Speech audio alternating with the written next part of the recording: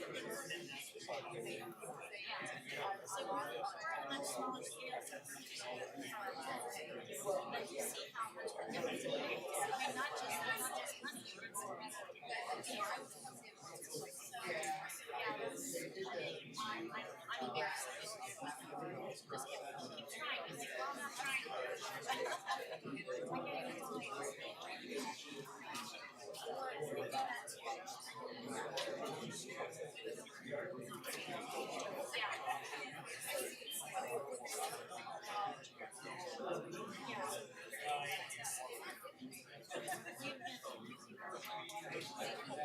Not just our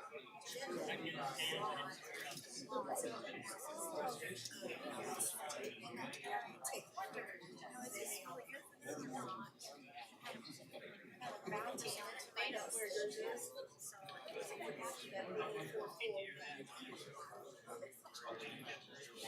Yeah.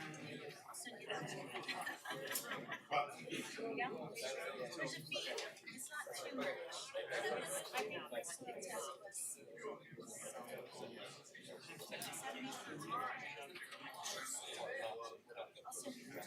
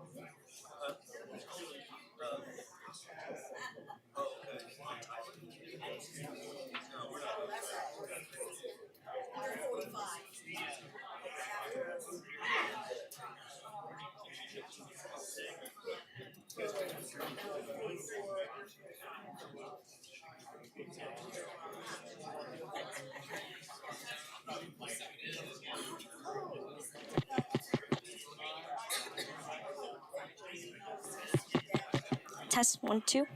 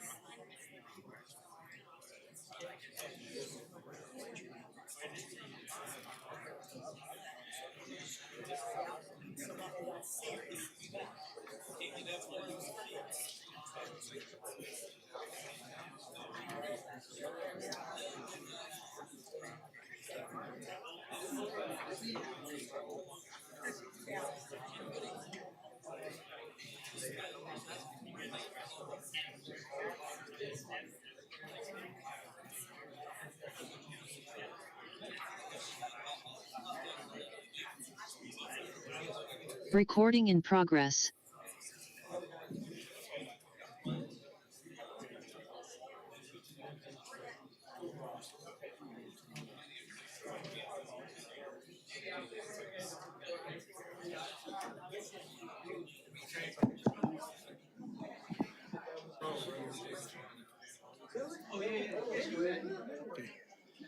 Beat your drum. Okay.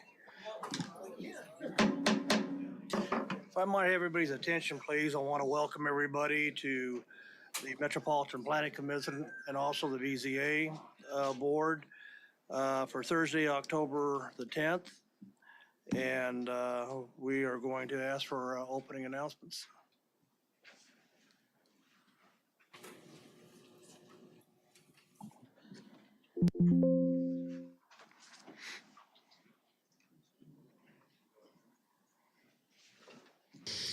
Before we begin the agenda, the Wichita-Sedgwick County Metropolitan Area Planning Commission and the Wichita-Sedgwick County Board of Zoning Appeals would like to take this opportunity to welcome everyone to this public hearing.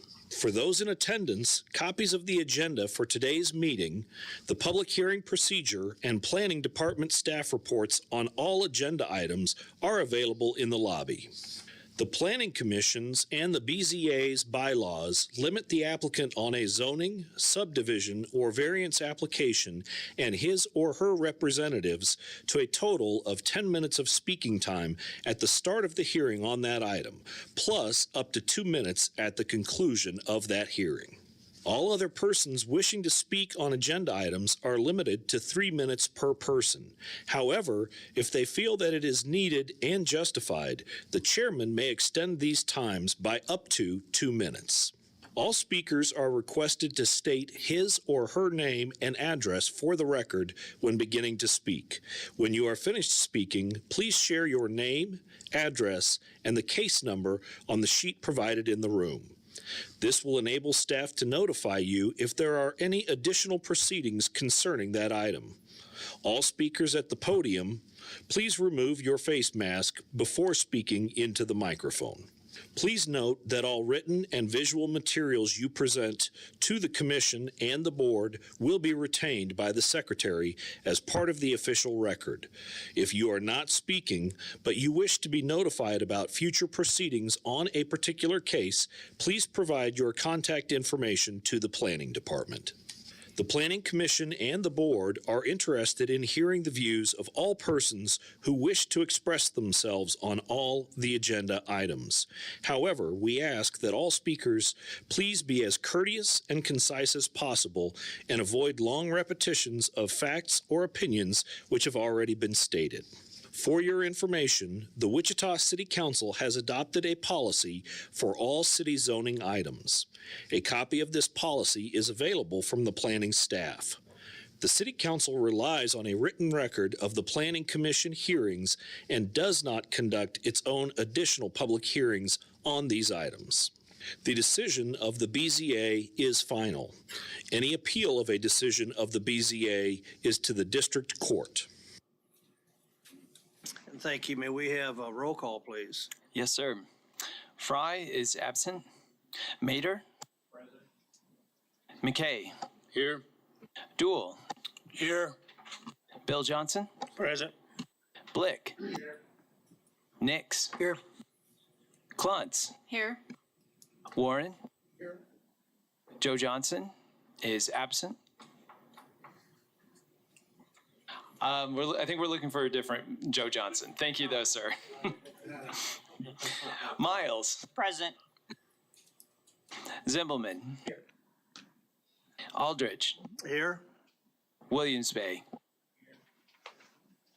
Sir, I show 2 members are absent and 12 members are present. And thank you. The next item on the agenda, we'd be looking at the approval of the MAPC minutes from September 26th. Move for approval. Do I have a second? Second. All in favor? Aye. And all opposed? Abstain. And yes, excuse me, we also have, I believe we had a couple of members that were absent on that. So we got 3 abstentions. Yes, sir. I show 3 abstentions. That would be Mr. Dool, Ms. Klontz, and Mr. Williams Bay. Okay, so there will be 903. That motion pass. Next item on the agenda, we'll be looking at consents items for the MAPC. For consideration, the first one will be looking at the subdivision 2.1. That'd be sub 2024-0049. Before we vote on that, I have a motion. I do have a quick question for staff on that. Are there any updates on that that we had that you want to give on that from the fire or Public Works? Yeah, just a quick update. The agent has been in talks with the fire department about access and everything, and fire department is okay with the plat now. So that's the latest update. Okay, thank you very much for that update. We're taking consideration 2.1. Is there a motion? No, I'm looking at consent. 2.1. Pardon me? No, on 2.1, I only had one question on staff on that, so. Oh, excuse me. Does anybody else want to hear this case? And is there anybody from the public want to hear this? Seeing none, I will bring it back to the commission. Move approval per staff comments. Second. Okay, we have a motion and a second. All in favor, say aye. Aye. And all opposed? It'll be 12-0. The next item that we have on the agenda is the vacation item. 3.1, that'd be vacation 2024-0003. Is there anybody want to speak on this item? Does anybody from the public want to speak on this item?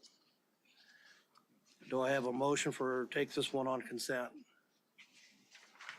So moved. Is there a second? Second. All in favor, signify aye. Aye. All opposed, same sign. Be 12-0. The next item that we're gonna have on public hearing, we're going into the zone cases. That'd be 4.1, zone 2024-0043. Is there anyone on the commission that would like to hear this case? Yes. Mr. Chairman, it might be helpful for the public if you would just read the address to describe the location, because they may not be familiar with the case number. This property on 4.1 is in the vicinity of West North Meridian Avenue at 3400 West 53rd Street and west of 53rd Street North. I'm here for that one. Okay, just a second, please. Mr. Chairman, if I could, that one is a recommendation of denial, so we'll hear that So one. we will be hearing that case. The next item on the agenda would be 4.2. That's zone 2024-00044.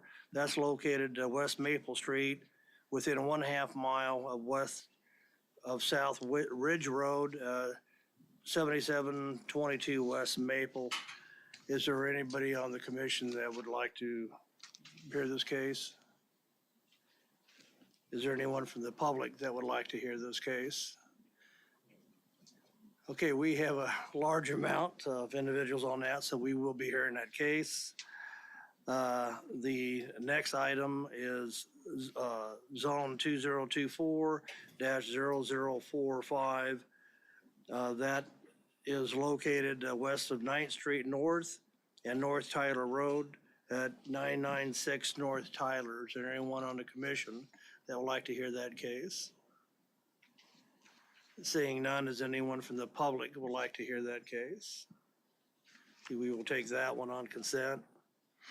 The next item is zones 2024-000046. This is property is located the corner West Central Avenue north of 119th Street, 705 North 119th Street. Is there anyone on the commission who would like to hear this case? Seeing none, is anyone from the public would like to hear this case? We will take that item on consent. The next case is zone 2024-0047. Property is located west 135th Street and West Kellogg. Is there anyone on the commission that would like to hear this case? Anyone from the general public would like to hear this case? Hey, Bob, can you pull the microphone? They said they can't hear you as well. I am sorry. Is there anyone from the general public like to hear this case? Seeing none, we will take that item on consent. 4.6 will also hear, that is also for denial. Have a motion for the consent agenda items on 4.3, 4.4, 4.5. So moved. Second. We have a motion and a second. All those in favor signify by saying aye. Aye. All opposed, same sign. That consent has passed on those items 12-0. We are now going to move over to the BZA items for consideration.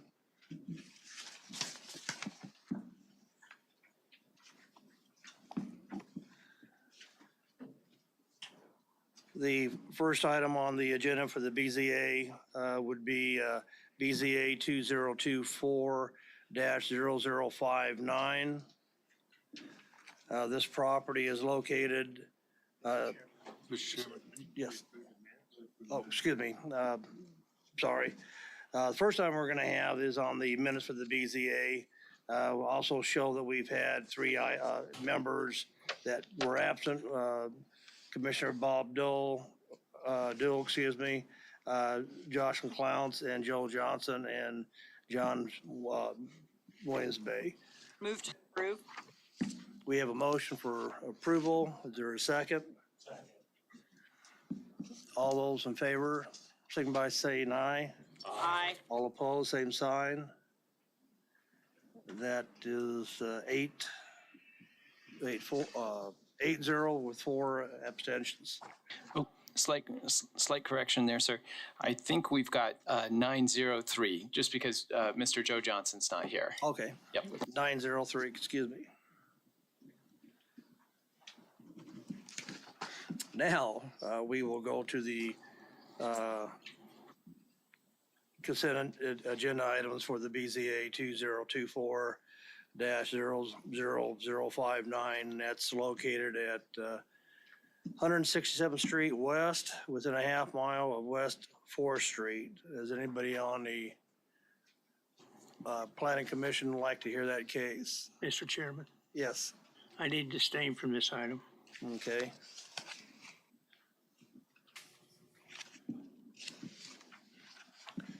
Any other comments from the, yes, sir? Yes, we want to hear that case?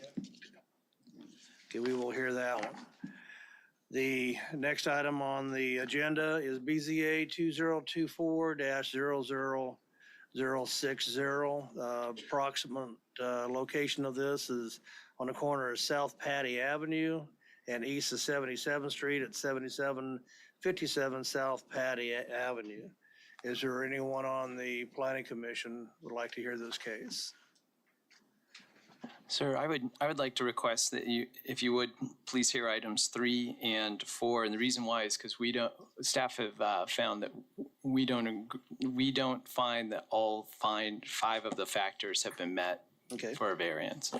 All right, so that will just cut right to the chase. We are going to hear those items. The first BZ item that we will hear then would be agenda item number 2, BZA 2024-0059.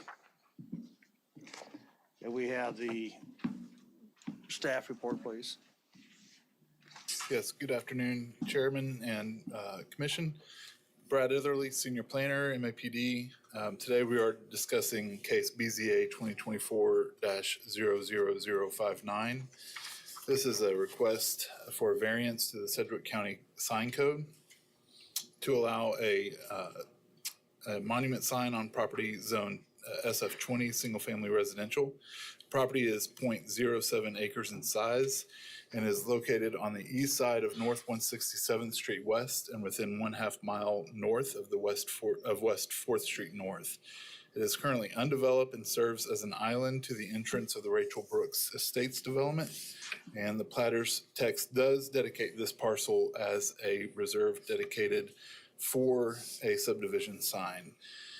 The applicant is requesting a variance from section 6-346.B3 of the Sedgwick County Sign Code, which limits the square footage of an on-site sign on property zoned SF20 to 32 square feet. And in this case, the applicant is requesting a monument sign that is 69.75 square feet in size. The purpose of this sign is to identify the subdivision. Properties to the north, east, and south are zoned SF20 and are located in unincorporated Sedgwick County and are undeveloped. Property to the west is zoned RR Rural Residential District and is in unincorporated Sedgwick County and is developed with farming/ranch lands. A little bit of case history. On August 8th of this year, the BZA heard a variance case for the same property. That's BZA 2024-00048 to increase the monument sign to 200 square feet. The applicant has stated that this was a mistake made on the application, as the actual sign was only a little over twice as big as what is permitted by right, and that's what they have requested today. The BZA did vote to deny the variance based off concerns that the sign was too large for traffic safety. On July 20th, 2023, the property was platted as Reserve F of the Rachel Brooks Estates Edition. In 2022, the subject site was zoned from RR to SF20. Also in 2022, a conditional use was permitted to allow a community swimming pool and accessory apartments in the subdivision as a whole. Moving on to the 5 criteria for the granting of a variance. Number 1, the request is unique to the property and was not created by the applicant. The applicant states that they are seeking a variance for the monument signage at Rachel Brooks Estates, as the current county regulations limit signage to 32 square feet per sign. To accommodate the full name of that community, which includes 19 letters and 3 blank spaces, we are requesting an increase to 69.775 square feet.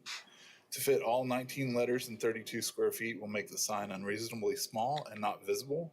While the county has not previously seen many residential signage variances in the past, similar variances have been granted in surrounding residential neighborhoods within the city limits.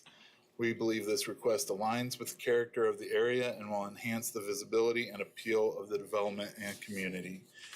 Staff does not agree with this statement and believes that the request is not unique to the property and that it was created by the applicant.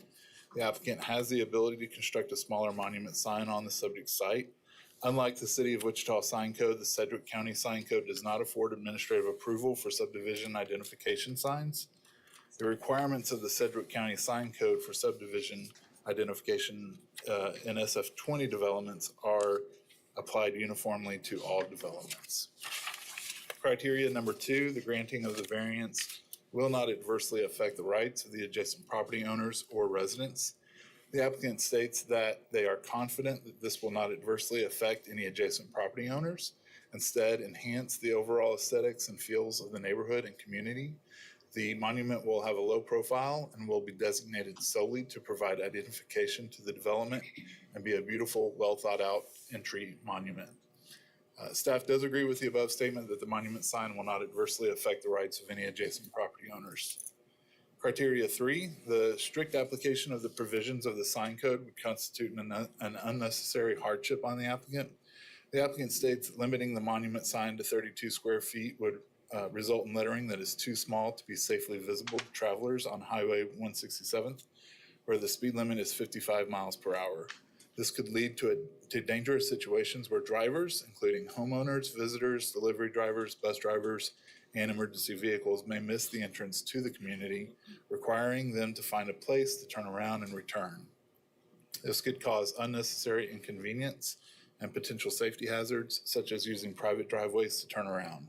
By approving the requested variance to increase the sign size to 69 3/4 square feet, the lettering would be adequately visible, allowing drivers to safely identify the community entrance and make the necessary turn without endangering themselves or others on the road. Staff does not agree with this statement. The sign code sets regulations that are applied to all properties. To staff's knowledge, there is no danger to drivers when the sign code is adhered to. Criteria for the variance will not adversely affect the public health, safety, morals, order, convenience, prosperity, general welfare, or harmonious development of the community. The applicant states our proposed sign fully complies with all the existing safety codes required for obtaining a permit, including the required setback, site triangle, and all other permitting requirements and inspections. Safety remains our top priority, and we are committed to adhering to these standards. The variance we are requesting is solely for a larger surface area for the Rachel Brook Estates letters to ensure that the sign is safely visible to drivers on the street. The request is specifically aimed at enhancing safety by providing clear and visible signage for traffic in the area. Staff does not agree with the above statement. The sign code sets regulations that are applied to all properties, which promotes the harmonious development of the county. To staff's knowledge, there is no danger to drivers when the sign code is adhered to. In criteria 5, the granting of the variance will not be opposed to the general spirit and intent of the sign code. The applicant states that they are requesting a variance of 2.2 times the current approved sign size to accommodate the full name of the community. This variance is essential for improving visibility for drivers and enhancing safety. A larger sign would allow drivers to see the entrance sooner, enabling them to brake earlier and make a safer, more controlled turn into the community. This adjustment is intended to ensure that traffic entering the community does so at a safer speed, thereby reducing the risk of accidents. Staff once again does not agree with this statement. The proposed sign is over 2 times the size of what is allowed by the Sedgwick County Sign Code. This would be against the general spirit and intent of the sign code. The sign code sets regulations that are applied to all properties, which promotes the harmonious development of the county. The recommendation of staff is that the request to install a monument sign does not meet the 5 criteria required to grant a variance. Should the board determine that all 5 conditions necessary to granting of the variance can be found to exist, staff recommends the following conditions of approval, and they are located in the staff report. We can go through some of the slides real quick. That's a picture of the monument sign at the entrance. Next slide. This is a site plan of the monument showing visibility site triangles as well. That was a concern at the last meeting. Next slide. Just more elevations. Next slide.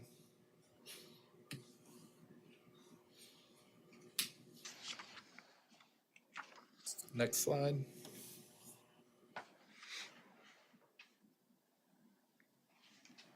These are the site pics. This is looking east into the subject site. These are all the same pictures from a couple of months ago, but we'll go through them quickly. Next slide. This is looking west away from the site. Next slide.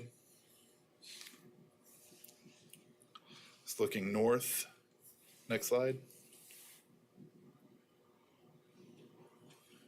And this is looking south. I think that is it as far as site pics. All right, so with that, I can stand for any questions. I do believe I saw the agent for the applicant here as well.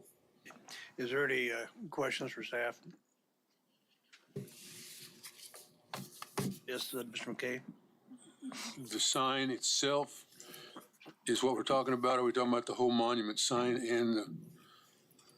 So as Kelly Dixon pointed out at the last meeting, the sign itself pertains to the letters. If we can go back to one of the elevation pictures of the sign.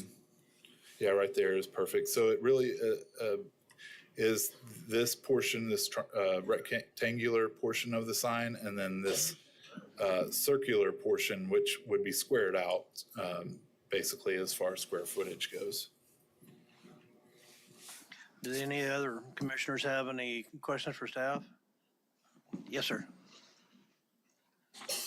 Just again, so I completely understand, if they took Rachel Brook Estates and made it small enough that it would conform along with the logo sign, everything else is outside of our jurisdiction today. The monument, all the stonework, that's not what we're here for. That's correct. When we're calculating square footage for signs, it's really just the any logo or lettering. Yes, Commissioner Nix. Well, that may be true, but it seems a little odd to me. I mean, he could build that stonework up 3 times as high and it'd be legal. Is that right? That's, in theory, you're correct, but I'll defer to perhaps Scott or JR if there's anything else they want to add to that. Thank you. This is in the county. I would normally look to Kelly Dixon. I don't see him here, but I think Commissioner Nix, you're correct. This variance is about the sign area, not the structure that's not the signage. That's kind of goofy to me, just to tell you that. City don't require size on the sign. Are there any other questions? Is the agent or applicant here?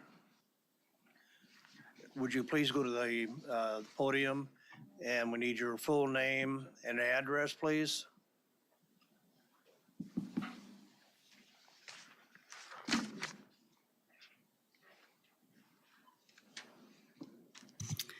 Kristen Wee. My address is 1101 West Douglas Avenue, Wichita, Kansas. Do I click through this, or does someone click through it for me? Do I click through this, or does someone get a click for me? I don't know if you can they operate that for the mouse right there to click through it, or we need to? Okay, what you need to do, just, okay, staff will help you out there. That's a good Looks question. like you're able to operate it.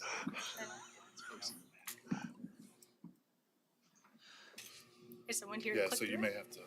Okay, I'll just tell them next slide. Okay. Kristen Wee. I'm project manager of Lang Development Team. I'm presenting to you guys in regards, like we said, to the actual size of our monument letters at one of our developments, Rachel Brook Estates on 167th. I'm going to interrupt you. Did you give your address? Yes. Okay, thank you. Sorry. Next slide, please. This, we just tried to highlight, I guess, what specifically you guys are voting on, per my understanding with Kelly Dixon and what he spoke on behalf of our last time I was here to present.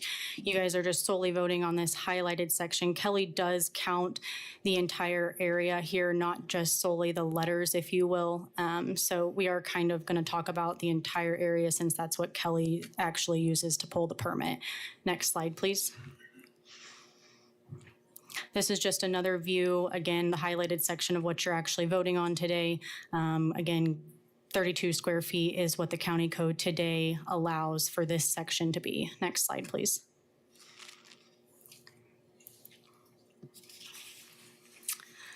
This shows when we pull for a permit with Kelly, this is what he's going to calculate and look at. He's seeing 100 square feet total. That's 29.5 on the top by 3.4. So this whole section here is what we're really needing to be approved, which is 100 square feet total. Next slide, please.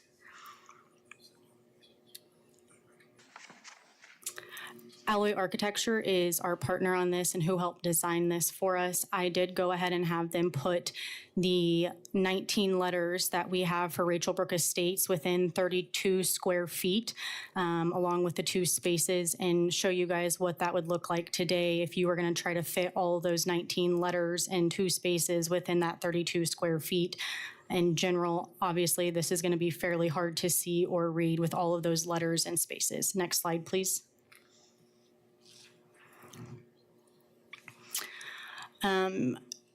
Brad kind of talked about this, but I just wanted to kind of give a quick overview again. So 167th is where this is located at up top here on the red.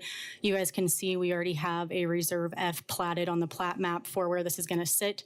However, there was some confusion last time that this was going to take up the entire Reserve F. It is not. It's going to sit at the back half of this reserve. You can also see 167th. There is obviously plenty of room in between the road and the monument for safety reasons.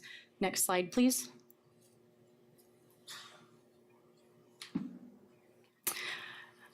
Brad also showed this, but I just wanted to show it again. Alloy obviously has put together a visibility triangle, so you will be able to safely maneuver if you were a car pulling out onto 167th and be able to see, even with the monument being in the reserve that's been platted. Next slide, please. There was also questions about where the stop sign was going to be located. You can see here where the stop sign will be located. So there's plenty of room between the monument, the stop sign, 167th for all of the cars to safely maneuver out onto the street. Next slide, please.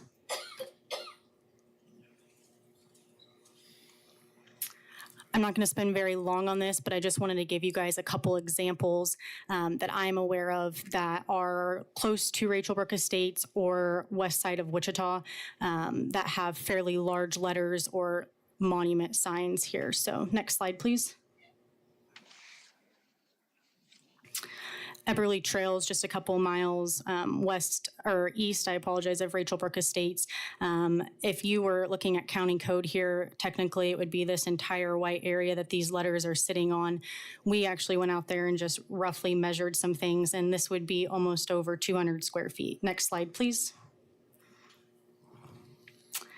Talia is also another great example, just a couple miles from Rachel Brook. And measuring, we just measured this black area of where these letters will be. And I just want to point out, this is only 5 letters.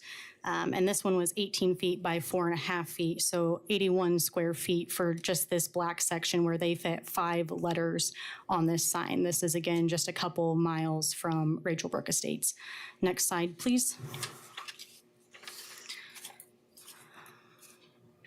This is Estancia. This is on the west side. This one has 8 letters, but that whole black sign there is about 160 square feet is what we were measuring there. Next slide, please.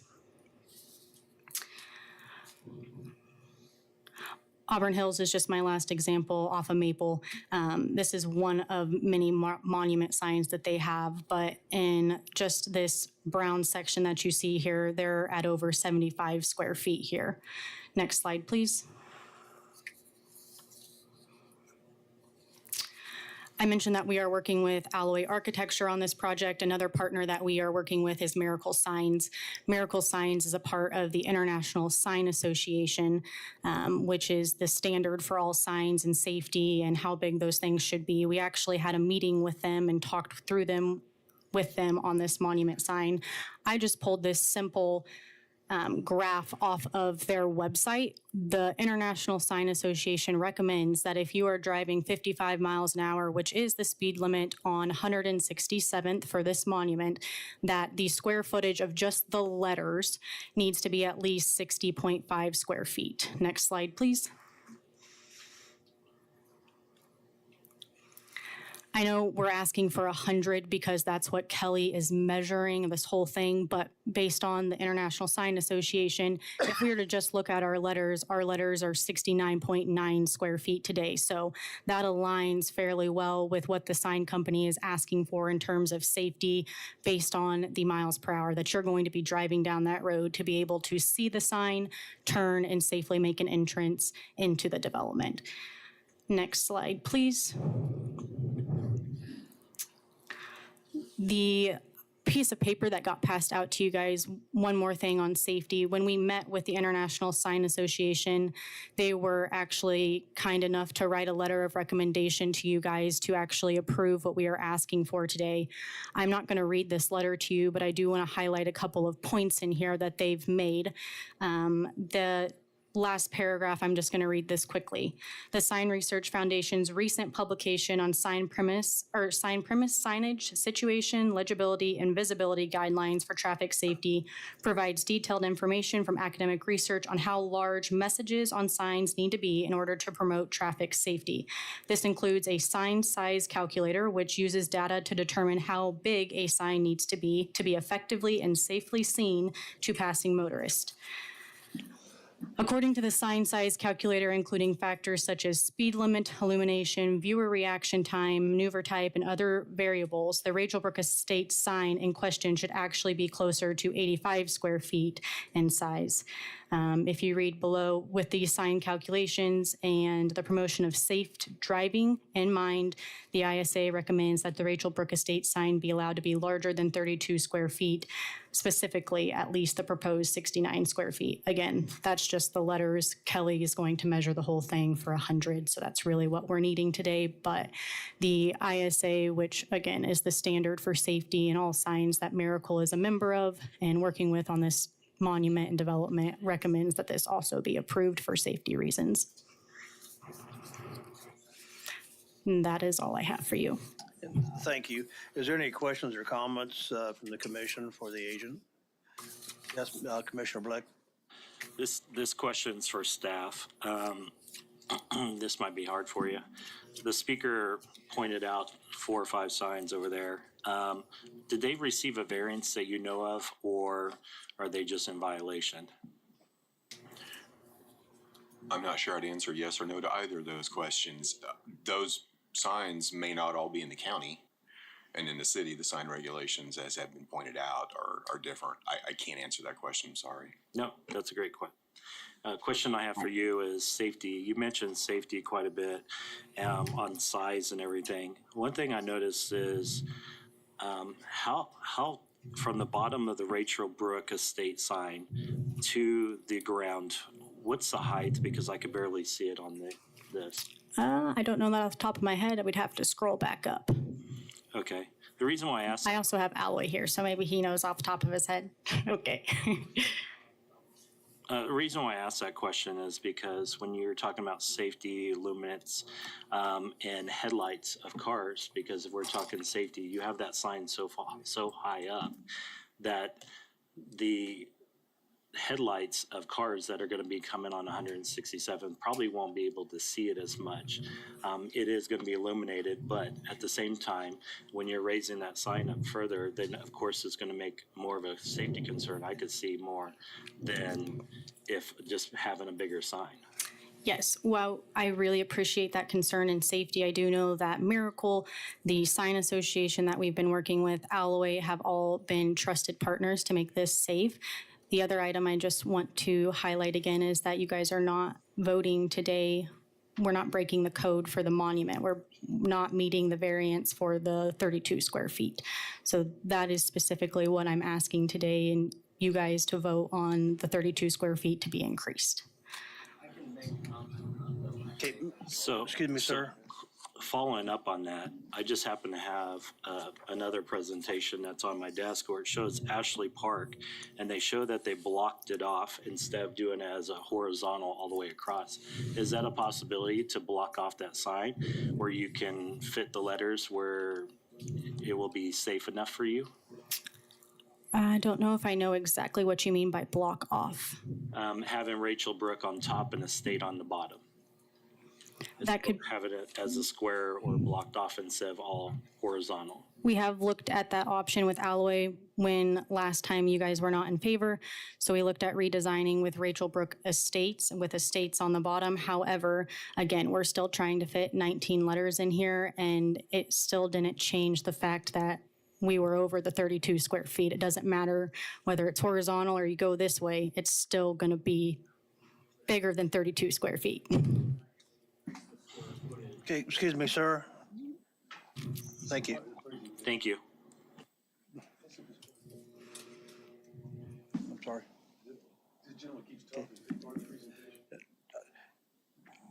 Ma'am, Yes. are you part of the presentation, or are you the agent, part of the agent or the applicant? Okay, if you want to speak, I need you to go to the podium and I need you to state your name and your address, and there's only about 2 minutes and 9 seconds left. I just can't have conversations from the audience is all. Okay.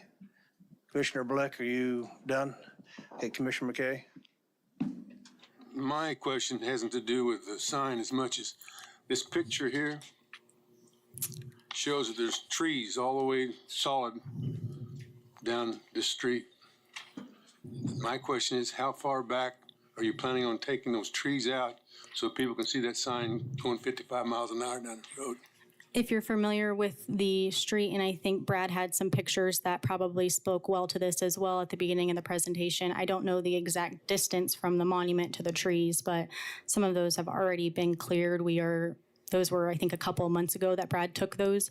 We are finished with construction and paving at this point. Paving will be finished on the 16th next week. So quite a few of those trees already have been removed and safely visible. Again, the visibility triangle takes that into account as well with what we presented. So yes, I believe those are the pictures that Brad had taken. I think he mentioned those had been taken 2 or 3 months ago. Again, we are in full construction and development. So Pearson is paving this and they will be completed next week on the 16th. So quite a few things have changed, and I don't know the exact distance from the monument to those trees, but trees have already been taken out. And again, the visibility triangle that we presented is reflective of that and what would be able to be visible and viewable. I'm talking about concern of speed.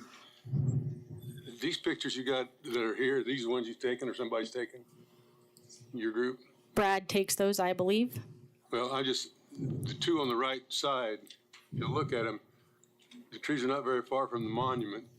That's my only concern. I'm not arguing about the size of the monument now, it's the safety of the monument where that's at. So staff can help with that, I'd appreciate it. Yes, sir. I will say that when I went out there to take pictures of the site, it's very hard because it's all been cleared and everything is been. A lot of stuff has been removed. If you take a look at the pictures, I think that I was actually fairly south of where the monument sign is actually going to be. So if we can go back to the pictures, look at the one going north. It's also hard because I'm trying to find a place to park to get out and take pictures. I believe that this area here is more in line with where the monument sign is going to be. So it does look like the tree lines have been removed north and south of that to an extent. Okay, explain the next one. Go back to another one more.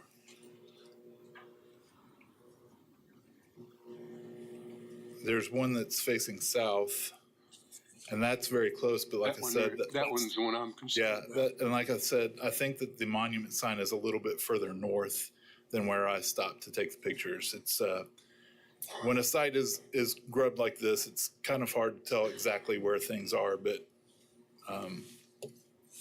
it's even harder for us to make a decision. In this picture, he is quite a bit further south here. This is actually our road that was starting to get constructed for like home sites. So he is quite a bit further south here. And I would not say this picture is representative of he's standing on the monument whatsoever. So, which was not his fault. It was just, there's a lot of construction and development. The total area that's been cleared out, Brad, would you guess is how many feet, yards, distance? I would say that I probably standing from where the pictures are probably right around this area. So maybe 150 or 200 feet, but I can't tell you for sure. Thank you. Commissioner Nix? Yeah, I don't want to overstate the obvious, but there's a direct correlation between the size of the sign and the speed limit. Is that correct or not? That is correct. Okay. I know we're dealing with the present, but sometime in the very near future, it's not going to be 55 miles an hour along there. Just not. Central 167th, you have something to do with that as well. It's not going to be 55 miles an hour. Are you saying the speed limit's going to increase? Say it's going to decrease. Decrease. Now, I mean, obviously, because there's going to be more buildings, it's going to be, I mean, it's going to have to decrease. You're talking about Central. It says 4th Street, but that's Central. Central and 167th is going to decrease. Therefore, if that was the case, your sign would be smaller. I mean, I know we can't, in abstracts here, but that's the case. I think that's a good point to make. However, I think that's maybe hypothetical. I don't know the timeline or the proposition for when that will change. The other item I'd like to point out is that based on this letter that the International Sign Association written for you, it was a recent publication, so their newest items they have to calculate that. Their letter specifically states that we should actually be closer to 85 square feet. So that's just our letters, not the entire thing. So we're at 69 today. So that would probably be in line even if the speed limit did drop there. Okay. I was dealing with the hypothetical, so I'll get off that. Any chance you can change the name of the sign? I mean, you're going to have to talk to... Is Rachel Brooks sacred, or can it be called Brooks? Just to be 100% blunt and honest, Jeff Lang names each development after his children. This is one of his child's names. So I think either she's going to throw a fit or they're to fire me. Hey, Commissioner Williams-Bay. Yes, this is a question for staff, and you probably can't answer it, JR, but has there been any other variances granted for signs over 39 square feet in the county that you know? For subdivisions or just in general? Subdivision. Not that I know of, but you know how the memory gets. There was a case sometime in the last 1 to 2 years out at 143rd, I think, in Central. I think it was a learning center, but I don't remember what size it was, and it was not a subdivision. It was for a learning center. So surely this isn't the first time that this has come forward, is it? A sign larger than? In the county, I really don't know. One would think not with the subdivisions and activity in the county, but I don't recall hearing one in recent time. Can I say a couple things on that? In speaking with Kelly Dixon, he specifically mentioned to us that he typically does not see this in the county. There's few developments that are paved in 83 lot development like this in the county. So he even mentioned to me like this was one of the first times he's seen a variance that would need to be granted like this. The only other development that I guess I'm aware of in the county that we even did like specials and paved roads from at least Lang was Sharice Woods on 119th and MacArthur. That monument was not in any relevance to this, and we didn't have to come ask for any variance on that. So in Kelly Dixon, I did not previously see anything like this that he had remembered, I guess. Commissioner Warren, did you have a question? I got a question and then a comment. The question goes back to what JR talked about, is the logo to the left. Is that part of the sign calculation? If this were in the city, the answer would be no.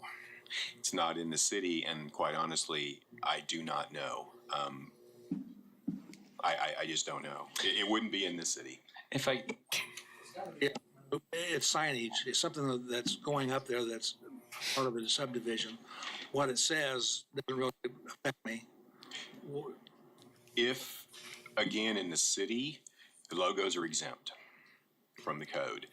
Before that happened, yes, it would be counted as part of the signage. So if it was allowed 100 square feet and the logo was 20, then there'd be 80 square feet left for letters.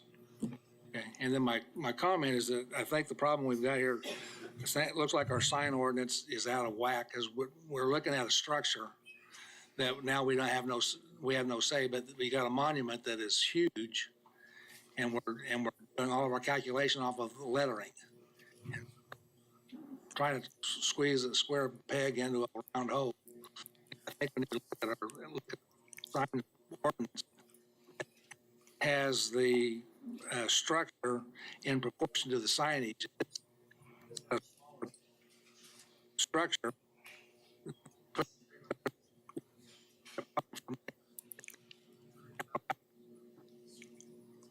Mr. Widow? Yeah, Mr. Chairman, if I could, I would like to have Brad address that question about the graphic as well as the lettering and what's included in the sign calculation.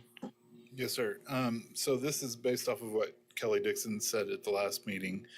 So you take the logo portion, and instead of just getting what's there as a circle, you would take that and square it off, basically, and that would, whatever the square footage of that would be included. And then, and Kristen was right, it's not just the letters, it's the board that, or the face, actually, that the language is on. So this whole rectangular area would be calculated as well. So those two combined would equal what the applicant is requesting.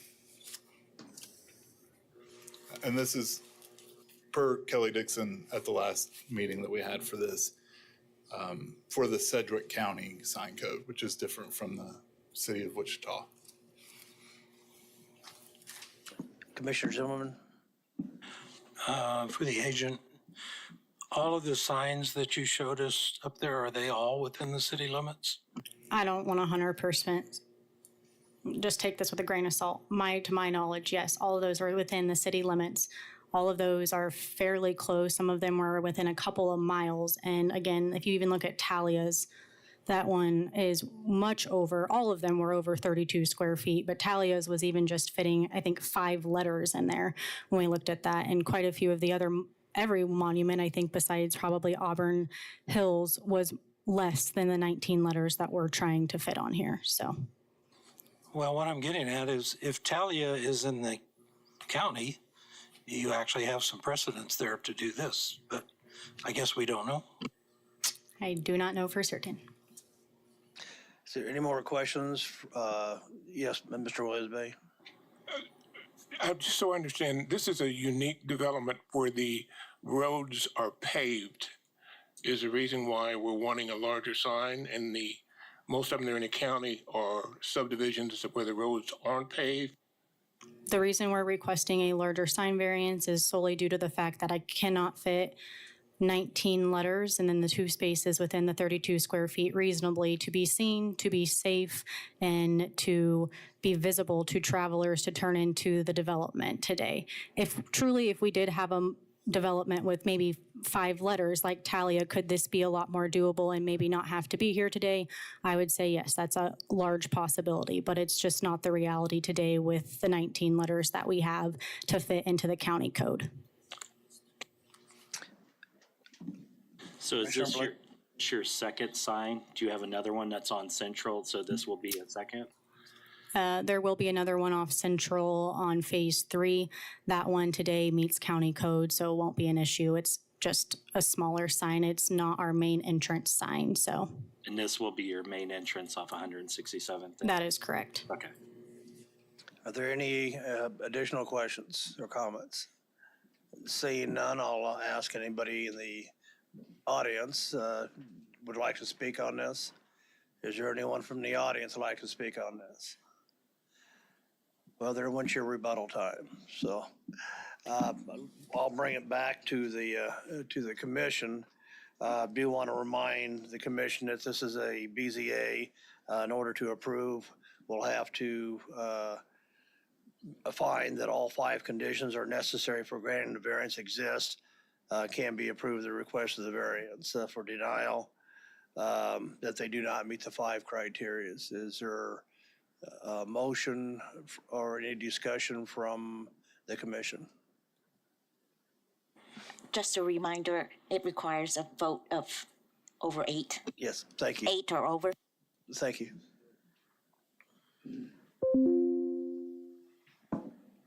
Again, is there any motion on this? Commissioner Warren? I would move that we follow staff's recommendation and deny. Second. We have a motion and a second for denial. Are there any substitute motions or any additional comments? Seeing none, all in favor of the motion to deny signify by saying aye. Aye. All opposed? No. Aye. No. Okay, but may I see a show of hands for the nays? 3, 4, before, and may I see a show of hands for the ayes for approval? 1, 2, 3, 4. Or excuse me, for denial, Show of hands for denial. 1, 2, 3, 4, 5, 6. My vote is 7. Vice So Chair, could I recommend that you just ask Mr. Waito to take a roll call, please? that'd be even better. May we have a roll call, please? Yes, sir, you bet. Fry is absent. Mater? No. And again, just for everyone, this is on the motion to deny. So McKay? No. Dool? Yes. Bill Johnson? And abstain. Oh, abstain. Yes, sir. Blick? Nix? Aye. Cluntz? Aye. Warren? Aye. Joe Johnson is absent. Miles? Nay. Zimbelman? Aye. Aldrich? Aye. Williams Bay? No. Sir, I show 1, 2, 3, 4 votes against the motion. 1, 2, 3, 4, 5, 6, 7 votes for in support of the motion, and 1 abstention. That means the motion failed, correct? It means the motion passes. So it passes 7-4 with 1 abstention. Oh, for denial, excuse me. Okay, for the motion for denial, 7, 4 with 1 abstention.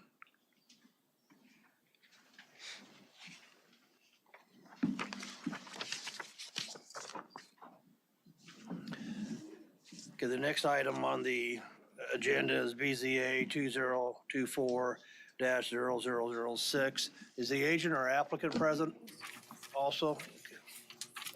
Yes, he's here. Okay, may we please hear the staff report, please? All right, good afternoon, everyone. Christina Reith with planning staff. This is case number BZA 2024-00060. The applicant technically has 2 variances. The first is to reduce the front setback from 25 feet to 6 feet, and the other is to allow an accessory structure in front of a principal structure. However, the evaluation of the criteria is only based on 1 variance because one follows the other. The accessory structure technically could be approved via administrative adjustment. However, the location of the proposed accessory structure rests on the determination of this variance. So this property is a little bit over ½ an acre in size, and it's zoned single-family residential in the county, so SF20. And the address is 7757 South Patty Avenue, and we have the location here on the zoning map. The applicant has indicated that they are requesting the variances in order to allow for the construction of an accessory pole barn on site within the requested setbacks. There's a site plan that was included with your staff report, and so the proposed pole barn would be about 6 feet from the south or front property line here, and then 28.72 feet from the east side, so on the street side property line, and then 25 feet from the existing detached garage, which I will show in my site photos later. The current structures on site are accessed via gravel driveways on South Patty Avenue. So even though the address is South Patty, the narrowest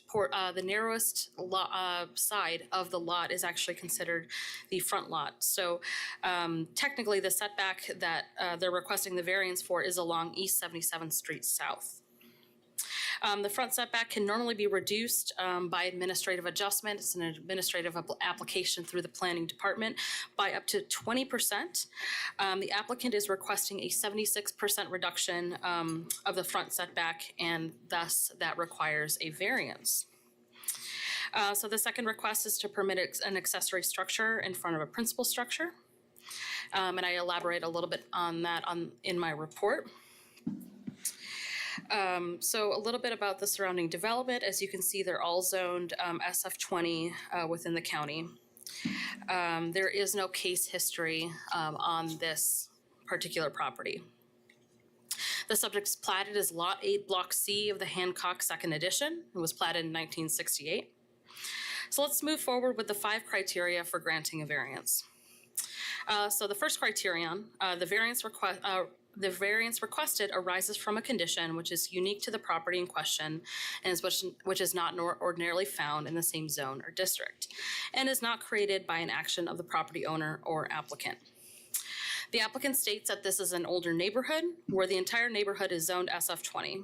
And this is an older plat, and adjacent blocks and lots, they face the north-south streets and they are wider than they are deep. The existing septic system and the drive to the existing garage limits the location of the proposed auxiliary structure to the southern part of the lot. So staff does not agree with the statement. The applicant has not shown in the site plan, which is provided here, where that sewers line is located and thus cannot provide an analysis of that claim. The fact that all of the lots that immediately face north-south and are wider than they are deep does not make this property unique in staff's opinion. The desire to construct an additional accessory structure on the lot is a choice of the applicant. Criterion 2, the granting of the variance will not adversely affect the rights of the adjacent property owners or residents. The applicant states that the proposed structure will encroach into a street setback and will not be near any neighboring properties, therefore not adversely affecting neighboring properties. Staff agrees with the above statement. The distance between the edge of the proposed structure and the property to the south, it is staff's opinion that it will not adversely affect the neighboring properties, and because there is a sufficient buffer. Criterion 3, the strict application of the provisions of the applicable code from which a variance is requested will constitute an unnecessary hardship upon the property owner represented in this application. The applicant states that the auxiliary structure, if located at the setback determined by code, will limit access and use of the existing garage. Without a variance, the owner will not be able to proceed. Staff does not agree with this statement. It is staff's opinion, based on the information received, that the proposed pole barn can be modified in size or location to accommodate the existing drives. Similarly, there are gravel drives on this lot, and so those are a little bit easier to modify than, say, a concrete driveway to accommodate a conforming accessory structure. Criterion 4, the variance will not adversely affect the public health, safety, morals, order, convenience, prosperity, general welfare, or harmonious development of the community. The applicant states that the setback reduction is common in the neighborhood. Many structures exist in the neighborhood that encroach into this code setback, and the variance will not adversely affect the neighborhood. The south property line is also heavily treed, which will help hide the encroachment into the setback. So staff agrees that, with the applicant that granting the variance will not have a significant adverse effect on the aforementioned criteria. The trees along the south property line could conceal the proposed pole barn and continue the harmonious development of the community. Criterion 5, the granting of the variance will not be opposed to the general spirit, intent of the code.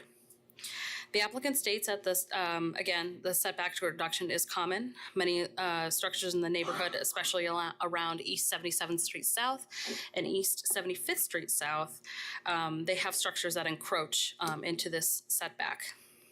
Staff does not agree with this above statement. While the placement of the structures in the immediate vicinity may be non-conforming, it is staff's opinion that the variance request or the request for the variance will increase the degree of nonconformity, and we have an entire section on the code on nonconformity, so it is staff's opinion that it does not meet the general spirit and intent of said code. We have the legal considerations listed in your staff report here. So it is a recommendation that the variance to reduce the front setback to 6 feet for an accessory pole barn does not meet the 5 criteria to grant a variance. Should the board determine that all 5 conditions are necessary have been met, it is staff's recommendation that the following variance be reduced to 12 feet with the condition that the structure shall be constructed in substantial conformance with the revised site plan that shows the granted setback. So this is a site plan that they submitted. They would submit a new one that shows that it would be 12 feet if you find that those conditions have been met. And then the recommendation for staff for the permit for an accessory structure be approved with the conditions that the accessory structure adheres to all applicable setbacks as determined with the aforementioned variance request. And so let's go to some of the site photos here. This is looking west towards the site. This is looking from South Patty Street, looking west. Next slide, please. And this is also looking west towards the site. If you just move about 10 feet up. Next slide, please. This is looking north towards the site. This is the site of an existing detached accessory structure. Next slide, please. And if you shift yourself a little bit east, a little bit closer to the intersection of 77th and Patty, this is looking north towards the site. This is where the applicant is requesting to build a detached accessory structure. Next slide, please. This is looking west away from the site. Next slide, please. This is looking north away from the site. Next slide, please. This is looking east away from the site. As I mentioned earlier in the staff report, we have a line of trees along the southern property line of the applicant, and then the adjacent property owner across 77th Street. They also have a line of trees. Next slide, please. This is looking east away from the site as well on the other side of Patty. Next slide, please. Also looking east away from the site. Next slide, please. This is looking south away from the site. This is if you do a 180 from the property. Next slide, please. And that concludes my site photos. And with that, I will stand for questions. Is there any question or comments from the commission for staff? Commissioner Warren? Can we go back to the picture that shows east from the site? Would you like the street view of that? Okay.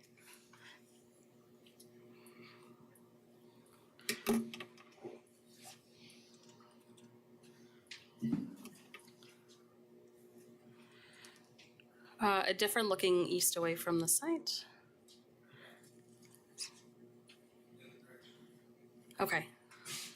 I know which one you're talking about. This one. Thank you. That's the one. Large number of vehicles, is that the lot directly where from the site that we're looking at? Yeah, so the lot that you see with the vehicles, that is not the applicant's property. That is directly adjacent to the applicant's property. The applicant's property is where my mouse is here, and this is the adjacent across Patty Street. And it's okay to park vehicles on the lot like that? I can't say for certain. Thank you. Any additional questions from the commission? If not, Commissioner Woisbay? Yeah, that looks like a drainage ditch. Is that a ditch or not, where they want to build it at? I did not receive that information as to whether that was identified as a drainage ditch. Commissioner Miles? So just verifying, the existing garage that's there is 21, is it set back 21.93 feet or 22.71 feet? Could we please go to the site plan so I can refer to it on the screen? Thank you. Yes, it looks like it's a little bit tilted. So the closest part of the garage to the front property line is 21.93 feet. So it's already sitting in? Yes, Okay. yes. It's already been erected and it was in the site photos as well. Okay, thank you. Are there any other questions for staff? Seeing none, agent or applicant, please.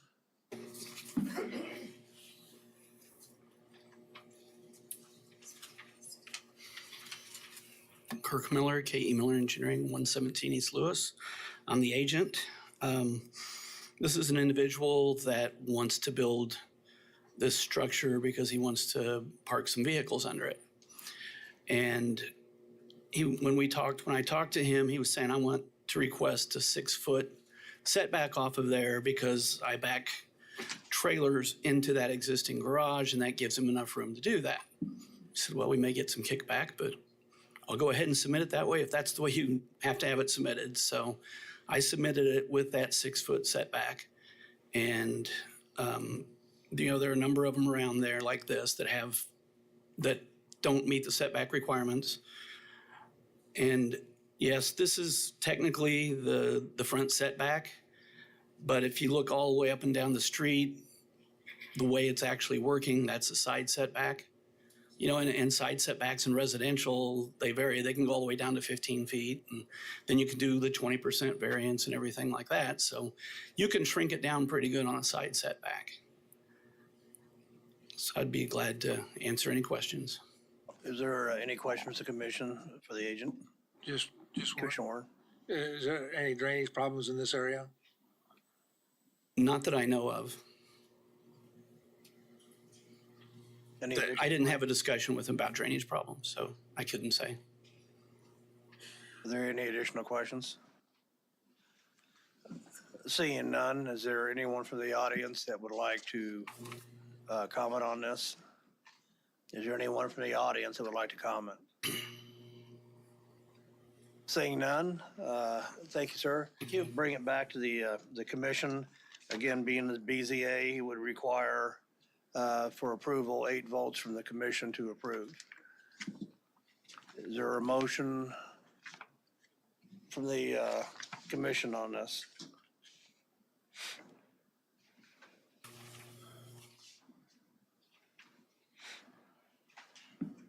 I don't want to make a motion, but it just makes you wonder in this area why you need a barn. If you want to park vehicles, you just park where you want to. South side. So is there a form or a motion for approval or denial? I got Commissioner Scott. Goodwoman? Scott, one of the options that you guys gave was to do a 12-foot setback. But would we have to start over if we were going to offer that as an option? I don't know that you'd need to start over necessarily, but from listening to the presentation, it doesn't sound like that's going to meet the objective that the applicant has in terms of their where it is in relationship to the existing shed or garage that they've got. Because I think they're requesting it to go down to 6 feet, and so I don't know that that's going to get them where they want to be. Commissioner Warren? Yeah, I make a motion that the applicant has met the criteria for granting a variance and move that we grant the variance. And would that be at 12 foot? No, 6. At 6 foot? I'll second that. I'm sorry, is there a second? Bill? Okay, we have a motion. I guess I'd tell you, in my opinion, nothing against the neighborhood, but I just assume that some of that stuff's inside of a garage rather than out in the yard. Okay, any additional comments? Okay, we have a motion to approve the variance at 6 foot by Commissioner Warren. We have a second by Commissioner Johnson. Is there any further discussion? If not, we'll call the vote. All in favor of the motion, signify by saying aye. Aye. All opposed? Nay. No. Okay, roll call, please. Yes, sir. Okay, and this is on the motion to find that all 5 criteria have been met and to approve the variance. Fry is absent. Mater? No. McKay? Yes. Dool? Yes. Bill Johnson? Yes. Blick? I recorded that as yes. Nix? Kluntz? Yes. Warren? Yes. Joe Johnson is absent. Miles? Nay. Zimbelman? Aldrich? Yes. Williams Bay? Sir, I show 3 members Voted no. 1, 2, 3, 4. 9 members in favor. Okay, the motion passed, 9-3. And next item will be, what did I do with it? Oh, here it is. BZA 2024-006, approximately West 21st Street, North. Is there, before we proceed on that, can I see a show of hands from the audience who wish to speak on this? Okay, thank you. Staff, please. Yes, sir. Thank you. Once again, Brad Etherly, Senior Planner. We are now discussing case BZA 2024-00061. This is a request for a variance to reduce and modify the screening requirements of the Unified Zoning Code. This property is 1.17 acres in size and is generally located 370 feet north of West 21st Street North and 700 feet east of North Tyler Road, located at 8558 West 21st Street North, suite number 100 specifically. It is currently developed as an entertainment establishment, otherwise known as the Humidor, which we took as a case for a conditional use earlier in the year. We can get into that a little bit later. For this, the applicant is requesting a variance from section 4-B.3.D1 of the UZC, which requires screening of all non-residential uses along all side or rear lot lines abutting a residential zoning district. The applicant is requesting that screening in the form of a 6-foot decorative fence be placed at the location of a stage on the northeast corner of the property. This would effectively only screen the stage from the neighboring properties. The applicant originally requested a variance from the Wichita Landscape Ordinance to reduce the required landscape buffer on the rear property line. However, the applicant has stated that the required landscaping can be provided. The applicant's proposed site plan is showing 8 new trees planted in the northwest corner of the property and 5 new trees planted directly in the middle of the rear property line. The subject site is within a commercial shopping center. Property to the north is zoned SF5, single-family residential, and is developed with a golf course. Properties to the south across West 21st Street are zoned LC, limited commercial district, and GC, general commercial district, and are developed with a fast food restaurant and a car rental facility, respectively. Properties to the east are zoned LC, limited commercial district, and are developed with a dance studio and a medical facility. Property to the west is zoned GC and is developed with a vehicle sales operation. Going to the case history, on March 12, 1989, the subject site was platted as part of the Reflection Ridge 3rd Edition. In 1999, a conditional use was granted to allow outdoor entertainment and recreation. However, the conditional use was only valid for 6 months from the date of the city council approval. In 2012, a conditional use was granted to allow a nightclub in the city for live music, dancing, and karaoke. However, the conditional use prohibited outside loudspeakers and entertainment, including dancing. In 2020, an administrative adjustment to reduce the required amount of parking from 167 spaces to 160 spaces was approved. Also in 2020, an administrative adjustment was granted to include a portion of the north building shown on the site plan submitted with the application. In 2022, an application for a similar request was made that was denied by the MAPC. On July 2nd, 2024, a conditional use was approved that allowed outdoor entertainment on Fridays and Saturdays from 12 p.m. noon to 11 o'clock p.m. from a stage on the east side of the property. And that was the one that we just met with a couple of months ago. Moving on to the criteria for granting a variance. The criteria 1, the request is unique to this property and was not created by the applicant. The applicant states that the property, through a past oversight in the permitting process, was never required to construct required screening from adjacent residentially zoned property. This error occurred prior to the current ownership and was only discovered through our recent conditional use application process. Staff does not agree with this statement. Staff is unaware of why the subject site did not include appropriate screening at the time of development. However, the requirement for screening is still in place and the applicant could construct the required screening at this time. Criterion number 2, the granting of the variance will not adversely affect the rights of the adjacent property owners or residents. The applicant states that this request falls squarely within the parameters of an allowed administrative adjustment of the Unified Zoning Code due to the building being adjacent to a golf course and the building being architecturally designed to utilize the views of the adjacent property and the existing topography providing a natural screen. The provision for granting an administrative adjustment in the UZC provides for minor modifications or adjustments to the code. This request is a simple modification request, which the code considers appropriate given the unique circumstance of the property being adjacent to a golf course. The applicant does not request a complete waiver of the screening requirement, but merely a modification, which clearly takes the rights and considerations of the nearest residential uses into account through construction of a sound barrier fence around the 8x8 stage area that was approved under Con 2024-00020 and tree plantings as shown on the submitted site plan.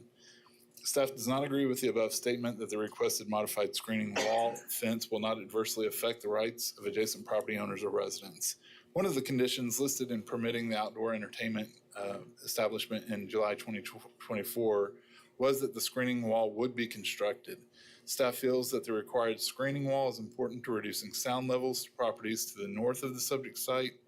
Though the UZC would permit an administrative adjustment to be submitted to waive the screening requirements, approval of the administrative adjustment is depending upon a number of factors. Two of the factors discuss whether or not approval of the administrative adjustment would not adversely affect or be incompatible with abutting or nearby properties. Based on public input and feedback from the prior conditional use, there were concerns voiced regarding the possible impacts of the permitted use on the site without the required screening. Criteria 3, the strict application of the provisions of the sign code would constitute an unnecessary hardship on the applicant. The applicant states that the entire outdoor area of the business has been designed to avail itself of the view, aesthetic, and open space area of the golf course. Great care has been taken to design the outdoor area in such a way that it is benefit to the golf course and serves to enhance the overall visual appeal to the community and golfing public. The construction of a solid screening fence along the entirety of the patio would eliminate the most desirable aspect, a wide open view of green space and beautiful view of the golf course, of the outdoor seating area which this business and their customer base has come to rely on over many years in operation. Additionally, the only area in which the screening fence could be constructed is at least 2 feet below the grade of the patio area, which would result in a 6-foot fence providing only 4 feet of screening at best. The expense of building this fence cannot be justified for providing such little screening effort. Staff does not agree with this statement. The required screening is designed to protect the properties on the residential side of the screening from higher intensity uses within commercial zoning. Screening does not have to be accomplished with a screening fence or wall. The UZC affords the ability to use landscaping to accomplish the required screening, which could have higher aesthetic value, more in line with the view of the golf course than a screening fence or wall. Criteria 4, the variance will not adversely affect the public health, safety, morals, order, convenience, prosperity, general welfare, or harmonious development of the community. The applicant states that the proposed screening and landscape plantings ensure that there are no adverse effects on the public health, safety, morals, order, convenience, general welfare, or harmonious development of the city. Additionally, recently approved provisions of Con 2024-00020 serve to further ensure that there are none of these adverse effects. Conversely, the continued successful operation of a long-standing business which is a bona fide asset to this community has a positive effect on these factors. Staff does not agree with this statement. The lack of required screening, wall fence along the rear of the property could adversely affect the public health, safety, morals, order, convenience, prosperity, general welfare, or harmonious development of the community. One of the conditions listed in permitting the outdoor entertainment in July 2024 was that the screening wall would be constructed. Staff feels that this required screening wall is important to reducing sound levels to the properties to the north of the subject site. And then criteria 5, the granting of the variance will not be opposed to the general spirit and intent of the code. The applicant states this request is not opposed to the general spirit and intent of the code, as the code itself contemplates that the request is appropriate through the administrative adjustment process. They are simply making this request through the variance process in lieu of the administrative route. And staff does not agree with this statement. The UZC, as well as the list of conditions associated with Con 2024-20, requires screening along the entire rear property line. The requested modified screening does not satisfactorily meet the general spirit and intent of the code, though the UZC would permit an administrative adjustment to be submitted to waive the screening requirements. Approval of that administrative adjustment is dependent upon a number of factors listed in Section 5I.6 of the UZC. Two of the factors discuss whether or not approval of the administrative adjustment would not adversely affect or be incompatible with abutting or nearby properties. And based off public input and feedback from the prior conditional use, there were concerns voiced regarding those impacts of the permitted use on site without the required screening. So, recommendation of staff is that the request to reduce and modify the screening requirement does not meet the 5 criteria to grant the variance. Should the board determine that all 5 conditions to grant the variance are found to exist, staff does recommend conditions of approval which are listed in the staff report. Since we're here on the site plan, you can see this red marking here is where they propose to put the screening wall that would screen the stage that's 8 foot by 8 foot in nature to the north and to the east. And then they would also have 5 trees here on the north side and 8 trees here on the northwest side of the property. Next picture.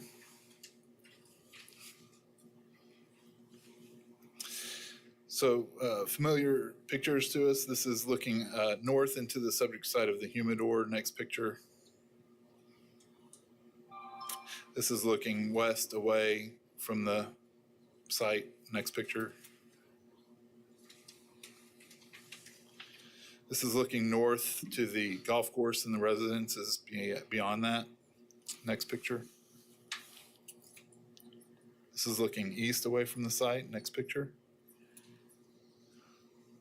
Looking south across West 21st Street. Next picture. That's it. And I can stand for any questions. Is there any questions or comments? Yes, Commissioner Miles. Can you go back to the slide that shows where they proposed to put the fence and show me where we initially required them to put that screening? Sure. The site plan.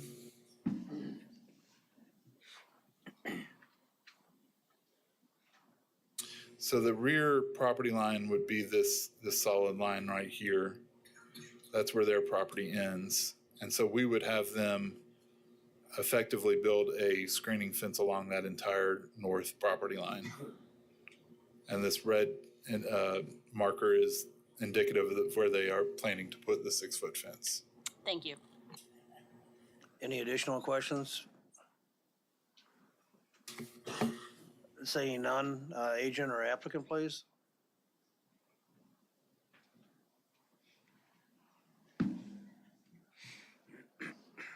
Thank you, Mr. Chair. Kim Edgington, PSC Consulting, 2532 North Cardinal Drive, Wichita, Kansas.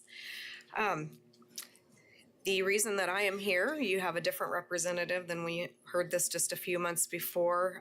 The consultant that had been handling this case has since retired, so I'm going to try to kind of get everybody up to speed and where we left off when you all heard this in May. When the conditional use was heard in May, but in front of this body, the screening requirement was one issue that really was not delved into deeply. And that then went on to the City Council for their final approval in July. When we had submitted the application initially, we had asked to not be required to install that screening since this business has been in operation for a very long time now and never was required to install that. So that is kind of why we are here. And only after going out there and really looking at some of the conditions of the property, did this challenge become apparent because of some grade changes and also from an operational standpoint.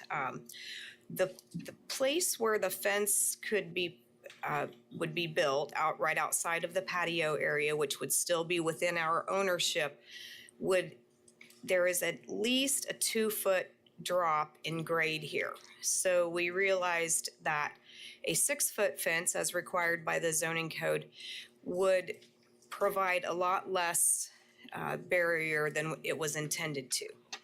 So we kind of regrouped and asked to look at screening the critical area, the area around the stage.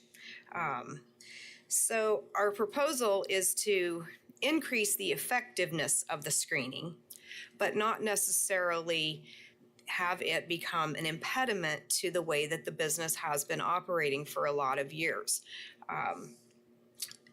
One of the key components of the patio for this business is the wide open space and the view of the golf course. A lot of golfers, they'll park here and come to the business as well. So with this proposal, we feel like we can preserve those views, preserve that key component of this operation, and still provide a very needed sound barrier, potentially making it higher than 6 feet, designing that so that there's some angling there that we can really take care of any of the sound issues.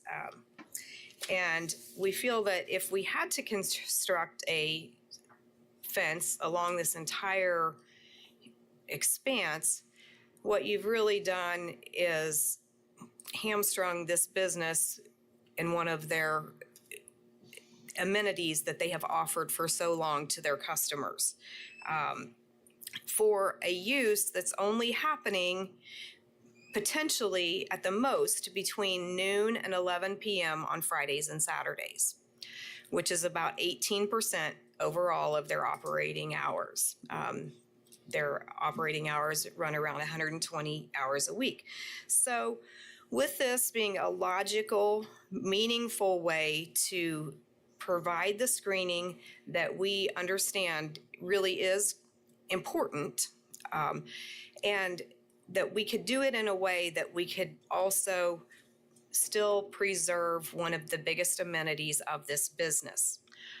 Given the conditional use that was approved by the City Council, there are measurable, enforceable conditions for the limitation on hours and the measuring of decibel levels. Those are already incorporated into this conditional use. That if those are exceeded, then that would trigger an investigation into the operations of this business. And if they are found to be out of compliance, then it would result in a revocation of the conditional use where they would no longer be able to have this activity on the patio.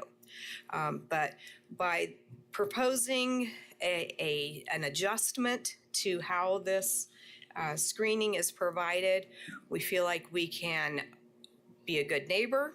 We can kind of ramp up and have more robust screening in the critical areas, but still retain the amenity feature that golf course is for this business.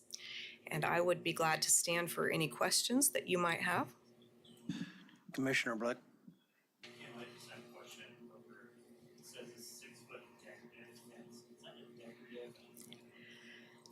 And that is something staff is we are in agreement that we could bring that to staff and that staff would have to approve the design, whether it's a wood fence, a wood composite material, whatever material we can come up with that staff is in agreement with. Well, it's hopefully both. Yeah, I mean, it is a visual barrier along with enclosing that stage area with the fencing to try to keep all of that sound directed to the south, which is Commissioner- already required through the conditional use. The orientation of the speakers have to be to the south. And so that is already incorporated. Commissioner Blick, can you trade microphones with someone? I'm sorry, that one doesn't appear to be working. Thank you. I thought it was just my ears weren't working. So it looks like the stage is there, it looks like a box with an X in it, is that correct? This is an 8-foot by 8-foot stage that was allowed under the conditional use that was approved by the city. So in and of itself, the size of this stage is very limiting as to how much can really occur there. It's Gotcha. going to be it's a small scale. Have you guys thought about, because the reflection of the sound being faced towards the building, have you looked at sound panels on the building to help reduce the reflection back into that neighborhood? Since you're looking at a reduction of that fence, that would also help benefit. Have you guys looked into that? We have, and Chris Wilbur is here. He is the general manager of the establishment. So if you have some operational type questions, he could also, he's around the corner there, step in and help us with those. And by reducing the length and amount of screening, our intent is to, I said, make it more robust. Put sound panels there on that screening as well. Anything we can do to make it more effective, but still retain the character of this business. And again, Brad mentioned in his report that in a typical case, this could potentially be handled through the administrative adjustment process because of there being such a significant barrier here with the golf course in place, that does qualify this property as eligible for that. But, given the fact that we've been through a rather long process with this, we felt like a more appropriate request would be to come in front of the BZA and get this officially reviewed. And if there are conditions, if it's something that we need to meet back with staff on the design of what the final screening wall looks like.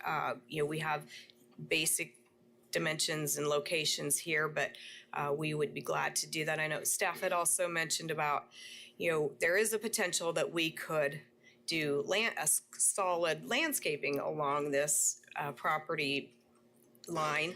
But again, that detracts from one of the biggest aesthetics of the patio is the view and the open air. And so you would obstruct that view. And so we're just trying to work together to come up with something that is a good alternative.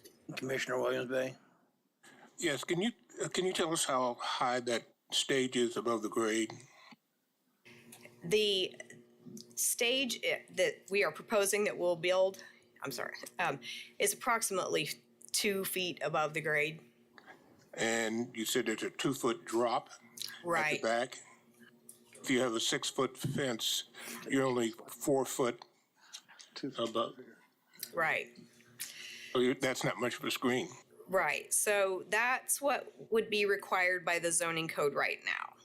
And so our proposal is that this fence in a more limited area be beefed up, be higher, with some other sound considerations incorporated as well, some sound dampening. And so that at the end of the day, it becomes more effective. Are there any additional questions? Seeing none, is there anyone from the audience that would like to comment? Anyone from the audience would like to comment? Seeing none. Might I add, I think I still had a little bit to add, that if this is something that the board feels like that it would be helpful to go back and for us as the applicant to work with staff and see if there's some kind of compromise that we could, as far as design, that they could review and approve. If you would be more comfortable with that, we are certainly open to tabling this, deferring this, for a little bit more research and effort.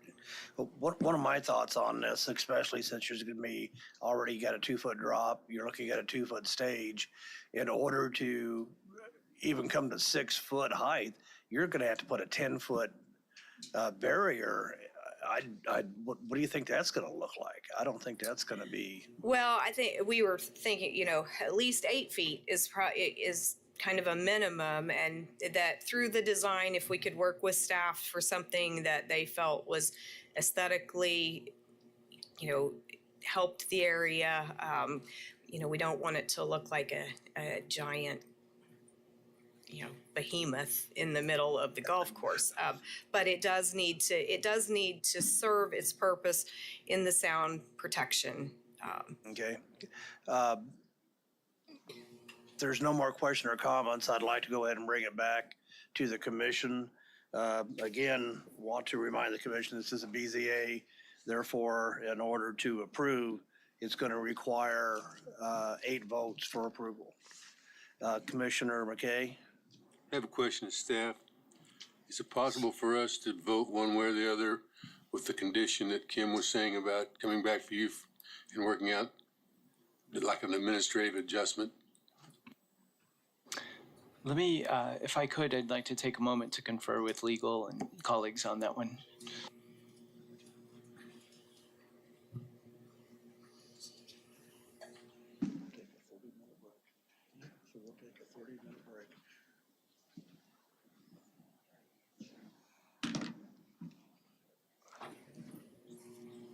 Okay.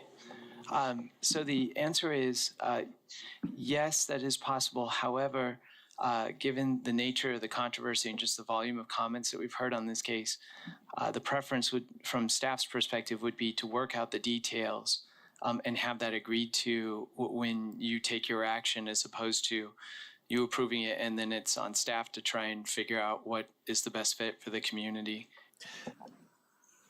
But the controversy was tied in more to the conditional use, not the screening, correct?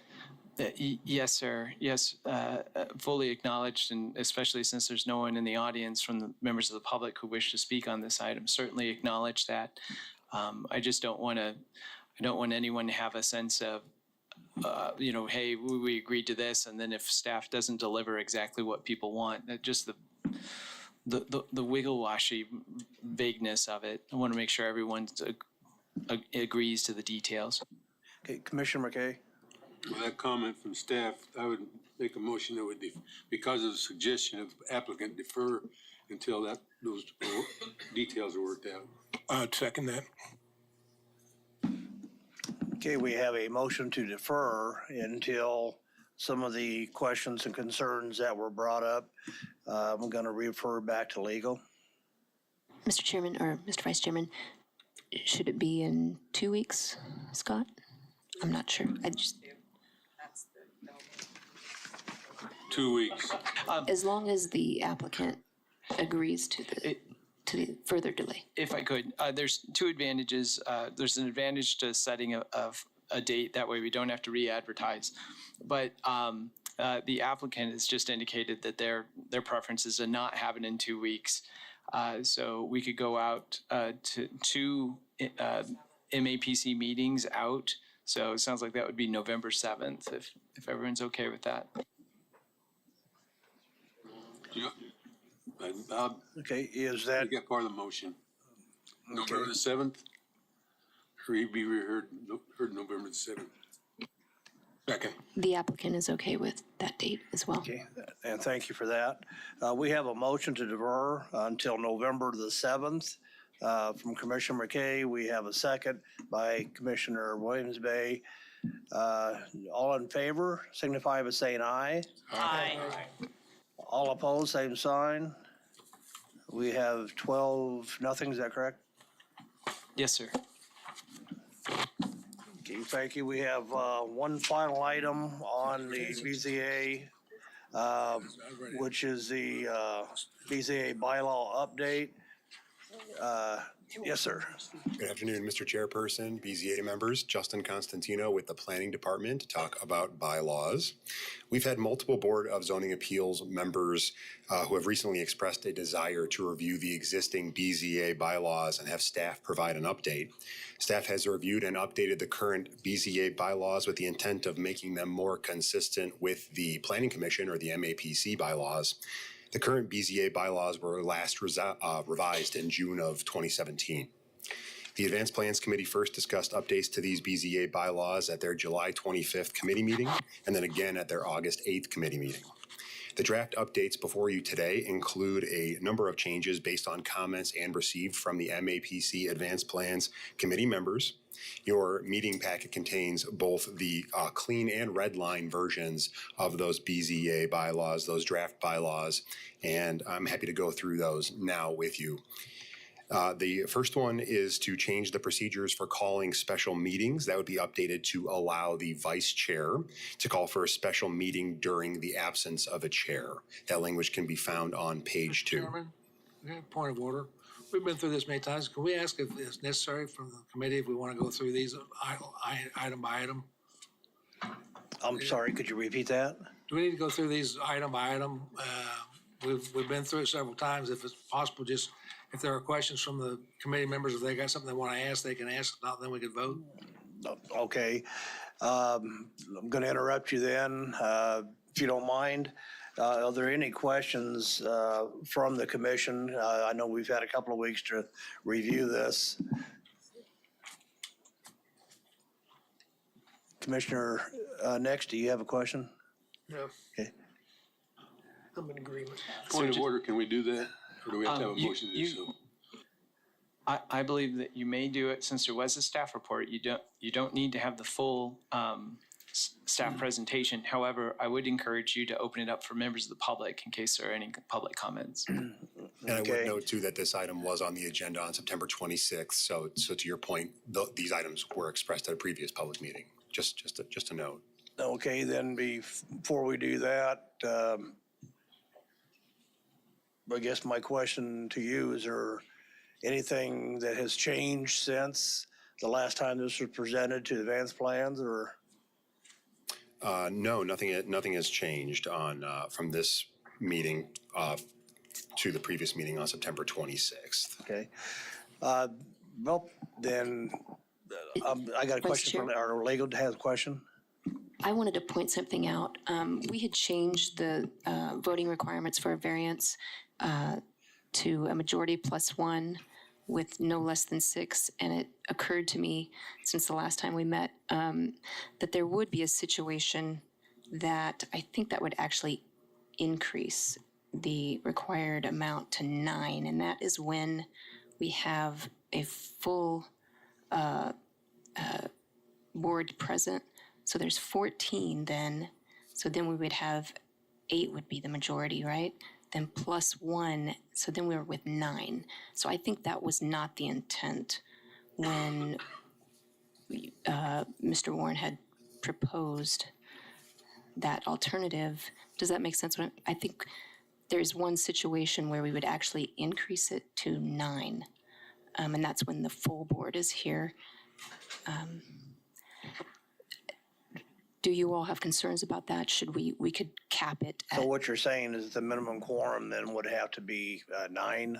The minimum required to pass a variance would be 9 if the entire board was here. That doesn't often happen, but sometimes it does. We could, if that was a concern, we could put a cap at 8. For instance, we put a minimum of 6. We could put a maximum of 8. I don't know if staff has any thoughts on that. So it'd be 8 plus 1? That's the way it is now. Yep. 8 plus 1 is the way it is now. Currently, it's just a flat 8, regardless of how many are here. So it'd be majority plus 1 would be 7 plus 1 would be 8. I think when there's 14, Right.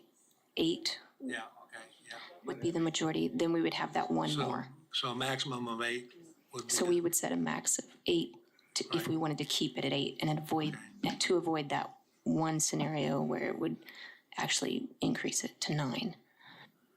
I like that. I would make a motion that we approve the bylaws as presented with the exception of, in the event of a full body members of 14, that the maximum required would be 8.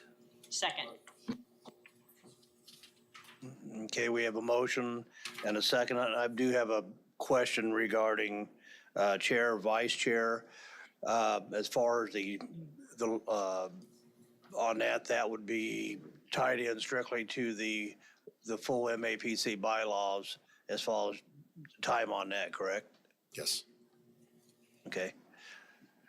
Okay, we have a motion and a second to, yes. Oh, excuse me, I'm sorry. Is there anybody from the audience wish to comment? Yes, sir, please come to the podium, state your name and address. And, sir, you have 3 minutes.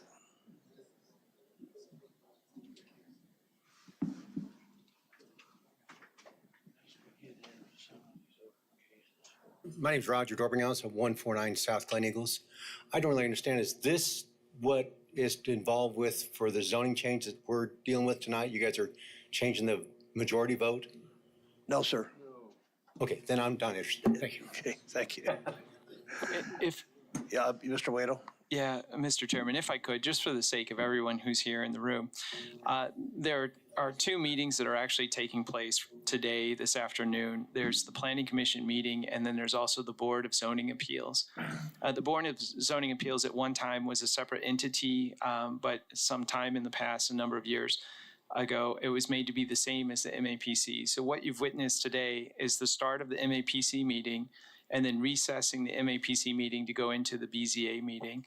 I apologize that there's so many items on the agenda and that they are so intricate and detailed, but there's a lot of things that we've got to work through. And so what you're witnessing today, this item right now, is to modify the bylaws of the BZA. So it would not affect the MAPC case that many of you are here for. There is another item on the agenda for the MAPC, which is to update the MAPC bylaws. That will be after your item. It's at the end of the agenda. So I just want to make sure everyone's clear that there would be no changes to how it would be considered. Okay, if there's no additional questions or comments from the public, we'll bring it back to the board for, and we have a motion and a second. We'll call the vote. All in favor of the motion signify by saying aye. Aye. All opposed? 12-0. Thank you. We have no further items on the BZA agenda, so we will be adjourning the BZA board. And does anybody want to take a short break before we reopen the MAPC? Okay, we will do a 2-minute break. No, just 2. So I know you better hurry.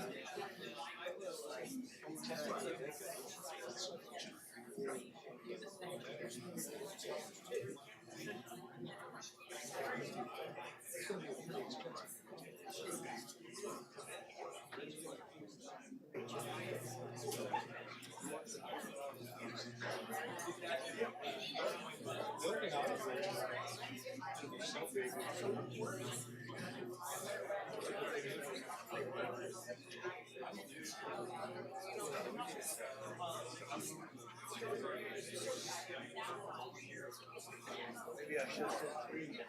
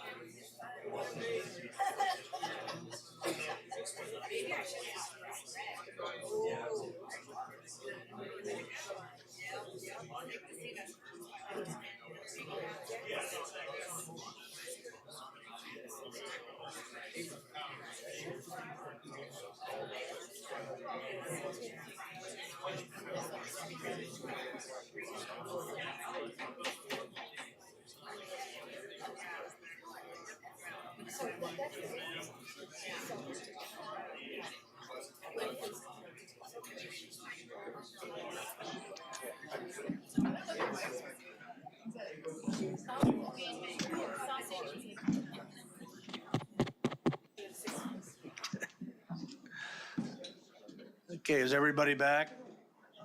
I think we're, Commissioner Williams Bay, he's still out, isn't he?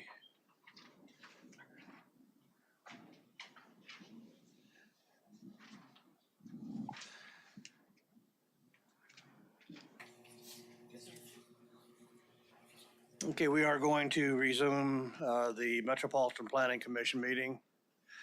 The first item on the agenda is going to be 4.1, item 4.1, which is zoning 2024-0043, approximately 53rd Street in Meridian. Before we get started, is the agent or the applicant here? Okay, thank you. And also, how many people from the public is wanting to speak on this? Could you raise your hand? Okay, great. Okay, thank you. Okay, we are back in session. Can we have the staff report, please? Yes, thank you, Chair. Once again, Brad Etherly, Senior Planner. This case is Zone 2024-00043. For this case, the applicant is requesting a zone change from SF20 Single Family Residential District to GC General Commercial District, subject to protective overlay number 443 to permit vehicle storage yard as a use. This is a 1.91 acre property and is generally located on the north side of West 53rd Street North and within 1/2 mile west of North Meridian Avenue, specifically located at 3400 West 53rd Street North. Vehicle storage yards are subject to supplementary use regulations, section 3-D.6.m of the UZC, if they are located in the rural residential district. These regulations would not apply in the requested GC district. A vehicle storage yard is defined as the keeping outside of an enclosed building for more than 72 consecutive hours of one or more motor vehicles, except inoperable vehicles, boats, trailers, or unoccupied recreation vehicles. The term vehicle storage yard does not include wrecking or salvage yard. Should the zone change request be approved, there would be changes to the developmental standards, which are listed in the staff report. Compatibility setback and height standards would apply to the site since it abuts the SF20 district on all property lines, other than the south line that abuts West 53rd Street North. The building interior side and rear setbacks would be set at 25 feet. In addition, compatibility height standards would also be in effect, and this section states that a building cannot exceed 35 feet in height within 50 feet of the lot line of a property zone TF3 or more restrictive. Although unincorporated Sedgwick County does not have any landscape requirements, the proposed PO number 443 includes the same landscape buffer requirements found in the City of Wichita Landscape Ordinance.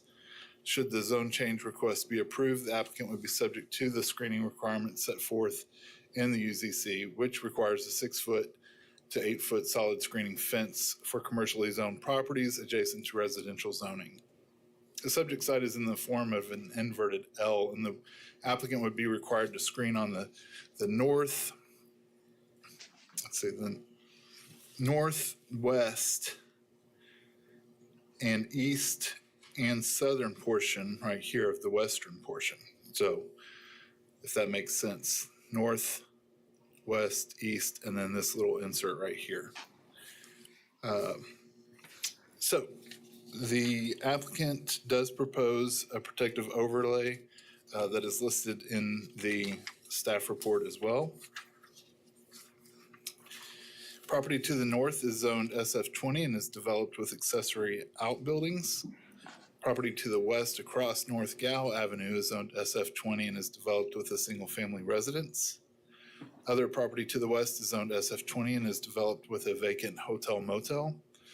Property to the south across West 53rd Street North is zoned OW Office Warehouse District with PO number 116 and is developed with farming ranch land. And property to the east is zoned SF20 and is developed with a single-family dwelling. On April 23rd of 1951, the subject site was platted as part of the Denton-McWhorter addition, and no other zoning cases are associated with the subject site. The property does have access to West 53rd Street North, a paved 2-lane arterial street with no sidewalks and open ditches on both sides, and North Gow Avenue, a gravel 2-lane local street with no sidewalks and open ditches on both sides. The subject site is served by on-site sewage and water. The requested zone change is in partial conformance with the Community Investments Plan. The 2035 Future Growth Concept Map identifies the area to be appropriate for new residential uses. New residential is defined as areas of land that will likely be developed with uses predominantly found in the residential category. Pockets of major institutional and commercial uses will likely be developed in the area as well. And in certain areas, especially those in proximity to existing industrial uses will likely be developed. Although the use of vehicle storage yard would not normally be considered an appropriate use for the area, the proposed PO number 443 is designed to mitigate any potential negative impacts to the neighboring properties. A zoning classification of GC or more intensive is typically reserved for higher intensity commercial corridors, though there is commercial development at the intersection of North Meridian Avenue and West 53rd Street. The proposed commercial development is in the middle of a residential area. And the proposed rezoning is not in conformance with the land use compatibility guidelines. Under the heading Land Use Compatibility Guideline 1A states that higher intensity development should be discouraged from locating in areas of existing lower intensity development, particularly established low density residential areas. Additionally, under the heading Development Pattern, Guideline 3D states that low density residential uses should be buffered from commercial and industrial areas by open space, water bodies, changes in topography, or major barriers, such as arterial streets or highways. Neither of these guidelines are being followed by the request to allow vehicle storage yard as a use on the subject property. Based on the information available at the time the staff report was completed, staff recommends that the request be denied, and these are based off of the golden rules. And should the MAPC decide to recommend approval, we do recommend that it would be subject to protective overlay number 443, which is located in the staff report. And we can go to site picks now.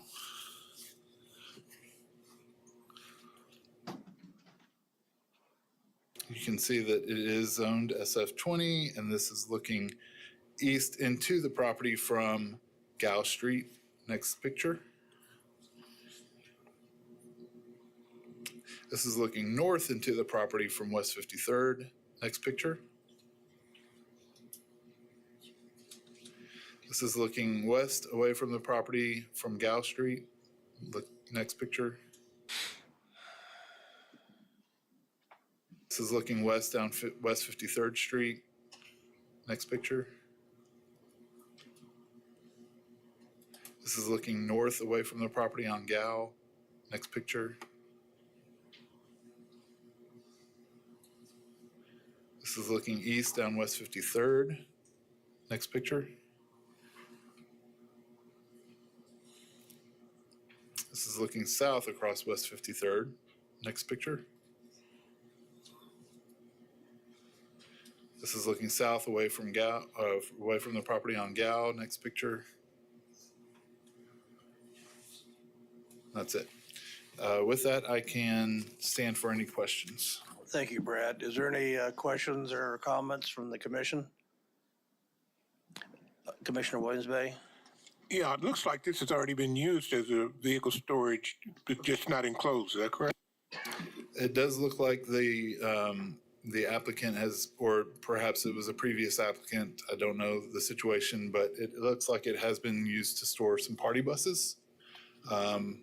I have talked to our enforcement department and asked if this was based off of an enforcement case. It has not been.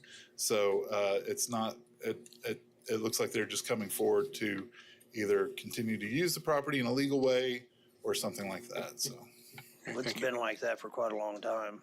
So is there any additional questions or comments? So do you know, are the vehicles that are being stored on there now, because I count 15, are they operable? I do not know the answer to that question. Maybe, maybe not. Bob said they've been there a long time, off and on. Well, I know, but this is not going to allow them to store unoperable vehicles on the lot. The agent is here, so he may be able to answer that question. Any additional questions? Seeing none, agent or applicant, please state your name and address, and you have 10 minutes. Kirk Miller, K.E. Miller Engineering, 117 East Lewis. The applicant is also here. There's two applicants. Mr. Brumbilia is purchasing the property from the Troutman estate. So they're both applicants, but he's going to be the final owner. And he's looking at it as an investment property, knowing that at some point as development keeps going, somebody will come in and probably buy him out. So he's looking for a way to use the property right now. And he's thinking he could probably lease out space on this property to store some vehicles, put up, do the necessary fencing, landscaping, that type of thing to do this and basically clean up what's there right now. I mean, right now it's kind of a mess. The property used to be used as what we'll call a nightclub, and kind of get that cleared out, So that's where he's going with it. We put this PO on there, so there's only one use other than the SF20 uses.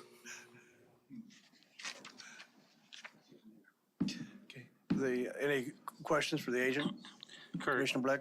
Kurt, I noticed I pulled up the FEMA flood map, and this area, I was expecting it to be in a flood zone or something, and this whole residential block that's over there is actually not in a flood zone, so it could be possibly moved into residential pretty easy, it looks like.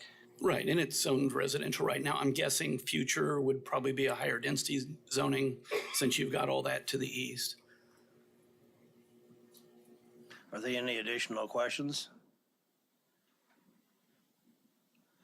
Seeing none, is there anybody from the public that wishes to speak on this? Yes, sir. Please come to the podium. Please state your name and your address, and you have 3 minutes. My name's Jerry Payne. I'm on the property just to the... Sir, there's a mouse on the podium, if you can use a mouse. I would live right here on that property.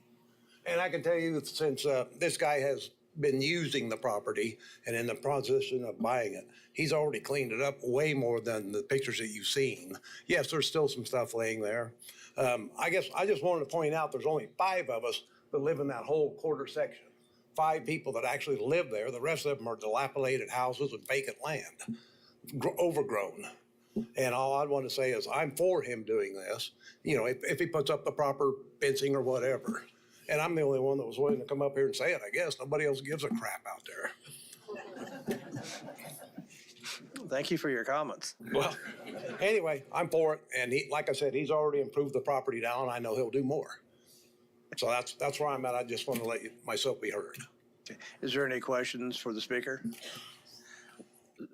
Thank you, sir. Is there anyone else that would like to speak for or against this?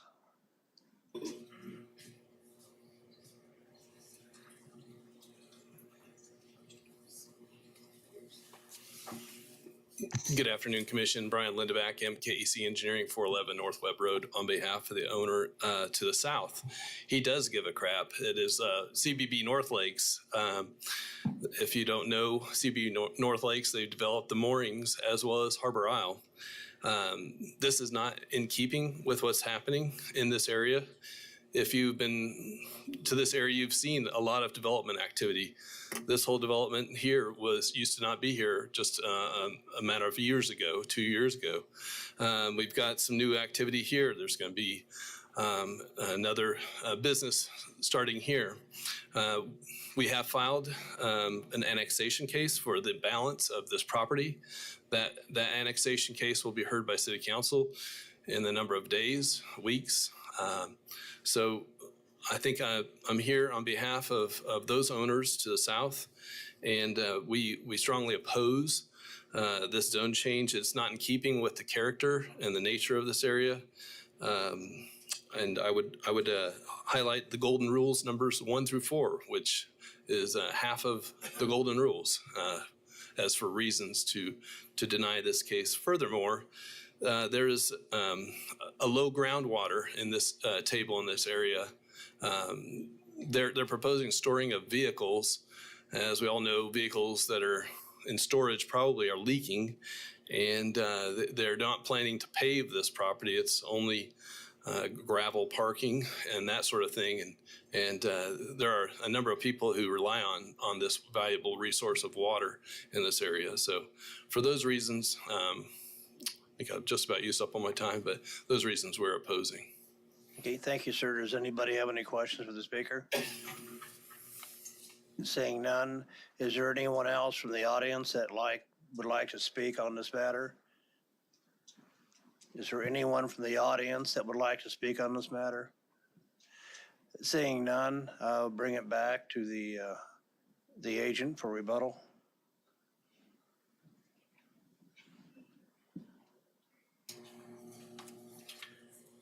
One of the requirements is these will be operable vehicles. So they're not going to be sitting there for years and antifreeze and oil and everything like that draining out of them. They have to be operable.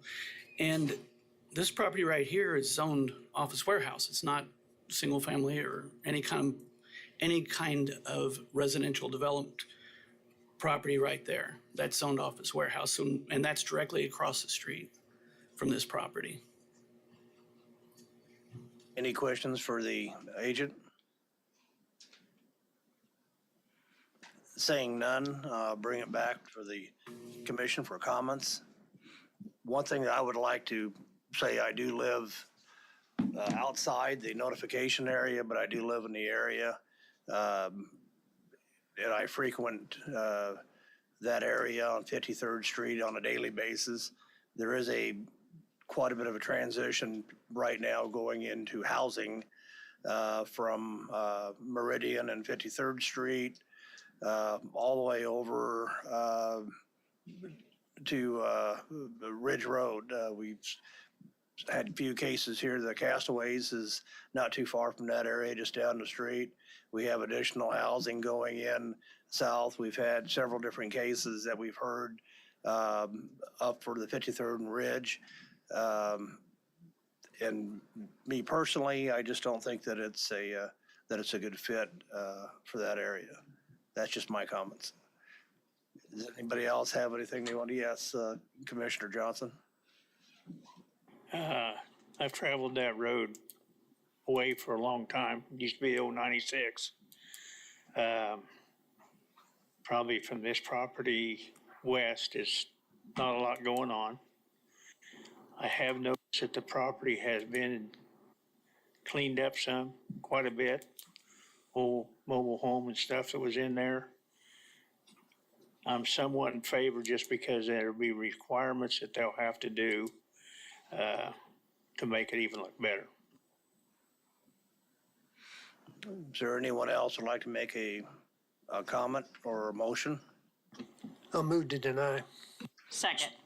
We have a motion to deny per staff recommendations.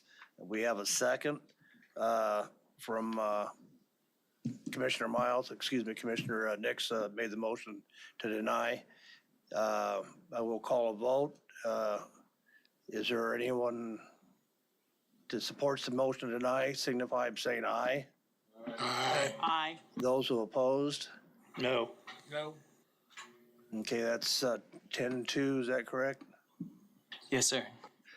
Okay, motion passed 10-2. The next item, 4.2, Zone 2024-00044. Before we get started, I'd like to ask the commission, has anybody received any ex parte communication on this? I have. I have. But I haven't made a decision. Commissioner Nix? No, I've not made a decision, but I have in communication. Commissioner Dill? I've made no decision why it's open on this case. Okay, thank you for your response on that. Also, if I might ask, is there, how many people are here to speak on this? Please raise your hand. Okay, we have quite a bit. We also still have quite a bit of items left on our agenda. So I would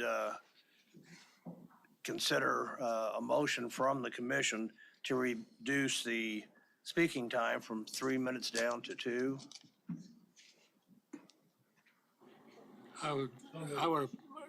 I'll vote against. We did this once before when I was chairman, and when we published the meeting, we published the time that they would be given, and so to change the rules mid-show.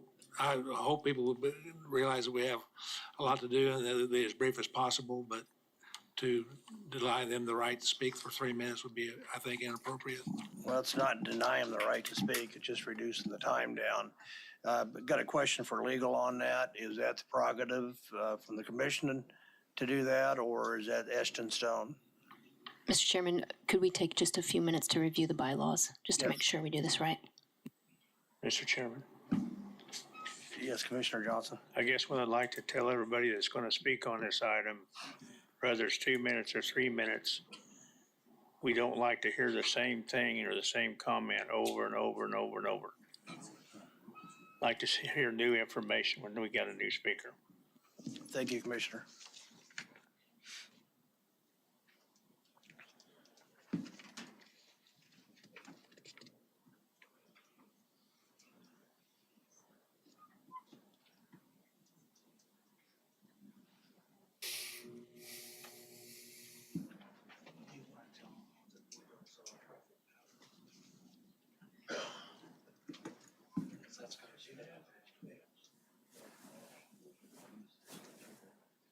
Mr. Chairman, we've discussed it and we think it would be okay, but we do agree that you should go ahead and take a motion on the issue.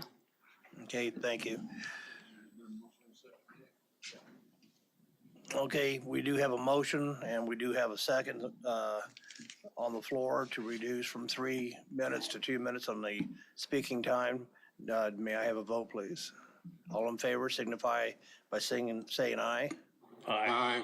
All opposed? No. Nay. May I have a roll call, please? Yes, sir. So this is on the motion to reduce the speaking time to 2 minutes. So Fry is absent. Mater? No. McKay? Yes.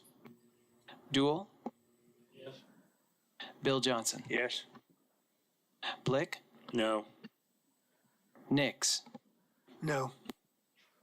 Kluntz? Yes. Warren? No. Joe Johnson is absent. Miles? No. Simpleman? No. Aldrich? Yes. Williams Bay? Sound like the motion failed. Yes, sir. Okay, we will be hearing the full 3 minutes from the speakers then. At this time, I'd like to ask staff to proceed. Yes, thank you, Chair. Once again, Brad Etherly, Senior Planner. We are discussing now case zone 2024-00044.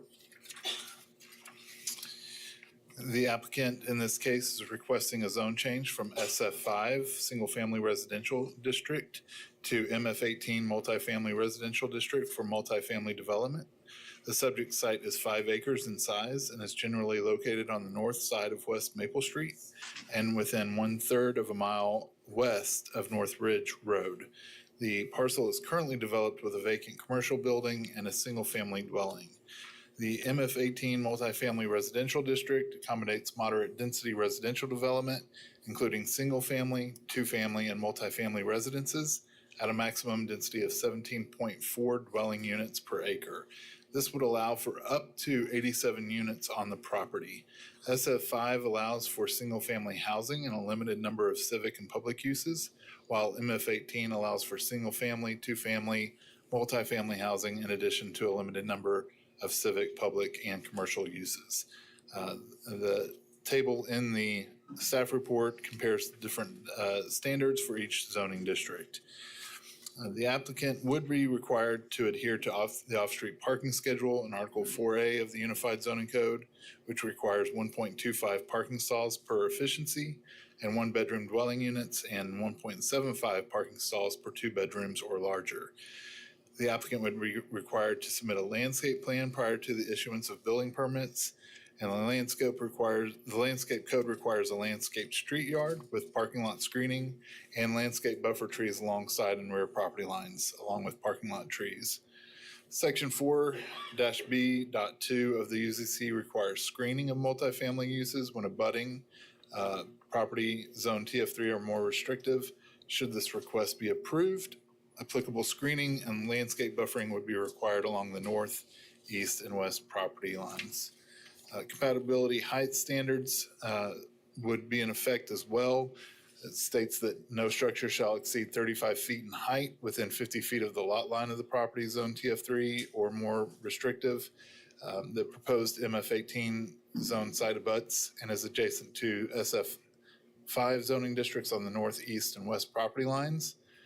Any future building shall comply with a maximum height of 35 feet. Which is the same as the abutting SF5 districts on those sides. Structures located more than 50 feet from the lot line of property zone TF3 or more restrictive may increase height at a ratio of 1 foot in height for each 3 feet of setback beyond 50 feet. The minimum building compatibility setback shall be 15 feet plus 1 foot for each 5 feet of lot width over 50 feet with a maximum compatibility setback of 25 feet.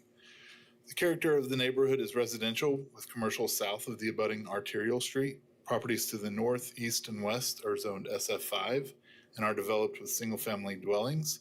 Property to the south is zoned LC, Limited Commercial District, with CUP DP 270 and is developed with a small strip mall, a restaurant, and an undeveloped parcel.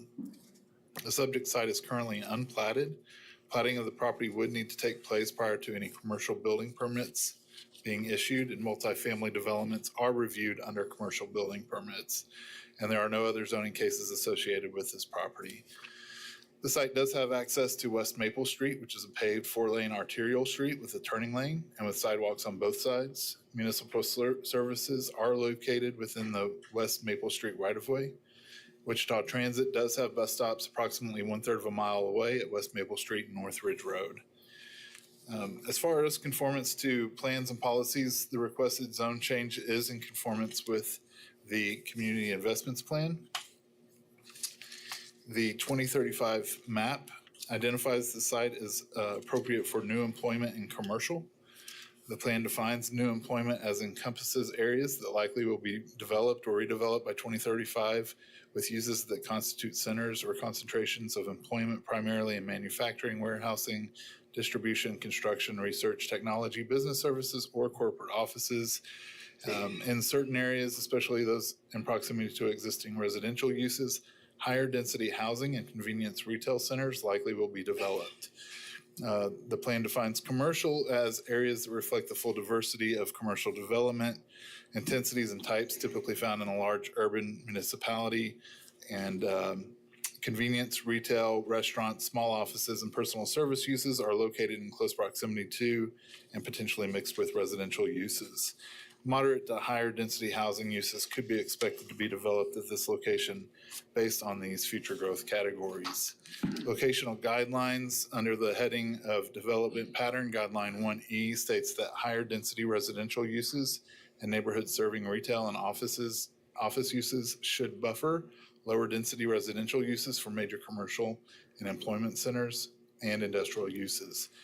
Staff feels like the moderate density housing would buffer much of the lower density housing from the higher intensity commercial uses to the south across West Maple Street. Based on all of this information, planning staff does recommend that the request be approved based off the golden rules. I will state that at the time of the staff report that was turned in, staff had received 1 phone call and 2 emails expressing objections to the development. Since that time, we have received considerably more communication, which I forwarded to you, to the commission yesterday by email. So I do hope that you all received that. Now we can go through, you can see here that the future growth map does show new employment, and a small portion of commercial overlaps that portion of the property. And next picture.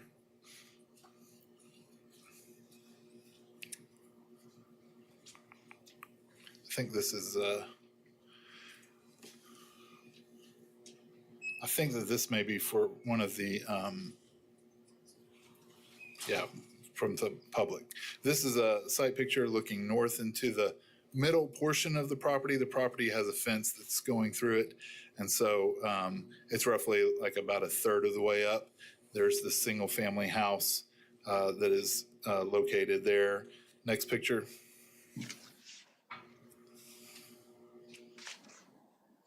This is just looking again north from that fence line, about a third of the way into the property. Next picture. This is looking north away from the property across West Maple Street. So you're kind of getting a picture of the front of the property with the old commercial building there. Next picture. This is looking west down West Maple Street, and you can see single family houses. There's a school here.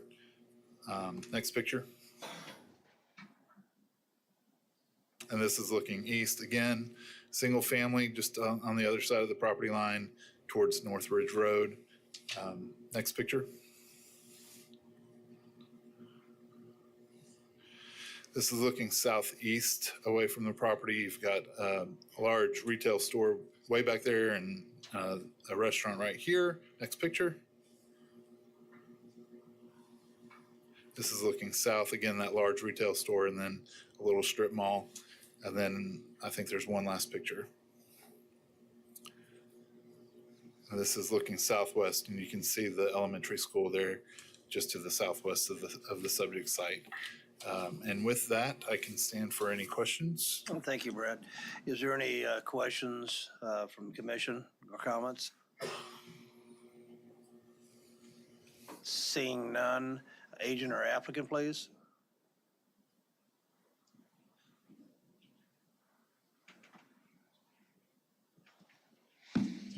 Kirk Miller, K.E. Miller Engineering, 117 East Lewis. I'm the agent.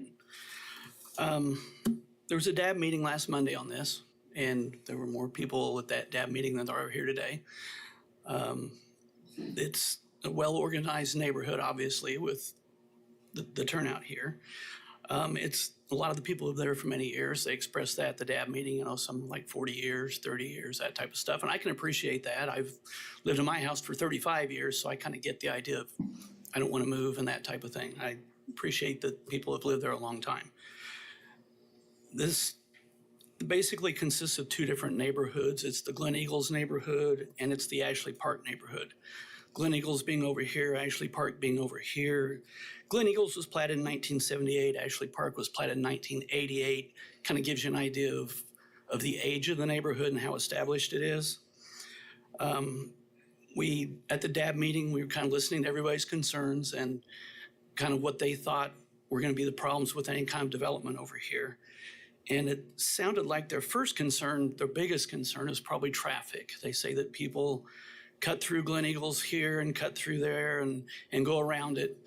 This development, this property does not tie directly into any of those. The only way in and out is going to be off of Maple Street. So people will not be cutting into those neighborhoods directly. They would have to go out on the Maple, and then circle around to cut in there, or however they're going to go.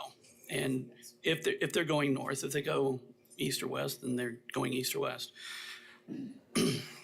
What I haven't heard, which I'm kind of questioning or curious about, I guess, is they've talked about traffic over here on Glen Eagles being bad for quite a while. They're concerned about the pedestrians. There's no sidewalks, things like that. I was just kind of wondering if they'd talked to anybody at the city and if the city's done a traffic study, if they got the city input on anything as far as how to handle that traffic. They didn't mention anything that I heard at the DAB meeting, and I'm kind of hoping somebody would say something today as to what's going on, and maybe we could figure out how that would affect this development, or how this development would affect whatever improvements or lack of improvements are going on over there.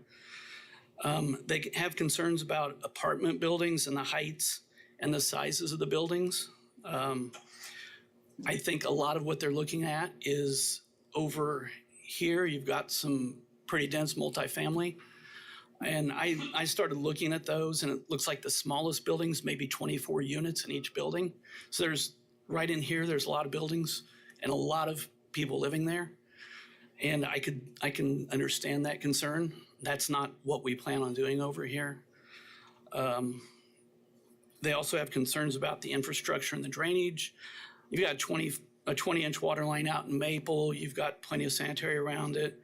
There's a big storm out in Maple. There's an inlet right here on the corner of the property. There's a place to drain all this water. And all the with the platting process, there'll be a drainage study and drainage solutions. Any water that currently runs onto the property from the back of these houses will be collected. This property will not drain onto those properties. It'll all be collected and taken down into that system out in Maple. So I think we can address that easy enough. Their concerns, they also had concerns about crime and trash and all that. And I think a lot of that has to do with, again, with a multifamily development like that, which is not what we're going to do. And then some of them think that the property shouldn't be rezoned because they bought their houses based on the current zoning of the neighborhood. But, you know, when developers buy property, they look at it and say, what can we do with this? I mean, if they buy what they want, have it zoned, but this would be a difficult property to develop into a single family just because of the size of it, the layout of it. I'm not saying it couldn't be done, but I'm saying it would be difficult to do that. You would have to probably squeeze in as many structures you can on 5,000 square foot lots to make it worthwhile doing. We have looked at it and we understand some of your concerns, and we have some concessions we'd be willing to make for this property. Residential structures, we'd be willing to limit to 4 dwelling units per structure. That would give us an opportunity to group structures, group residences together, and maybe save some of the tree areas, save maybe the existing house and use it as a clubhouse, give you room to put in a dog park or a swimming pool or a playground or any of that kind of stuff. If you group them together like that, it lets you save what's actually on the site, as opposed to if we didn't. I think basically all that would get wiped out of what's there, the trees and the houses and everything else would be gone. We're willing to limit the building height to 35 feet, which is what residential zoning is all around it. The 45-foot height would only be allowed in the middle, and we're fine with being 35, which is the same as a single family maximum height. The maximum density allowed, we're willing to say the same as it would be if it was TF3 zoning. That'd be duplex zoning. Utilities, all be underground. Any amendments or whatever to this, if it becomes a protective overlay, they'd have to go through the same planning process we're going through now. Transfer of title, if we have appeal on this, it'll stay with the property, doesn't go away. Any major changes would have to go through here also. And I've printed up this list. I'd be glad to give you to look at in case you have any questions on what we've got here. Can I? Okay.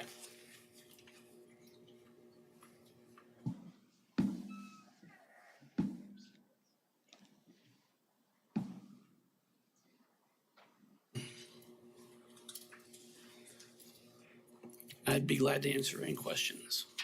Mr. Miller, I do have a quick question. What you mentioned that on density, how many housing units are you looking at putting on this property? We don't have a layout yet. We haven't done a survey, so we don't know what we want to try to save or what we can save. It'd be a matter of, we just haven't got that far with it yet. Okay. We don't have any zoning in place to do anything like that, so Okay, thank you, sir. we're not at that point. Is there any questions, Commissioner Blick? Hey, Kurt, I just had a question. What's your proposed screening that you're gonna have around there? Because I noticed that there's about 21 houses and they primarily look like they're 2-story. And so a 6-foot, they're gonna be able to just see right inside. Is there anything that you forecast? I know you were talking about the height of the buildings not being Right. as very tall. We'll follow the requirement for MF-18. Now, if we do single family, there is no requirement, but we'll follow the MF-18 requirement for screening and landscaping. Thank you. Appreciate it. Commissioner Williams-Bay? Jim, oh, excuse me. Commissioner Nix? Yeah, the DAB met Monday night. We were there. Pardon me? Oh, yeah, they voted. They voted to deny the staff recommendation of approval. Commissioner Clouds? I have a question about the entrances. Do you have any idea where the proposed entrances would be? I'm sure traffic will make it be right across the street from this one. So just one entrance? That's probably all they will allow. Thank you. Commissioner Zimmerman? I assume there's an HOA for everything that's around it. I believe there is, yes. Will this become part of that HOA or not? No, this is its own development. Is there any additional questions? Seeing none, is there anyone from the public that wishes to speak on this? If so, please come to the podium. You will have 3 minutes to speak. And I also would request that you limit your comments to new comments and please don't repeat other comments that were just made. That's why I'm going first. Yeah. My name's Brian Stewart. I live at 229 South Ashley Park Court. I am to the east of the property. I believe that I have the largest lineal footage. I have 208 feet that backs up to that property. We have a lot of flooding issues. My neighbor, John, I don't think he made it today. Oh, you are? There you are. Okay. His basement flooded a couple of years ago. This water comes into our yard all the time. We have a lot of trouble with that, and it's been that way ever since I've moved in. So just so you know, at the DAB meeting, we didn't just get a vote. We got a 9-1 in our favor. We talked about what they plan to do. The company that's building these has never built apartments. They've built duplexes. They've never owned apartments. They've never managed apartments, and we have no plan on what they're going to do. And we would prefer not to have anything other than single-family homes back there. We are both covered by homeowners associations. We have things that we have to do to keep our homes up. We have things that we had to do to build our homes. So I've been there 32 years. I paid my taxes 32 years. I've been there long enough. I paid specials to pay for the roads and the sewers there. Let's see, 2 blocks. Oh, yes. I got a map. Here we go. All right, so here's Target right here. I guess I can't really get far enough back. So 2 blocks back, there's a 10 or 12 acre lot that they chose not to bid on. It is up for sale. I don't know what the price is and I don't know what the difference is, but this lot backs up to multifamily homes. They've got duplexes, they've got fourplexes, and these guys don't want to build there. They want to build in our neighborhood because our neighborhood will raise the value of their property. It will lower the value of our property and raise the value of theirs. And that, I believe, is why they want to come in that area. So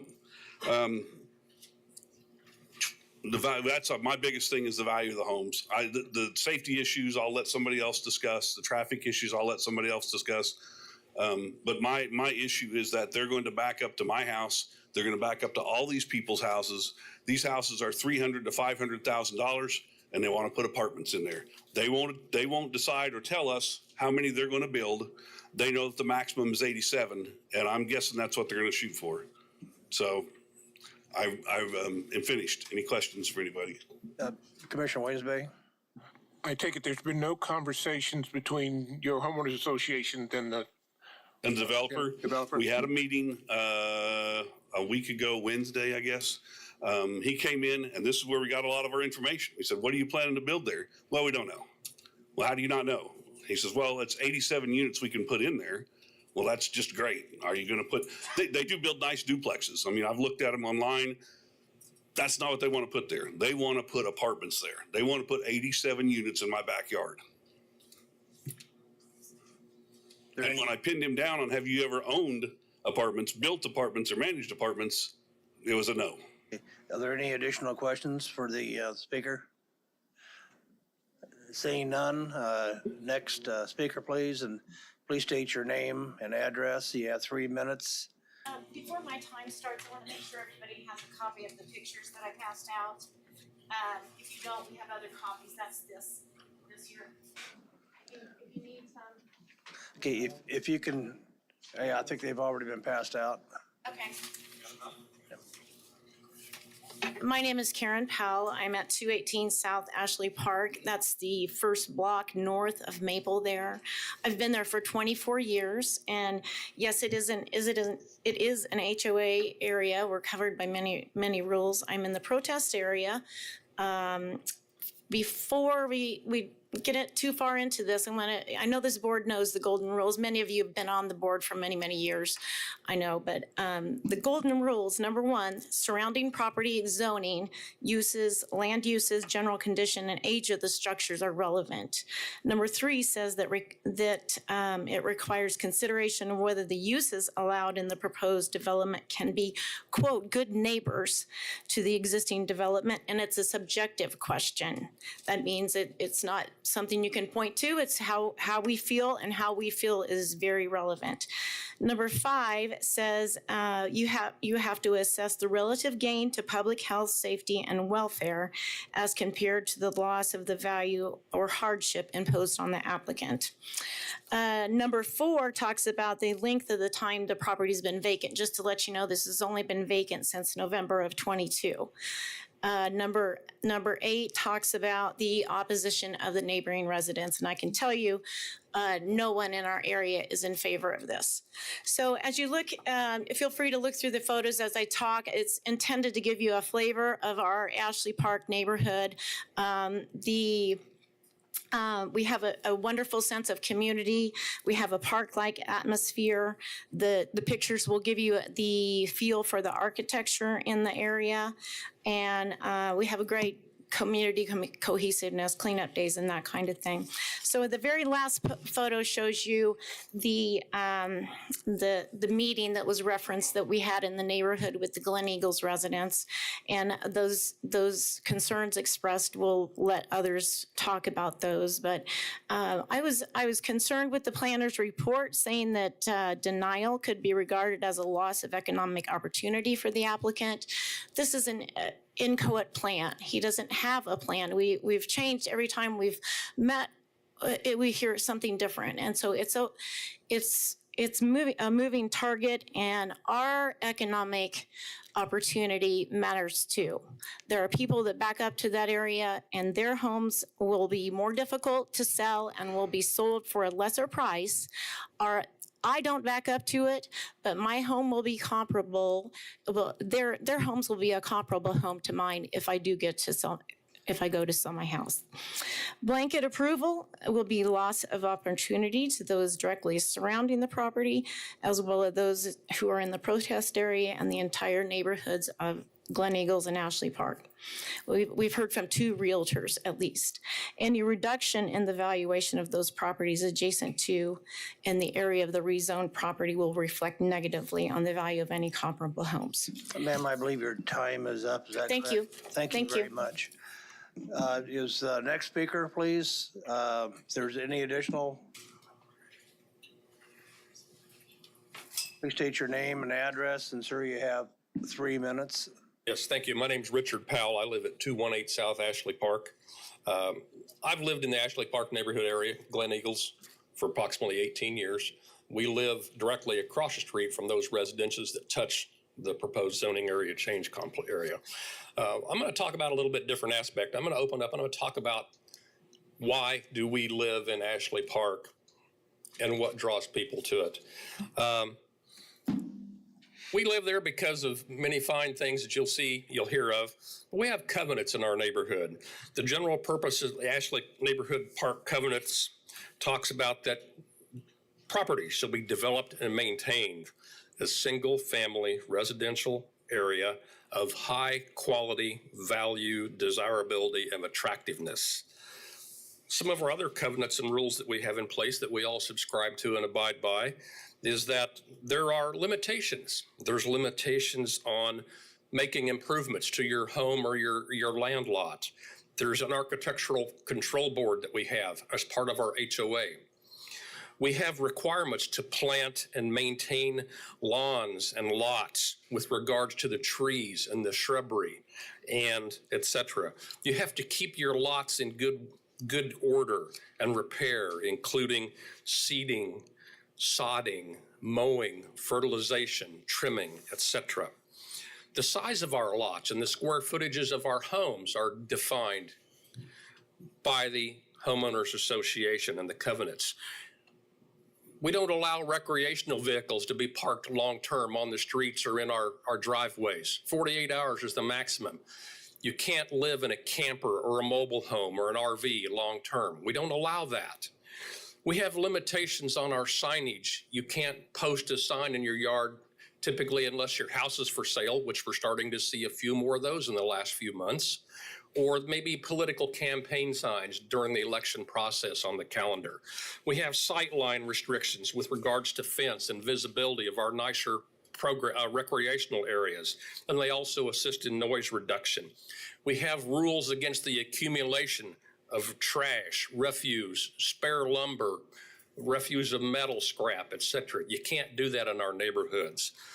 All the garage doors in our neighborhoods, which there's a lot of them, a lot of 2- and 3-car garages, you keep the garage doors closed unless you're doing maintenance in the garage or for typical ingress and egress of the home.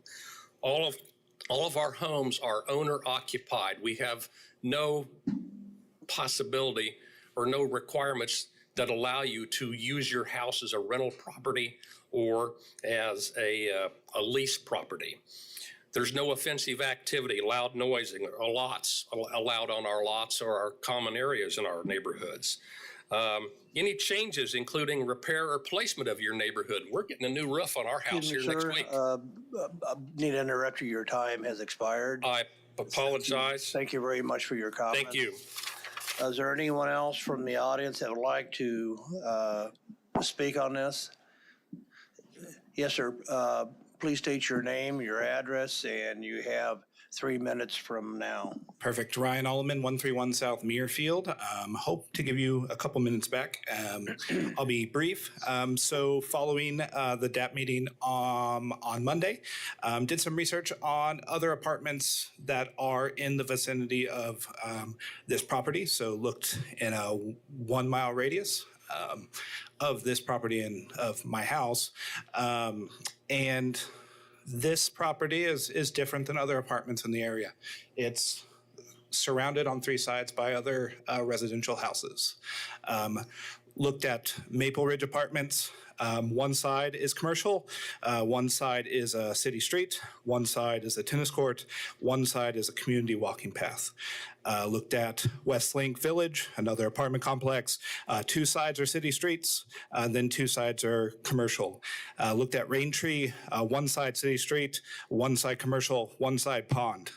Went through all 13 of those. Not a single one was surrounded on 3 sides by residential. Not going to go through all 13. You can Google search yourself, just like I did. But I think that that differentiation says something about this property being residential, while those other ones remaining multifamily. So thank you, guys. Thank you, sir.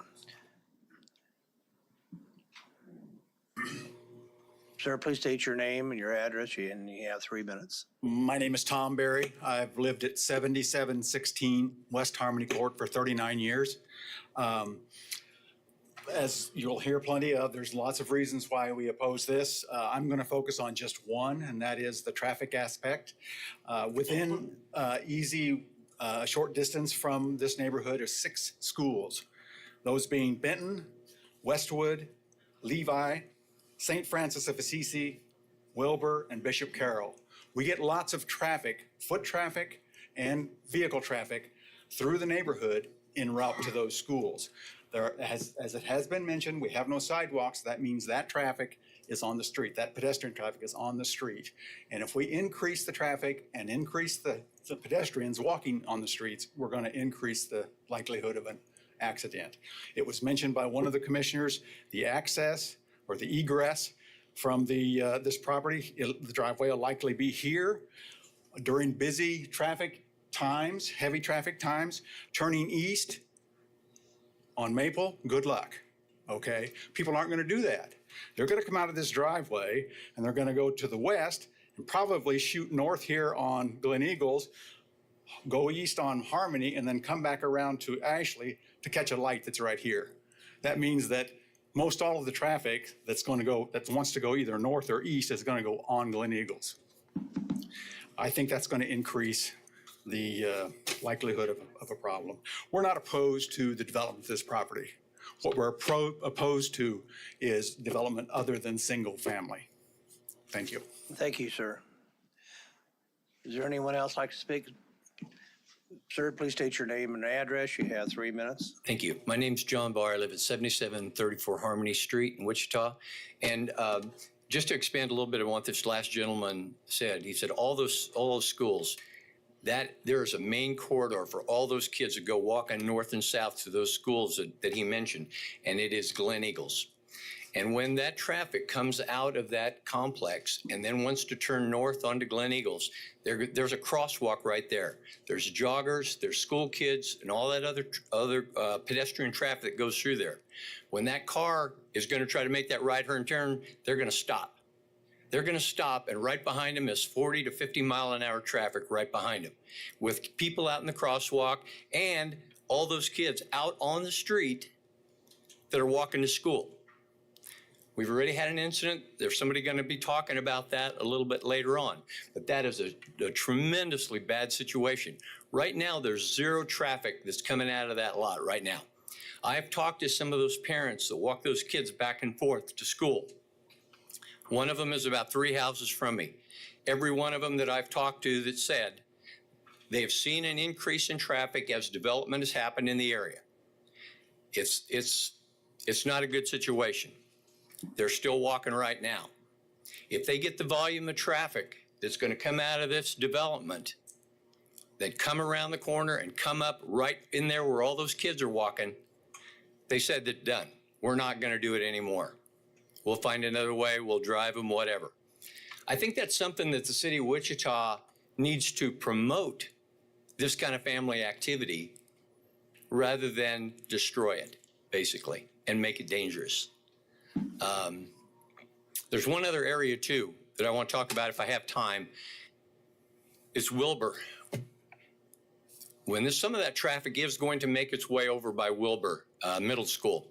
Right now, Wilbur is very, very congested. It's got cars on both sides of the street. When school's letting out, the side streets are the same way. It's gotten so bad, it's gotten so congested that the parents are now telling the kids, don't stay there. Walk up to the hamburger places that are further north on Tyler, and we'll pick you up there. Now, McDonald's is closed from 3 to 4 in the afternoon because there's so much loitering going on. They're afraid of the liability issues. There are other issues that I could mention, but I'm time constrained, and I respect your time here. So please, please vote against this thing. It's very dangerous for the kids. It'll spoil the fabric of our community, and I think others are going to expand on that. Thank you very much. Thank you, sir. Next speaker. Do you have anything new to add, ma'am? Yes, sir. You have 3 minutes. Please state your name and address. My name's Michelle Brown, and I live at 251 South Glen Eagles Court. I am the first court closest to Maple. Across the street from me is a family that has 6 children. Their parents are working and couldn't be here. The beginning of the school year of 2022, across the street neighbor, Nathan, 5th grade, got a reward for a job well done. He wanted to ride his bike to school at St. Francis. Wish was granted.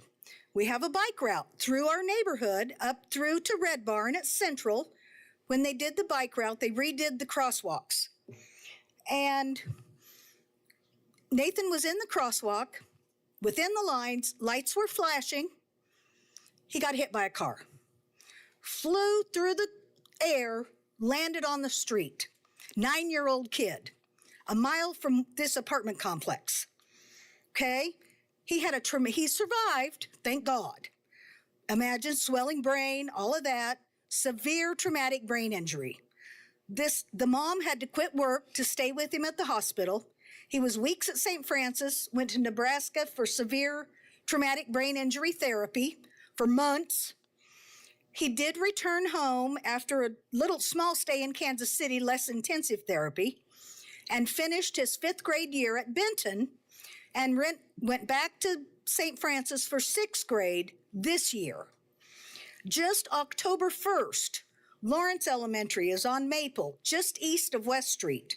12-year-old girl, 6:40 in the morning, walking to school, got hit in the crosswalk, serious condition to her abdomen and legs.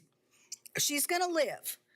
We're talking about lives changed from these circumstances. These are our kids. This is our neighborhood. Now you want to somebody thinks it's a great idea to put a few hundred more cars through our neighborhood? I want you to look into your heart of hearts and tell me if your kids or your grandkids lived in my neighborhood, would you approve this application? I don't think you probably would. Thank you for your time. Thank you. Next speaker. Please state your name and your address. Yeah, 3 minutes. So my name's Everett Price, 7712 Harmony Court.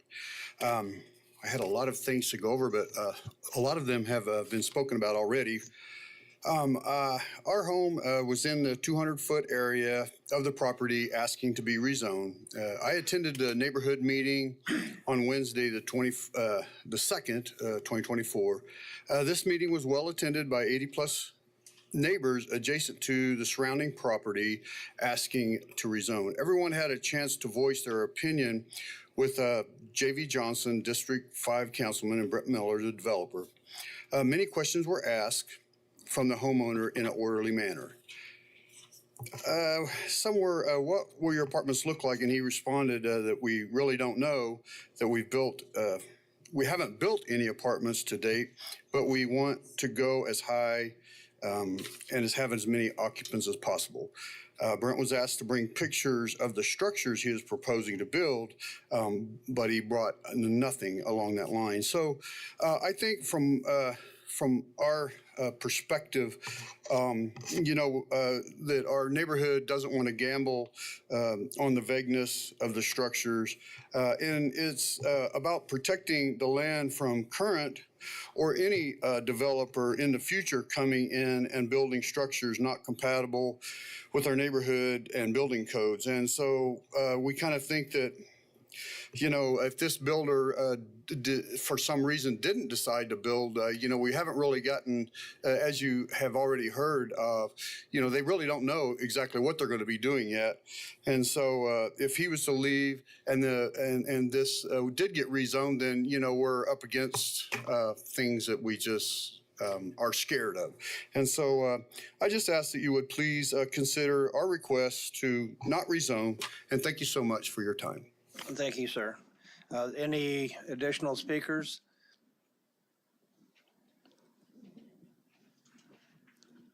Please state your name, your address, and you have 3 minutes, sir. Good afternoon, ladies and gentlemen, the board.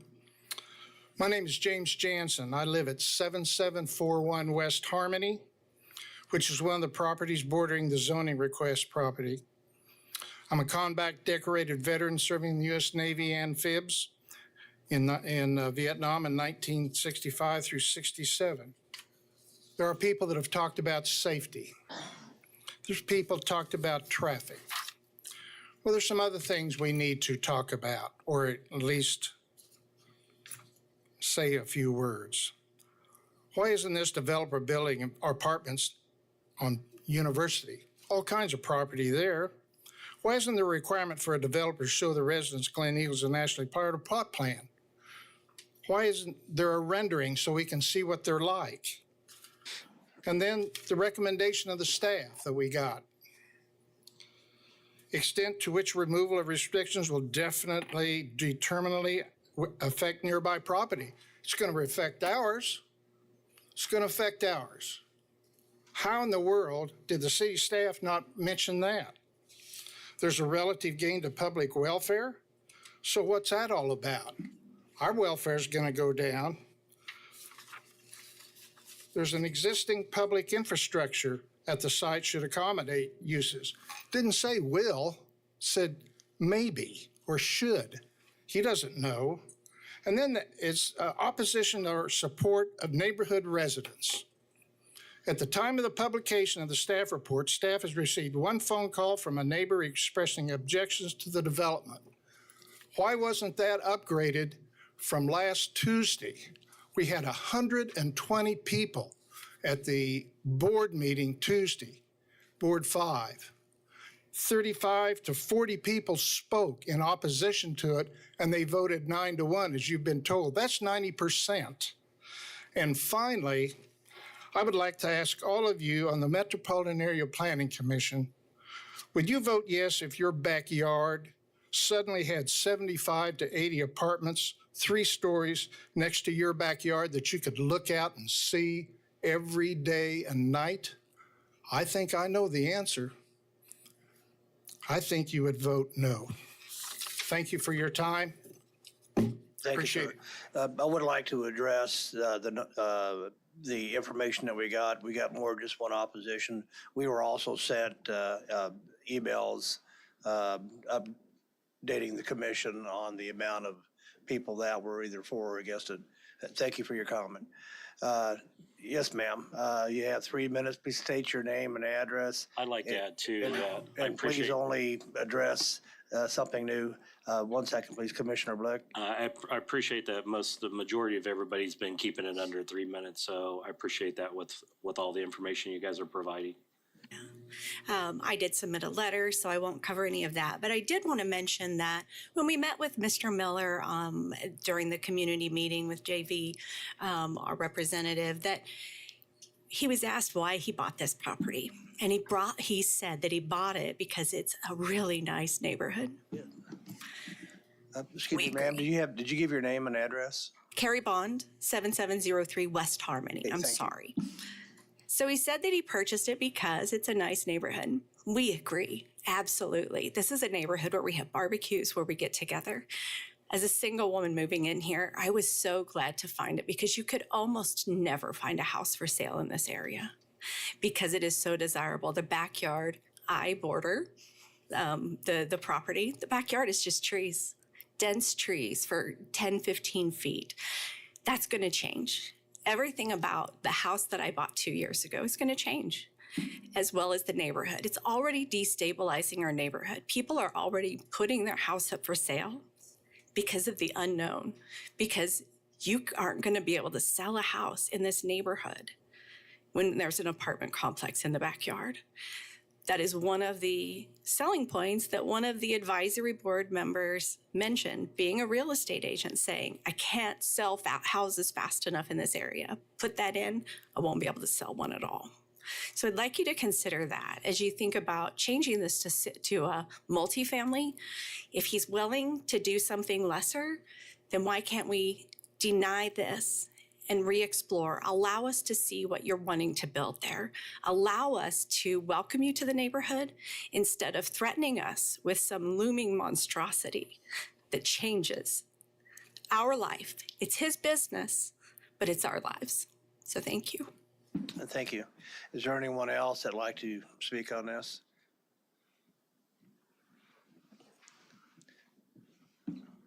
Sir, please state your name, your address. You have 3 minutes. Daryl Elkington. I'm at 217 South Ashley Park. Our house is for sale, and it's been for sale for a month now. As property's been out there and people are asking some questions, it becomes part of the conversation for certain. So we are certainly interested in maintaining this as single family, just as it already is zoned. Doesn't need to be changed. I would appreciate the information Mr. Etherly had provided earlier, the graphic that showed, is a larger picture that showed the economic development, the forecasted development piece of that. Well, that big brown area, which kind of helped to highlight that this could be a good growth, a buffering zone for that commercial growth. Well, that also included about, I don't know, 5 or 6 houses at least of the properties that are in Ashley Park as single family homes already. So I know it's a weather map is kind of my takeaway on that, but Hurricane Helene doesn't need to go this far north. It can stay down in this area, would be preferred, please. So requesting that this stay a single family. All these homes, if you look around here, we all built in this area with understanding what was around us. We have big windows that look out the backside of the property. That's what we're going to be facing with whatever gets developed back there. Keep it single family, please. Thank you. And thank you, sir. Also like to make notation that Commissioner Johnson has left. Sir, I got one quick question. You selling your house because of the zone change? I need you to go to the mic, please. Sir. Yes, we are selling our house, and this is one of the factors that we are looking into. We don't know how this is going to turn out. We've already bought another house. We've already moved because we were not certain about how this was going to play out. This is one of the factors that plays into it for certain. Okay, thank you, sir. Ma'am, please state your name and your address. You have 3 minutes. And please hold your comments to new information, please. Thank you for allowing us 3 minutes rather than 2. I appreciate that, although most of mine has already been taken. My big thing is rentals, whether they're apartments, duplexes, fourplexes. Rental people do not care for their property like homeowners in Ashley Park or Glen Eagles. We all are invested in our property. We have maintained. Excuse me, ma'am, I hate to interrupt you. Please state your name and your address. Eileen Kautzman, 7729 West Harmony. Thank you. Thank you. I'm sorry. I apologize. Our property backs up fence right behind this property. And I've enjoyed the view of many years of pheasants flying out in the snow. But that's not even the problem. The problem is rentals. Renters don't take pride. We own our property, maintain it. They just live there. They're transient. They may be there a year, maybe 6 months, maybe 3 or 4 years. But they don't care what it takes, what kind of upkeep it takes. There'll be loud noises, there'll be lighting, there'll be cars coming in and out, zooming, possible parties, I have no idea, and possible more crime. I actually looked up the role of government, and the last part of the role of government says it essentially is creating order and stability within a society by making and upholding rules for its people. Right now, those rules is our single-family dwellings in the adjacent neighborhoods. It's actually not a neighborhood, we are communities. We have been together many times as a group, and I would like very much for it to stay that way. And I would venture to say, I agree with somebody else. I would bet none of you would like to be your backyard having to have a buffer to a bunch of rentals. And so we appreciate wanting to have good neighbors. I just don't believe rental property is a good neighbor to both of our communities. Thank you for your time. Thank you, ma'am. Is there anyone else from the public that would like to speak on this case? If so, please approach the podium, give us your name and address. You'll have 3 minutes. My name's Grant Swearingen. I live at 209 South Ashley Park. My property looks out on this property, backyard. We moved into the neighborhood 25 years ago. It took us 3 years to find the developers of Glen Eagles and Ashley Park made something rare. Neighbors want to be there. They want to help their neighbors. Apartment complexes, they don't. But like I said, we looked for 3 years before we moved in. Every house that came up for sale. And it's great. The neighbors I was sick. My neighbor shoveled the snow on my driveway all winter. We had where the trees came down. We all got together because it blocked the road. We pulled them together into a cul-de-sac. One of the neighbors had a chainsaw. I had a pickup. We hauled it off on our own. We didn't call the city to come in and pick up all this stuff. We did it together. You're not going to get that.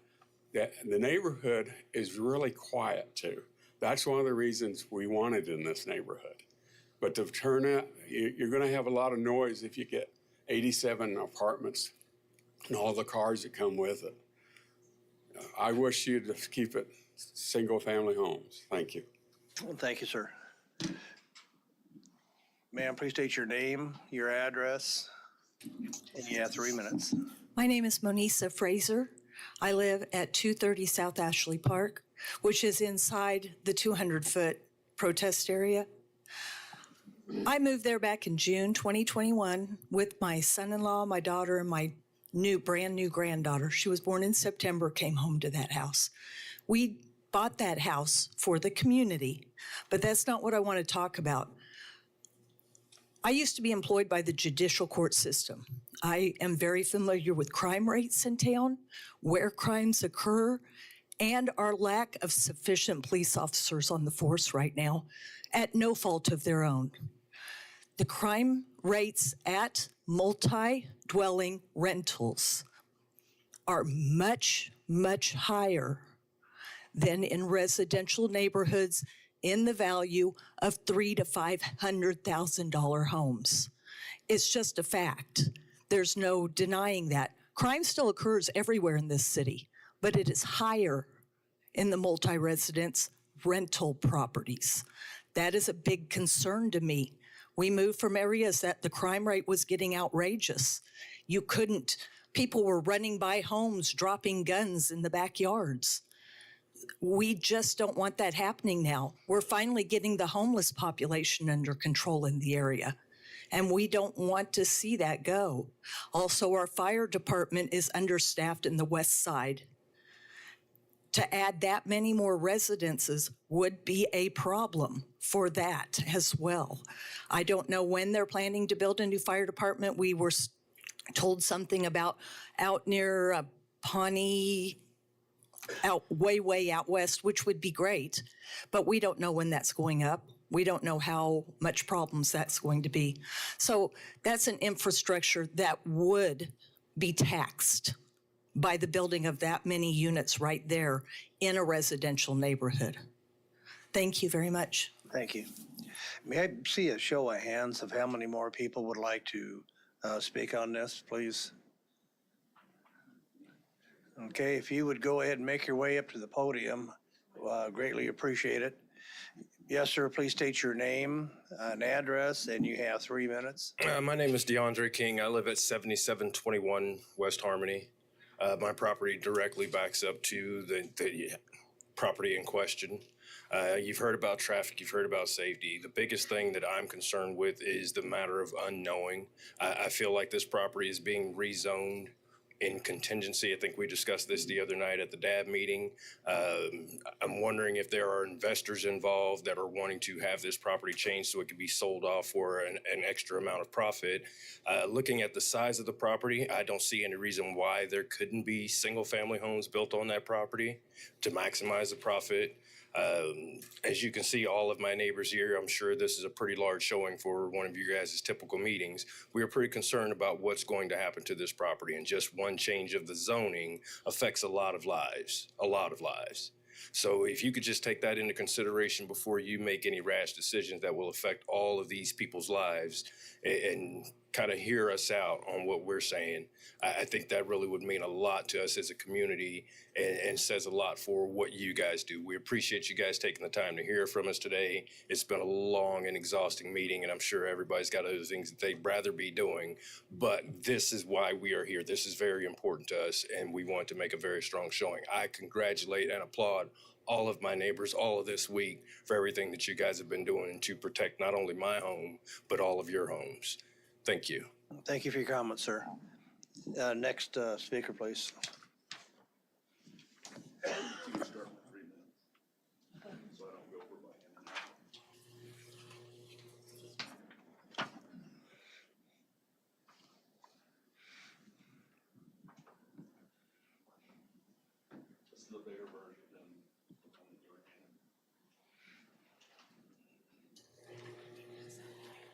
It's okay, you're not on the clock yet.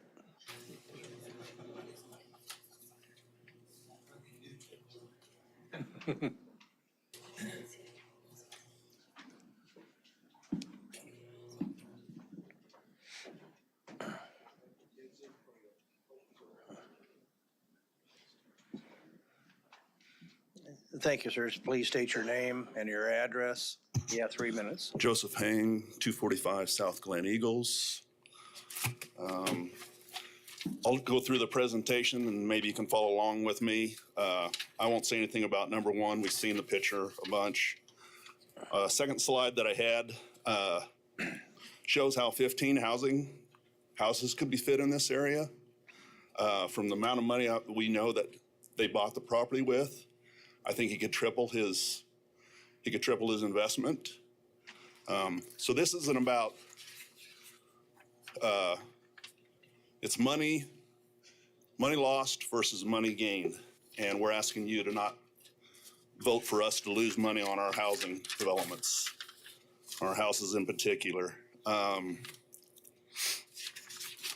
If you go to, I'm going to skip because I don't want to take any more of your time, really. I think if you go to the diagram way far back where it shows Maple, and it shows all the turns and entrances and exits that are along Maple there. There's 4 on the north side. If you add one at this complex, that'd be 5. There's 3 on the south side. I can tell you because when I go to work in the morning and I come out south on Glen Eagles to Maple, turning left is impossible. It's impossible within a 5 to 10 minute time frame. There's so much traffic. I turn right and then I go left down Benton, cross from Benton School down to Kellogg, and go all the way to Tyler and turn around and go east to go to work every day. You will also notice on the next slide, not much has been mentioned about this being a bike path, a Wichita designated bike path that crosses Maple right in this area. When that light there for the students and everything goes red, there's a huge backup there. And I don't know how 600 cars in an apartment complex are gonna get out for work in the morning in a timely manner. And I say 600 because Harvard University is also, chart is also in the slides that shows there's 7 entrances and exits per apartment. And if there's 80, that's almost 600 entrances and exits. So you're looking at putting 84 houses. There's 300 houses for Glen Eagles and Ashley Park. You're trying to drop 84 houses in an area about 1/24th the size of Glen Eagles and Ashley Park. It does not fit.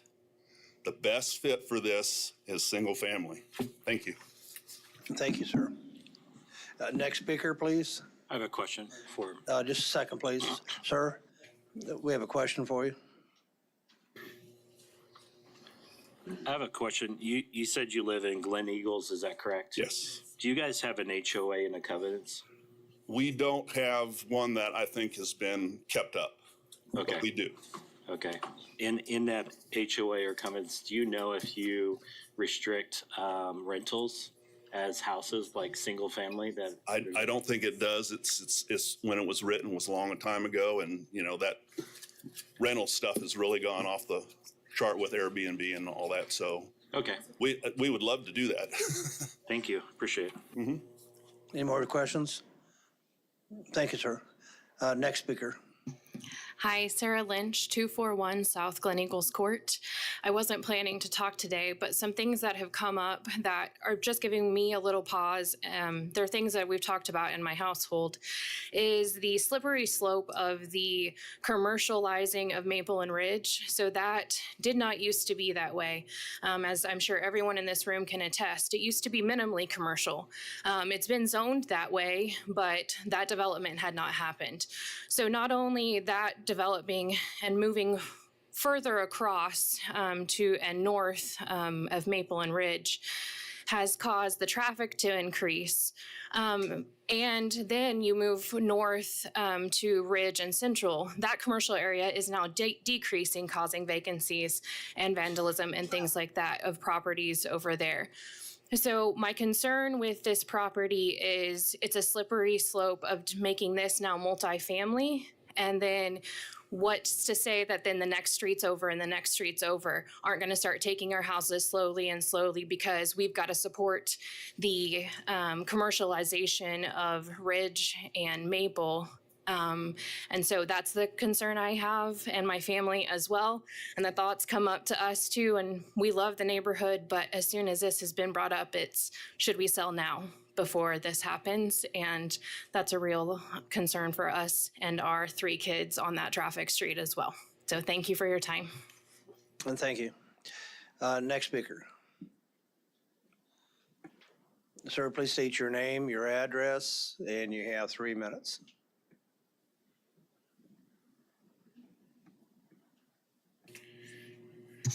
I'm Roger, Dorbing House, 149 South Glen Eagles. I built our house in 1986, and this lot here is not an empty lot. That's a single-family home, just like all of these homes over here that are 3 to 7 acres are all single-family homes. When you guys say it's an empty lot, it's not. That's a lie. I'm sure the Goebels down the street there have their 6-acre lot with their big house in the middle of it. Don't consider it a vacant lot. These are not vacant lots. This is all zoned single-family. We should keep it single family. All of us around here built our houses that this would maintain to be single family homes. If you want to put more homes there, great. To make it multifamily is just wrong. This project is not a good fit for the neighborhood. And I'll go through the 9 things real quick as I can. But the first one is the zoning's characters never. No, that's a lie. It's not a fit. It's a hardship for the 200 to 300 homes in the area. Number 2, subject property. What they could do with it. They could have went and applied for TF3 instead of going to the big MF18, but no, they want to put 4plexes in there. That's row housing. That's not single family. That's not a step away. They jump steps, 2 or 3 steps when they do that. When they go and they say, is it detrimental to the area? Yes, it's detrimental to the 200 to 300 families that are already there, that have been there. It's a serious detriment to the community. Length of time it's been vacant, it's never been vacant. It was always a single-family home. That whole lot was a single-family home. They can put it to make it zone now for multiple single-family homes, but single-family homes.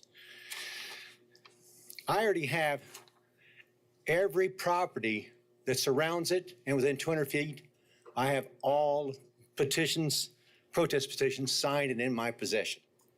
The community's been protective and helped me to get there. We have over 66 petitions signed from the community. We are active. This is our community. Conformance to request the zone be adopted and recognized. This has always been single family.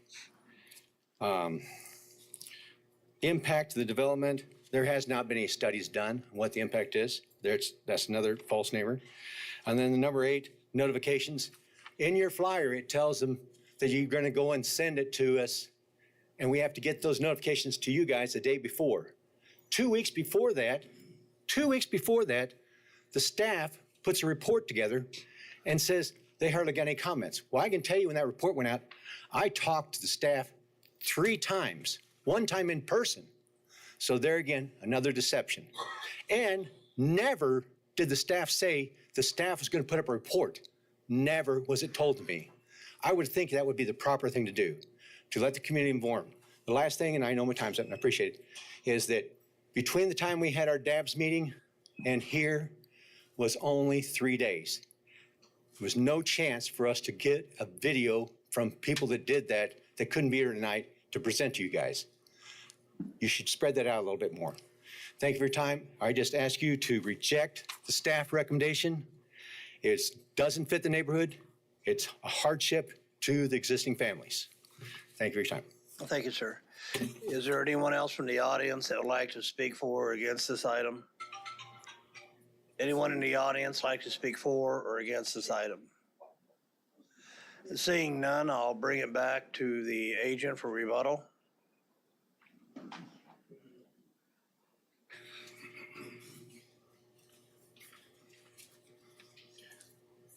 I'm Steve Miller, 1214 South Gateway. I'm one of the developers or builders in the area over there. I know we heard a lot of dire predictions about we're going to be running over kids and everything else, but I don't think that's going to happen. And a couple of things I want to go over here. What attracted us to this property is not the residential, it's the commercial around the area. There's a lot of people that work in that area that would like to walk to work and not have to drive for miles and miles. So I think it very well Audience, could please keep your comments down.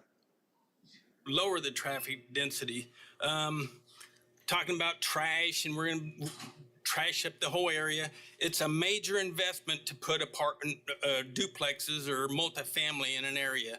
It's a major investment. It's not a short-term investment. It's a long-term. What we build, we keep for ourselves, and we maintain ourselves, and we screen very heavily who we put into our houses. It's not easy and it's not cheap to have somebody bad in there and then kick them out, and then you have vacant property for 2 or 3 months. So we screen very well who moves into our property, and we maintain them ourselves.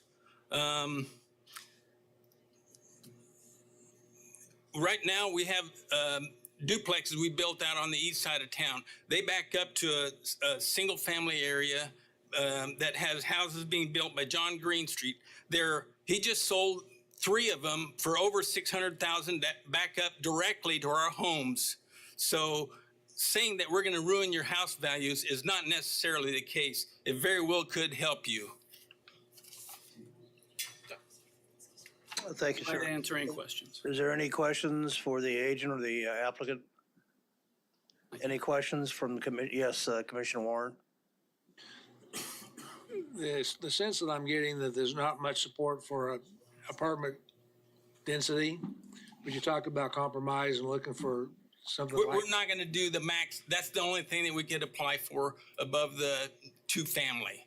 So we're not going to be putting 80 houses in there. We want to do something nice with a pool, with amenities. We want people to want to live there. Would you go with TF3, duplex zoning? We'd rather keep our options open because the front end of the property we want to keep what we can up there, and we might have to increase the density a little bit. What we're saying in that overlay is a duplex density. But that would give us an opportunity to do a 3-plex or a 4-plex to have extra room in there for saving trees or dog parks or pool and all that other kind of stuff. Commissioner Zimblum. How long is it going to take you to figure out what you really want to do there? Well, the reason we don't have exactly plans and everything is because we don't know what we're going to be allowed to do. Whatever we're going to be allowed to do is going to be higher end. We don't want to compete with the low end. Most of the apartments in the area there have been built in the 70s and 80s, and we're not interested in building apartments for $800-900. They're going to be higher end places where people want to live. Are there any additional questions for the agent or the applicant for the commission? Seeing none, we'll bring it back to the, I'm sorry, the public comments has already been closed. We'll bring it back to the commission for a discussion. Yes, Commissioner Warren. Staff question. If we want to change what we would be willing to do, can we do that at this setting, or do we send them back to, if I wanted to change TF3, for example, can we do that? You can go, you can approve a lesser zoning than what has been advertised. You can't approve a more intense zoning. Likewise, if there are specifics about a zoning district that you want to constrain, you can put in a protective overlay that would limit certain aspects as well. Are there any additional comments? Yes, Mr. Commissioner Mader. If we were to ask the applicant to work with staff and come back, to me, this would be a good opportunity to postpone it, because there could be something here. This isn't going to make the neighborhood happy, though, but this is a good piece of land that should be developed nicely. Sounds like he wants to do that. Is that in form of a motion? And then let me ask legal if there's any issues with that.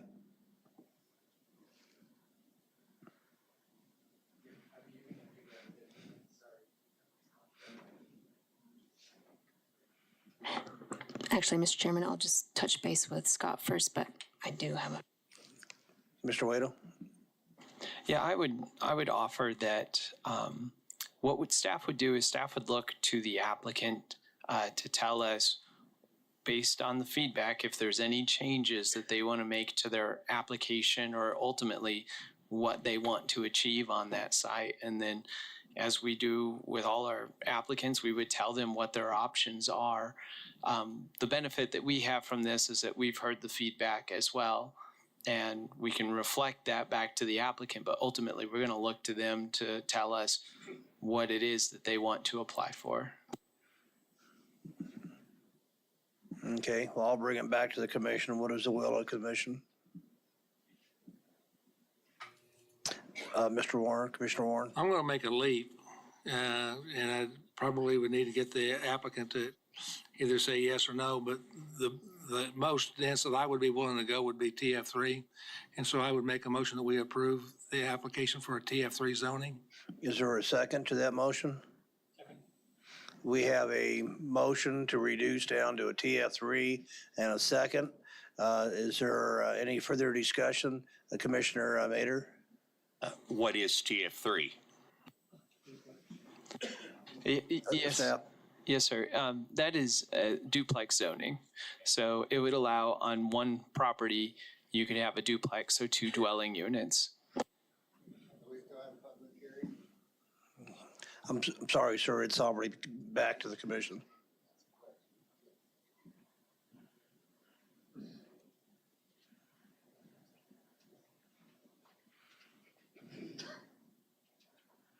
Yes, Mr. Whittle. Yeah, just one quick comment is you do have the option of checking with the applicant to see if if that's acceptable to them. I'm not saying you have to, but you do have that option. I would like to call back the agent and the applicant, please.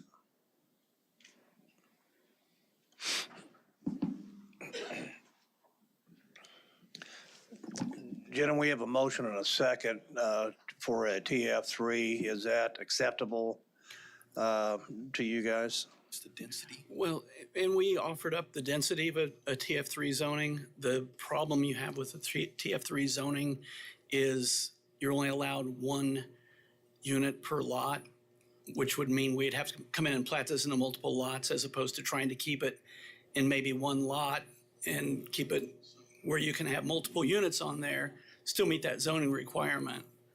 And with our MF18 zoning, we can do that. So that answer would be no, you're not a... The answer, well, you're the final say, so. This is just a Just I believe the question is change it to TF3 zoning. That is correct. Or density. They're saying zoning, not density. So that means we would have to plat it into multiple lots. Or a single lot. And they could Well, no, we couldn't do a single lot. It'd have to be multiple lots. Don't we do single lots to come back? Let me and go ask you through another case? question. Would you be opposed to a deferment for... No, that would be agreeable for sure. 2 weeks? Yeah. And we can confer with staff? Yeah. In the meantime? We'd have to, yes. May I get feedback from staff? Mr. Riddle? Yes, sir. If you'll defer, or if someone looks like they want to make a motion to defer, I would encourage you not to defer it for 2 weeks, just simply because we've got a lot of items on that agenda as well that are likely to be controversial and take some time. So it would be 4 weeks, again, to the November 7th meeting. Say November the 7th? Would that be acceptable if that motion was made? No. I make a motion to defer till November. Okay, before that, we have that motion, I'd like to go Sorry. back to the original Substitute. motion maker in a second. Do you want to withdraw your motions at this time for the TF to allow for possible deferral? I'm going to make a substitute motion Okay. to defer. Then we'll entertain a substitute motion for deferral then. Until November 3rd, 7th? 7th, yeah, good question. I second. Okay, so we do have that motion. Can we have a motion for deferral until November 7th to allow staff, the agent and the applicant to possibly work things out? And I'm sorry, who seconded it? I did. Okay, we have multiple seconds. Okay, let's go ahead and call the vote. All in favor of the substitute motion to defer to November 7th, signify by saying aye. Aye. And all opposed? No. We have a roll call. Yes, sir. Fry is absent. Mater? Yes. McKay is absent. Dool? No. Bill Johnson is absent. Blick? Nix? Yes. Klontz? Yes. Warren? No. Joe Johnson is absent. Miles? Yes. Zimbelman? Yes. Aldrich? Yes. Williams Bay? Is that 8-2? Did I add right? Yes, sir. That's what I have as well, 8-2. Good, I'm glad it didn't have more numbers in there. The motion to defer to November 7th had passed 8-2. Thank you, and I want to thank the public too. You guys were great staying within your 3 minutes. Thank you very much for doing that. I will step outside if anyone has questions about the process. If anyone has any questions, you can get with the planning director, Wado, and he'll assist you. We have another agenda item, 4.6. Before we get going, I would like to ask if the agent or the applicant for the zoning 20240031 is present. Mr. Vice Chair, I can tell you that the applicant is not here and he does not have an agent, although someone from his company is here to represent, if that's okay with you guys. If not, then that's up to you. Okay, give me a few minutes so we can empty out here. I'm sorry. I know. This case up in Bel Air. I know, yeah. I just.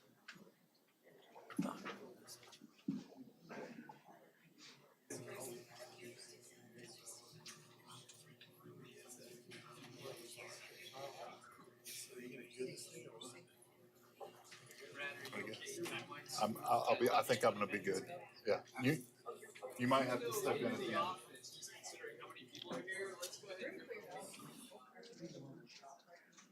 Do we get to have any input in this? That's what he's gonna talk to you about in the office.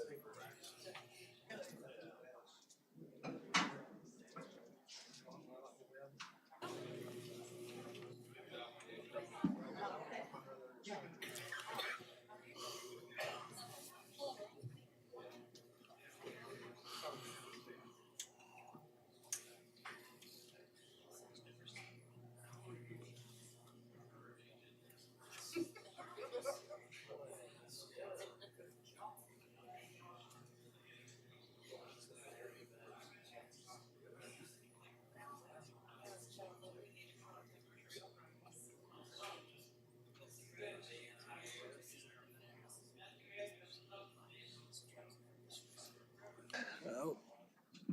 1 second, please. Members of the public who were present previously, and I think some of them are from the township that are in the audience right now. So I don't know if you want to, whatever you want to do.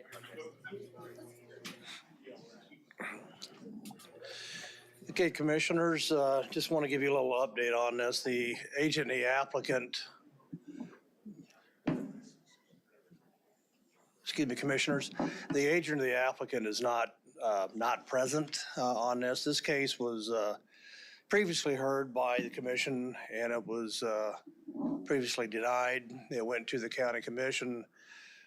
They decided to bring it back, and I would like to defer to county legal. Yes, could you please announce whether Miles has left. Oh, And if she's planning to return or she's done for the day. Hope it wasn't something I said. Okay, Commissioner Miles has left the building. So, so just for the record, we have 9 commissioners present. And thank you. Anyway, additionally to this, we do have some members of the public here that possibly wish to speak on this. But again, the agent of the applicant is not here. This seems to be a pattern. Is there anyone that is that authorized agent for the applicant present?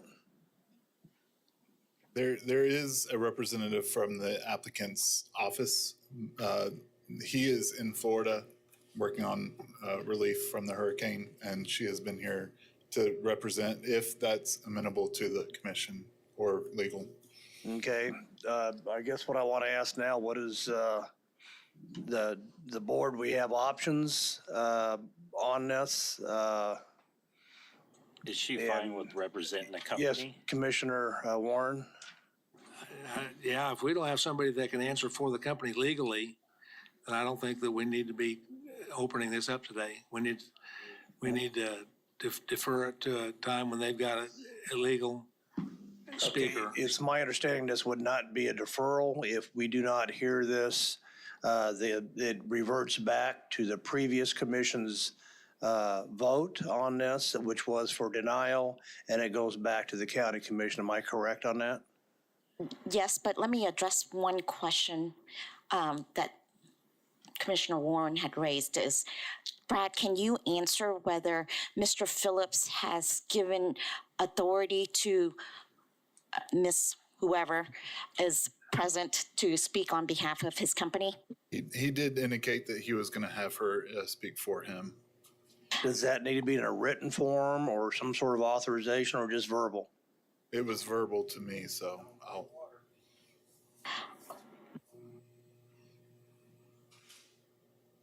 I love this. Can we have the representative come up to the podium, please?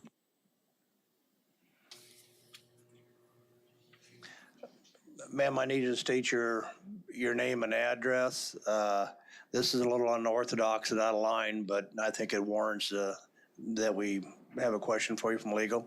Okay. My name is Griselda Bernal. I live at 1419 North Glancy, Andover, Kansas. Ms. Bernard, what's your role at the Mr. Phillips' company? Office manager. And has he given you do you have authority in terms of to make decisions for the company at this point? I do. I was just coming in to represent him. He has been gone since October 25th for the hurricanes. He's now headed down to Florida to help with the one that just hit yesterday. I meant September. Goodness. Yeah. So he went to South Carolina first for that hurricane with 16 of our crew members. And now he's headed to Florida. So that's why he's not present. Chair, I would say that that's sufficient for her to speak on behalf of the applicant. Okay. And so I would take it back to the board and how you would wish to proceed if you wanted to hear from her. I just wanted to make sure that we were covered on the board's end of it. Brad, may we go ahead and hear your version or your staff report? Yes, thank you.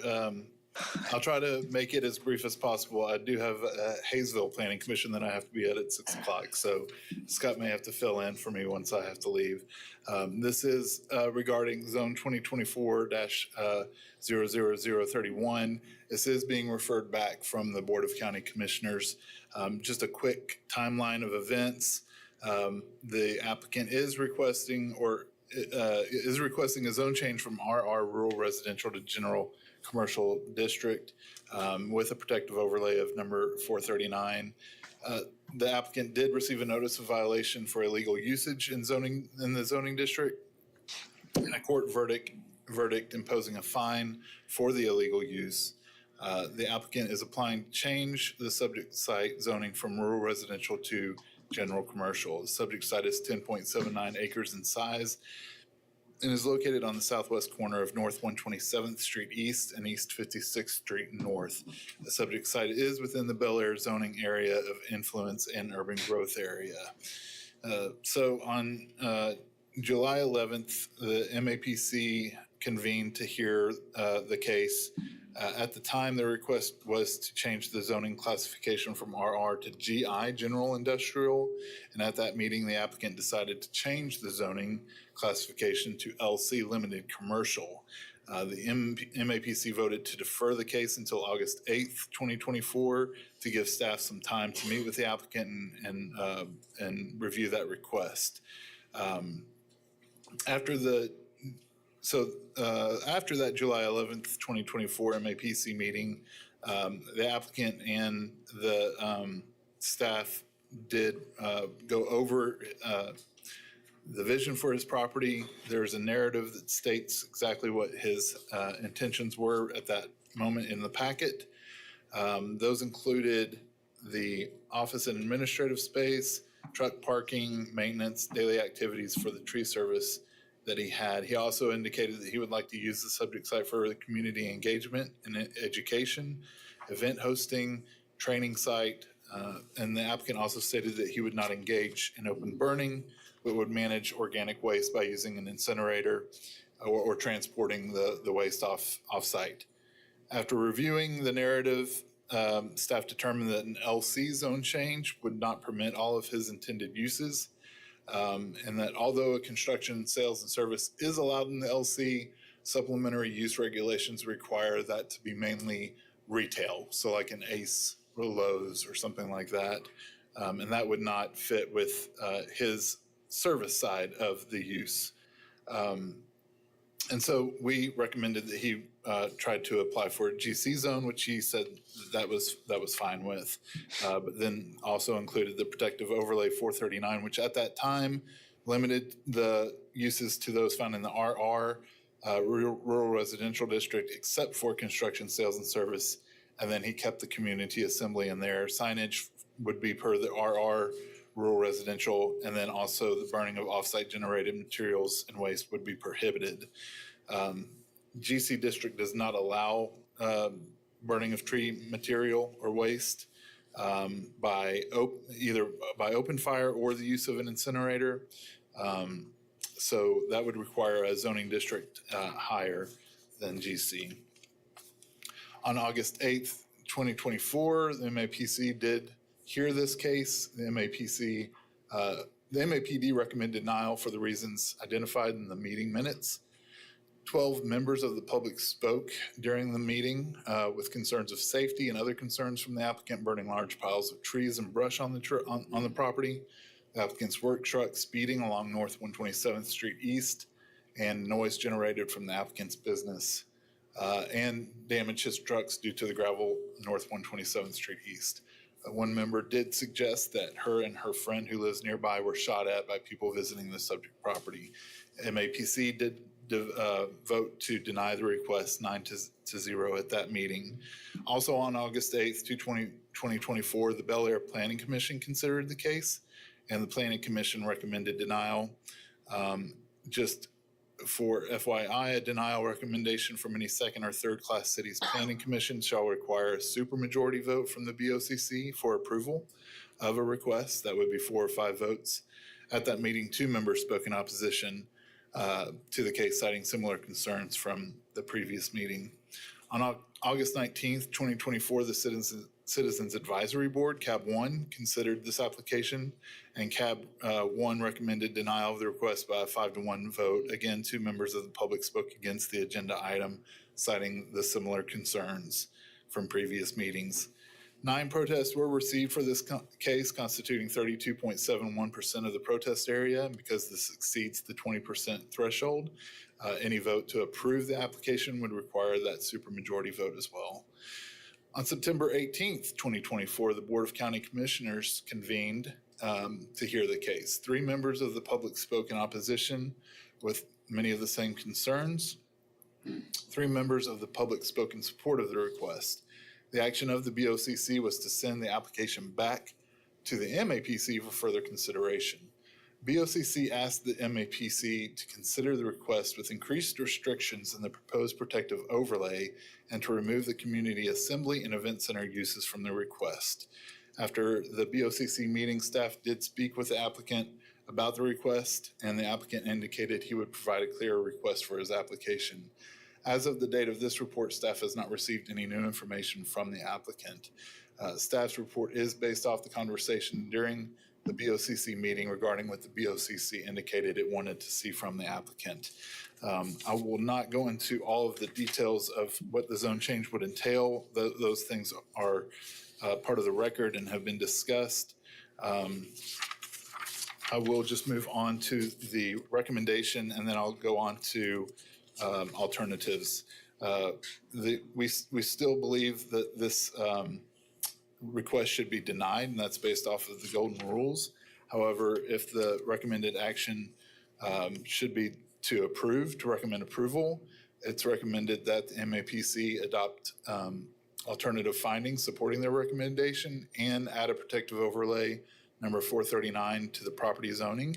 That protective overlay is in the report, but I would like to go over it so it's known to everyone here. So the first one in the protective overlay states that all uses shall be limited to those found in the RR Rural Residential District, except for construction, sales, and services, as limited to a tree removal service with an office and a parking area for commercial trucks and single-family dwelling. A landscape berm at least 6 feet in height shall be created around the perimeter of the site to screen itself from surrounding properties. I will state that the applicant has asked the MAPC to consider lining the property with cedar trees instead of the landscape berm. Still staff's recommendation that the landscape berm is part of the protective overlay instead of the cedar trees. Third one, there shall be no more than 25 employees employed for the tree removal service. Signage shall be per the RR Rural Residential District. The storing and or burning of off-site generated materials and waste shall be prohibited, and all debris created from previous burning tree waste on the site shall be removed within 30 days. I can go through the site pictures really quickly. We can look at the protest map here. You can see the 32.71% within the property or the protest range. Next picture. Again, this is looking into the drive of the property. Next picture. This is looking north down 127th. Next picture. This is looking east away from the site. One picture I did not get and would have probably done differently is looking down this private drive, which leads to many of the public homes and properties.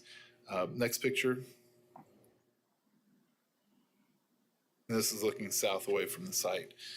I believe that is all of the pictures. And with that, I can stand for any questions. Yep, Jerry, you have a comment? I just have a question. Brad, can you repeat the number of employees that's recommended under the PO, please? Sure.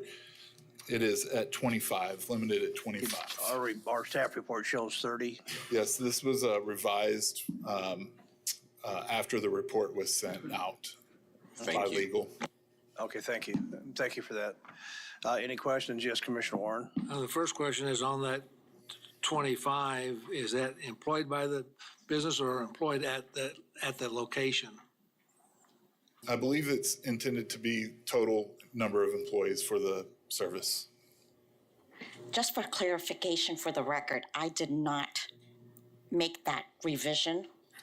I simply asked Brad, where did he come up with the number 30? And then they reverted back to 25 because that is the number of employees that Mr. Phillips had indicated that his company employs at the time. Yeah, so this was a quick moving situation. We received the minutes from the BOCC on October 2nd. We were expecting to have more time. We were looking at at least a October 24th, possibly even November 7th meeting. And once we received the BOCC minutes, everything became kind of put in motion very quickly. So we received those on October 2nd, and basically it was indicated that we needed to have the meeting for MAPC on October 10th and the BOCC meeting on October 23rd. And so there was a lot of moving parts going on in a very quick amount of time. And so a lot of back and forth.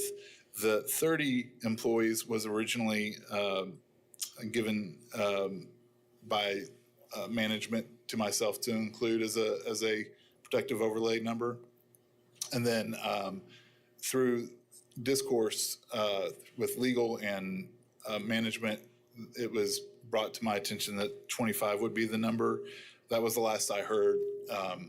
You are more than welcome to modify that, I would assume.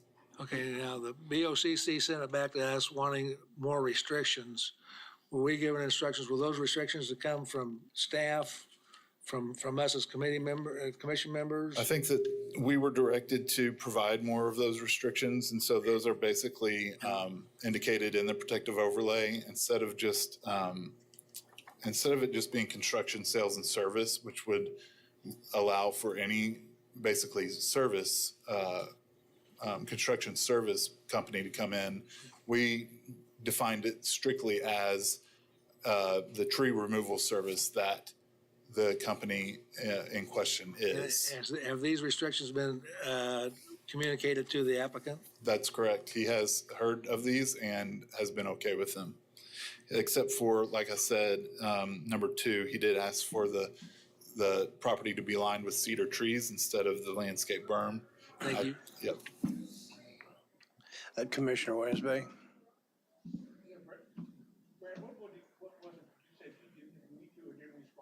I'm sorry, can you, your mic doesn't seem to be working.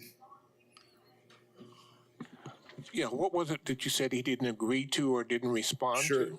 Well, I did reach out to him when I found out that it was going to be on October 10th because he was under the impression that we were all under the impression that it might be a little bit later.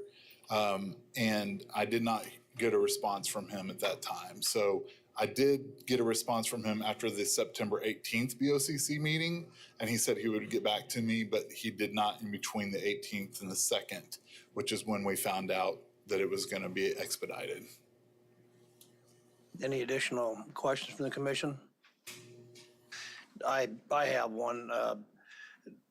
Has there been any violations that you know of on this for the applicant or any for code violations? Well, I think the major one is the use violation, that he's not allowed to use the property as he is and has been for the last almost 2 years, but JR may have more information. So, yes, and I think Brad may have mentioned the applicant has been charged and I believe found guilty in a court and fined. I don't know what the current status is. I don't know if there's any new criminal charges filed. I doubt it because it's in process, and normally we don't do that. But yes, he has been to court.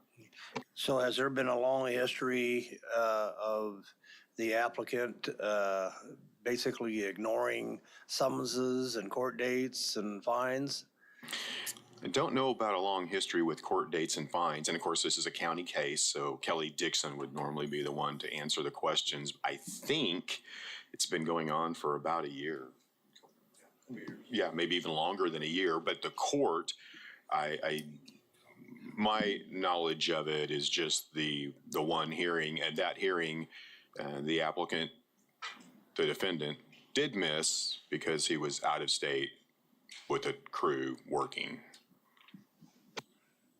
Okay, because I know there was some information that was given to the commissioners, part of our packet, that there shows a trend of ignoring court dates and fines and everything else, and had to keep going over and over and over again, and continuances, and there's. Yes, I forwarded an email from Kelly Dixon to all the commissioners showing court dates and the outcomes of those instances. Okay. I would definitely defer to that. Any additional comments or questions? Okay, if there's none, we'll Chairman, bring I it. do apologize. I'm going to have to run because I've got this other planning commission. So I'm hoping that Scott can get back or JR can kind of cover for me after. All right. But I apologize. Yeah, thanks for stopping by. I guess the designated agent for the applicant, would you please come forward and state your name and address for the record again? Griselda Bernal, 1419 North Clancy, Andover, Kansas. Okay, you have a few moments here. I didn't know if you wanted to say anything, any comments regarding this? Well, I'm obviously here on behalf of Robert. He's not here, obviously. Just want to say that, I mean, we're sticking to our plan. I have images of the piles that have been removed. There's barely any debris left. We're not burning on the property. We just want to store our trucks there. I have about 5 men working as of now, because everybody's out of state with Robert. And in the office, it's just myself and my assistant, and that's just our goal, is to keep us employed and keep us going and having a place to store our trucks, and that's just.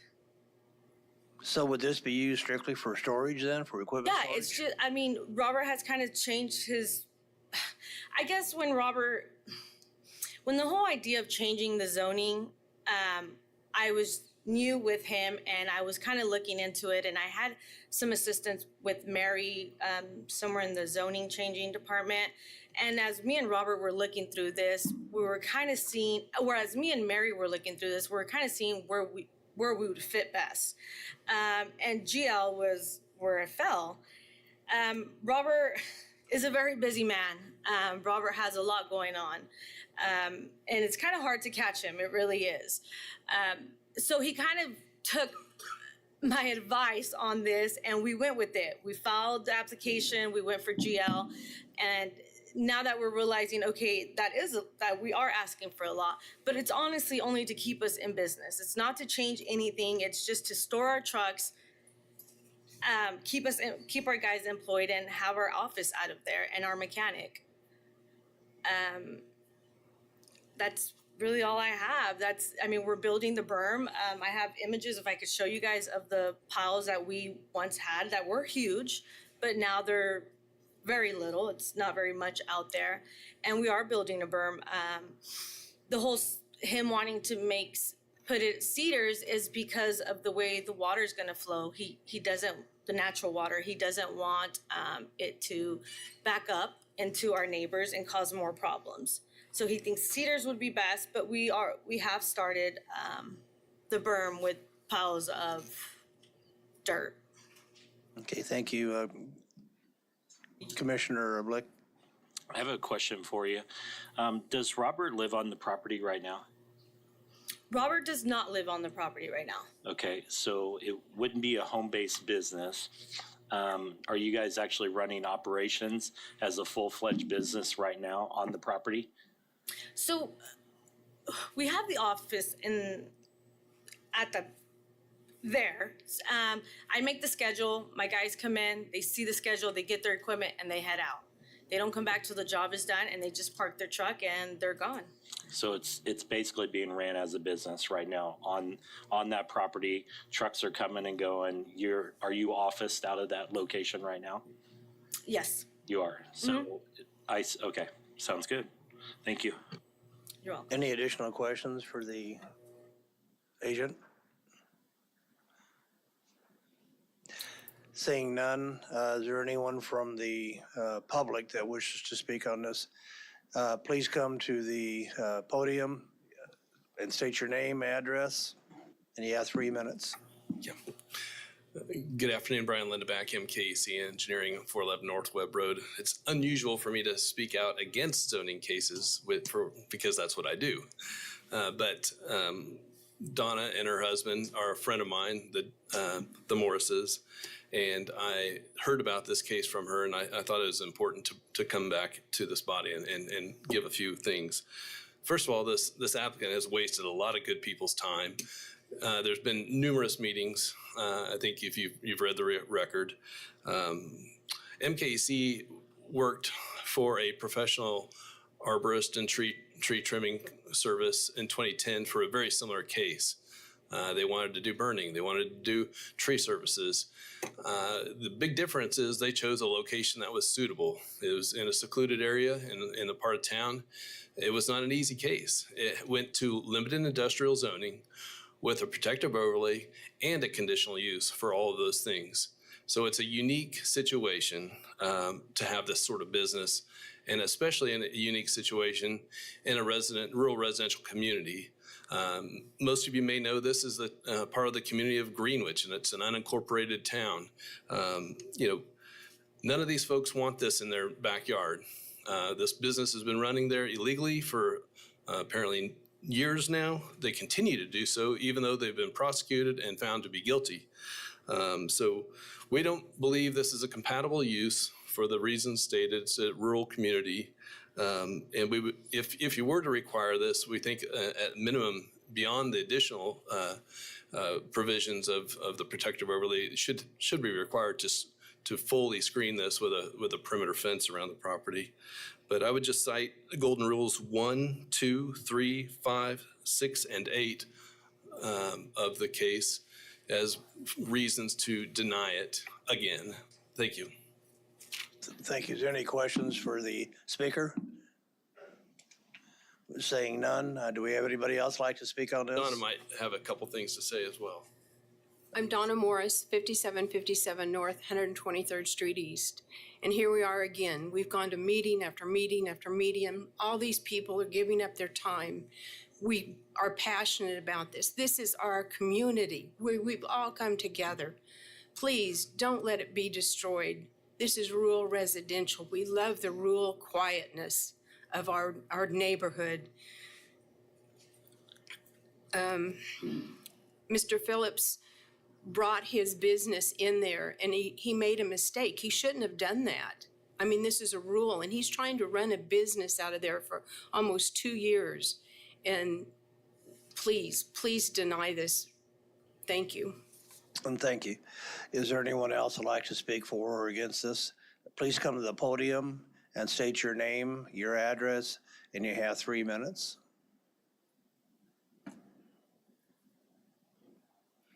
Hello, my name's Michael Moore. You probably know me. I need something verified to the BOCC on this. Sir, please use the mouse on the podium. Please use the mouse. Thank you, sir. Use the mouse. Could you please state your address too? My what? Your address. Yeah, 13200 East 55th Street North. Now, what's getting me is the BOCC. You need to note this and give it to them. Right here, this right here is the beginning of the Greenwich Homeowners Association. Right there. That's 11 feet from this business. 11 feet, period. All these residents are a part of the Greenwich Homeowners Association. You have ignored this. The BOCC drew a little circle around here and included these people down here and this folks and these folks and these folks. They left all these people out. This is the beginning of Greenwich Homeowners Association. We own the road. We own the easements. I go to get my mail and I can't. Traffic. Right now, they're all in Florida, like she stated. But before, you go up there like you're at a red light waiting to get off of your own road because of traffic coming and going. We strongly disagree with this. Mr. Phillips has been sent to court and violated, and for the last 2 years, he's did business as usual. They are just now removing the piles. The piles are apparently not the issue anymore. It's coming to the simple fact that he's got all these vehicles and all these semis parked on a residential lot. And at the BOCC, they asked him, how many semis you got? And he's got 2. And he says, well, you can only have 1 on a residential rural lot. He says, well, we hide the other one in the barn. Give me a break. All this is illegal. You're all having all the giggles about all this, but we have dedicated our time and money trying to stop this. And the sign down there says that you guys are working for the people. And all of a sudden it's working for the applicant. And I don't enjoy what I hear from some of these people on this committee about working for the applicant. To apply for one thing and break the law and blatantly break it over and over, who are you working for? Who are you working for? It's been denied 4 times. This is the 6th right here where we're at. 7 is going to be the next one if you deny this, because we got to go to that circus. It's ridiculous. The man has brought a business into a residential property and just blatantly doing what he wants to do. Now that's illegal. It's against the Constitution of the United States if you read it. Everybody has a right. Do they not? Would you like this in your front yard? Would you like this in your front yard? Because I can start a business in your front yard and we'll be right here and I'll be laughing 2 years later. It's ridiculous. We need to come to a resolve on this and get it done. Somebody's been prosecuted and they're just blatantly just throwing it in your face. That's time. There you go. Thank you, sir. You got any questions? No, we do take this seriously. Go for it. Sir. This board right here Yes. denied this 9-0 the last time I was here. I understand that. But how come I'm here again? I went to the BOCC. They couldn't make a decision. Well, you should be making your speech over there then. I was out of town. Or I'd you, probably be in jail. Thank you, sir. Is there anyone else like to speak for or against this item? Thank you for your time. Thank you. Is there anyone else like to speak for or against this item?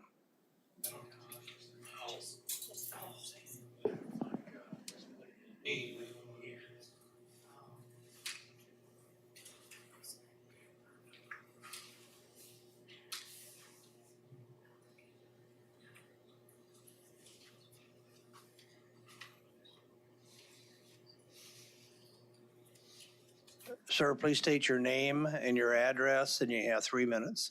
My name's Alan Every. I live at 5601 North 123rd East. My house is right there.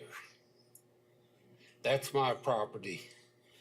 I've been out here 40 years. This property right here 20 years ago was bought by a Kentucky corporate firm that wanted to put a recycle business in there.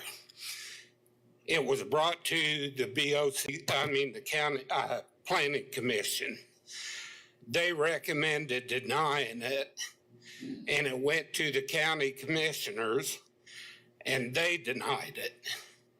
About 10 years ago, FedEx bought some property in the little town of Greenwich, built a building, opened up a repair facilities for its trucks without getting zoning first. They shut it, they fined him like they did Mr. Phillips. And then they came to the planning commission to have that property rezoned. The planning commission recommended denying it, and it went to the county commissioners, and they denied it. The FedEx guy shut the business down because he couldn't operate out there, sold the property, and moved in town. I can't understand why the commissioners didn't approve denying this on the basis is he moved in without checking zoning.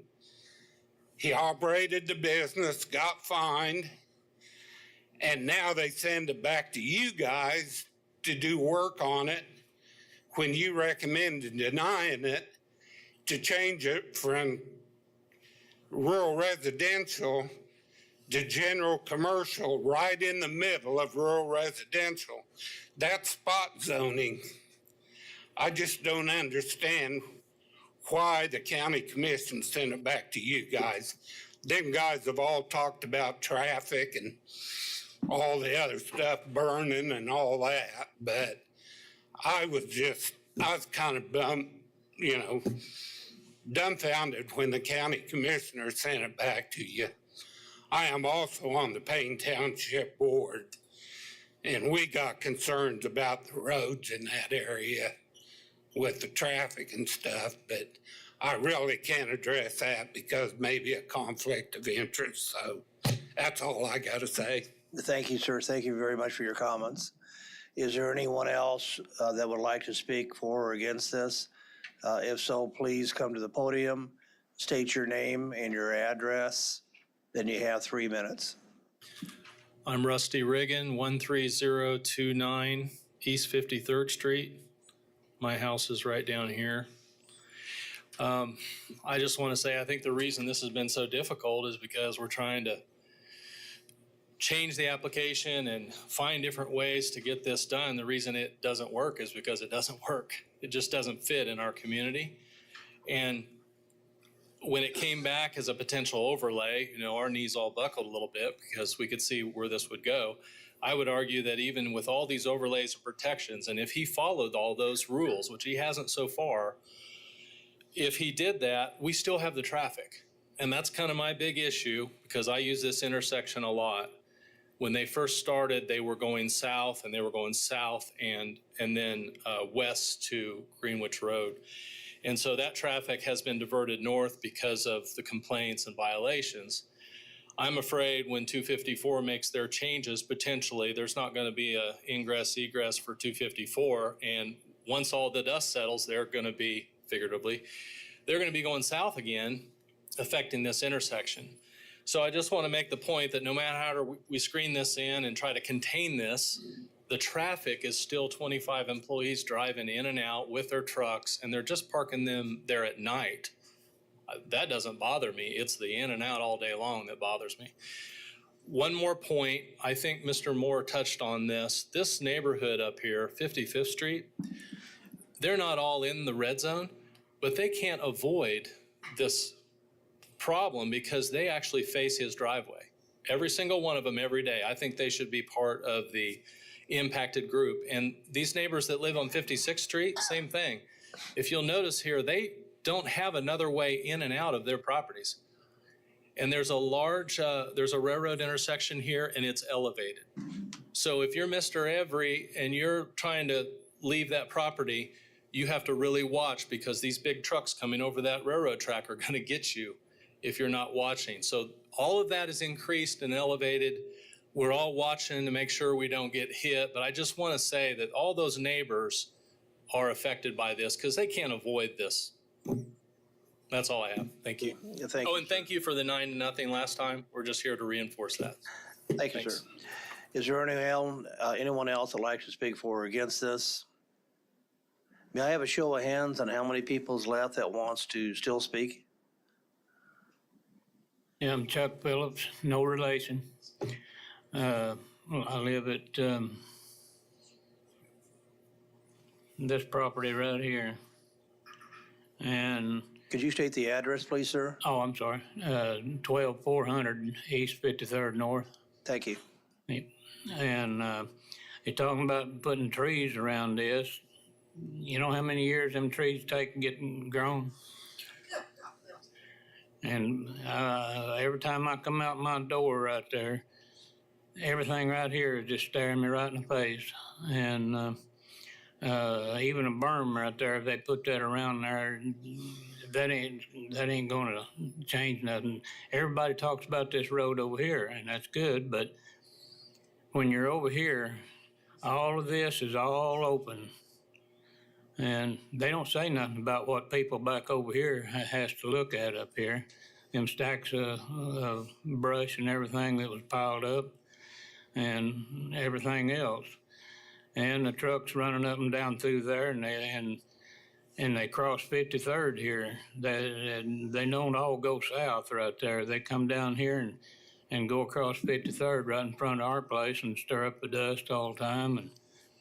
And it's just a nuisance. And we've been there 50 years and never had problems with anybody or nothing. Got good neighbors and all that. But this, had, like he said, it took up a lot of our time. My wife's sitting there in a wheelchair there. She took her time out and what energy she's got to come down here to help make a point here to you people to help us. And she's been with me every time we come down here like that. And it's just over and over and over. When's it going to stop? You let one guy come in here and start dictating to everybody that's been around here for all these years here. Now, how can that be fair? He wants to change everything. One guy comes in here after all them years and wants to change it. That just ain't right. But we want it left like it is and no changes. And just get him out of here. That's what we want. Thank you, sir. Thank you for your time. Appreciate your time. Is there anyone else that'd like to, one moment, please? Mr. Yes, Waddle? Mr. Chairman, it's come to my attention that there's a recording that was actually submitted as public comment. I believe it's fairly short, but someone submitted it as comment on this case. So my question is whether or not you would be willing to hear that. Okay, just 1 second. Is there anybody else? Sir, I'm sorry, you've already spoke. Sir, you've already spoke, please. Is there anybody else that would like to address the commission? If not, yes, we'll go ahead and hear the video. Thank you, sir. Ty Ben, can you go ahead and bring that up? Hey, Mr. David Dennis, Commissioner. I just got done watching the rezoning for Robert Phillips on 0031. And I would just like to make a comment that he does have piles and piles of trees over there on his land. You didn't get to hear from the neighbor that lives next door to him because she wasn't there today. But you need to talk to her. You need to read her paper in that book from the residents' complaints. She has rats crawling in her wall. She has rats crawling over when he used to burn. She has raccoons crawling over there, possums. That's no way to have stuff.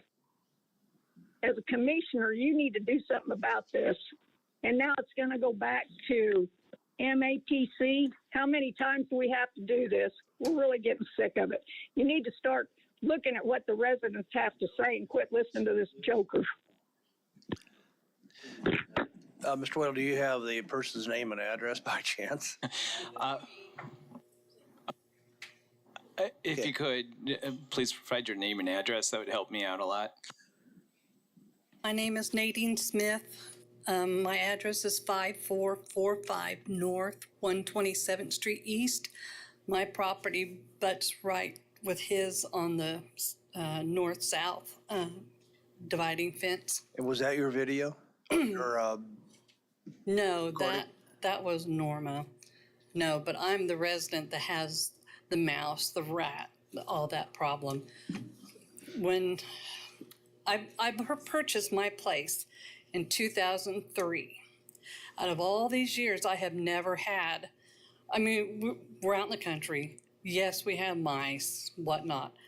Out of all of my years I have lived out there, I have never had the rodent infestation I have in my house now since he moved in and they started in with all their wood piles. It got severely worse when he did his first burn. When he did his first burn, they were coming in my house. They chewed holes around all the vents in my roof. They chewed holes up in my floor. They are all over in my house, and I have been battling this for over almost 2 years now. I'm at my wit's end. I have done everything in my house that I can. My daughter doesn't even come over to my house. She doesn't stay anymore. She comes and visits and leaves. She doesn't like to come in there because it's so bad. I don't know what to do. And I wish this son of a bitch would leave. Ma'am, You have questions. Oh, and then when he burned in May, I didn't realize I had rights for this. When he burned in May, the wind, when he did it when I was at work. I came home, my house was full of smoke, my garage was full of smoke. I tried opening the windows and it would last for just a little bit, but as soon as I closed them, because I'm scared to leave them open when I sleep, because I've had people break into my house when I was home. I've since bought an AR-15 pistol with 10 30-round magazines to protect myself. I have several other guns to protect myself, Okay, but ma'am. I couldn't leave the thing because my house was full of smoke. Me and my dogs were like choking because of it. Okay, ma'am, I'm sorry your time has ran out. Thank you very much for your comments. At this time, I don't see anybody else that wants to speak on this. So I'd like to bring it back to the agent for the applicant. And you have, I'm sorry, you have 2 minutes. I really don't have much more to say. I think a lot of the issues were already addressed. As far as burning, we're no longer burning. As far as the debris, that's being removed. As far as the us covering so our neighbors won't see what's going on behind the burns. There you go. That's being done as well. I'm not sure what much more we can do. We're just trying to keep our employees employed. I'm a single mother of 4. My kids depend on me and only me. And that's just really what it is, honestly. Robert's a hard worker. He's out helping with the hurricanes. My goal, I have a job, and my job is to keep this running for him while he's not here. I do apologize for all of it. I haven't been here since the beginning. And maybe things would have been a little bit different and I would have got on top of the zoning a lot faster. But I've going on my year anniversary with him at the end of this month. So it's just kind of all I have. Okay, thank you. Any questions? Yes, Commissioner Blick. I have a question for you. I know that Robert spoke at our last meeting and he was talking about Reno County, about possibly looking over there, or he was burning over there. Is he actively looking for maybe another site or another location instead of this location? At the moment, he's not. We do burn out in Sedgwick. I'm not sure where Reno came from. We have somewhere where we dump and we burn out in Sedgwick. But at the moment, I don't know if I haven't heard anything. Is there any other questions? In Sedgwick, the city, or Sedgwick County? Sedgwick, the city. Okay, city. All right, thank you. Is there any additional questions from the commission? If not, I will bring this back to the commission for discussion. Staff has recommended denial for the reasons given. We've heard this case before. It was denied 9-0. I'm not sure if anything has drastically changed on this. Commissioner Warren. Yeah, I was going down the same road. There's nothing that's changed enough significantly for me to change my vote from a 4, so I would move that we'd follow staff's recommendation and deny. Second. Okay, we have a recommendation, a motion from Commissioner Warren for denial. We have a second by Commissioner Duell. Any further discussion? If not, I will call the vote. All in favor of the motion to deny signify by saying aye. Aye. All opposed, same sign. Motion passed 9-0.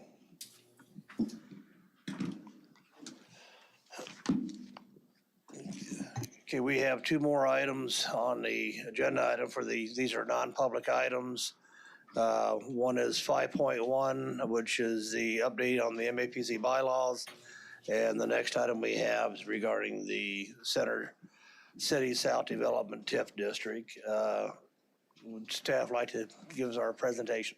Sure. Good evening again, everyone. Justin Constantino with the Planning Department.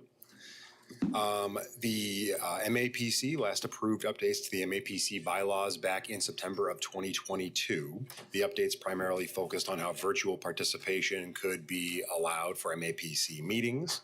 Staff is currently in the process of updating the BZA bylaws, as you saw earlier today at your meeting, and we considered that it might be beneficial to review the MAPC bylaws to be more consistent with those proposed BZA updates.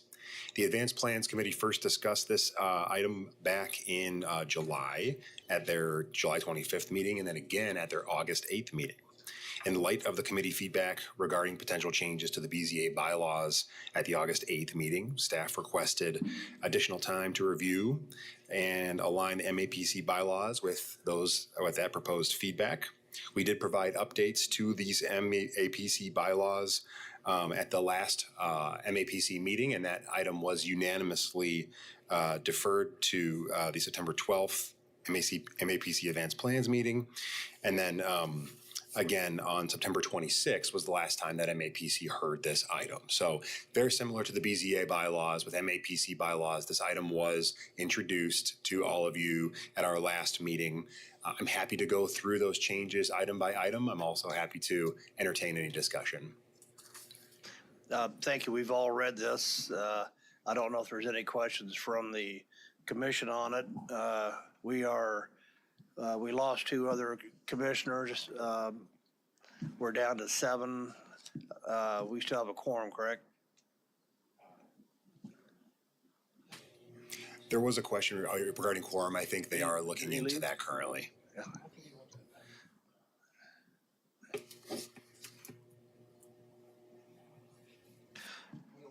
Okay.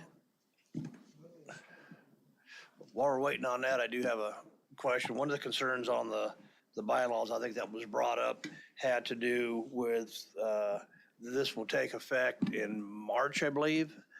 And one of the concerns or the questions was whether or not as far as the elections of the chair and vice chair, would that be extended out, or would that be up to the commissioners come that March on that?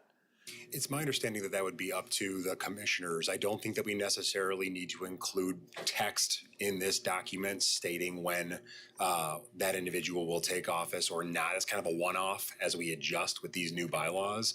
I can defer to legal on that question, but I don't think we need to make any changes to the bylaws specifically. So I imagine that decision would come from this body to determine. So we could make an addendum that if we voted to approve this, that would include an extension.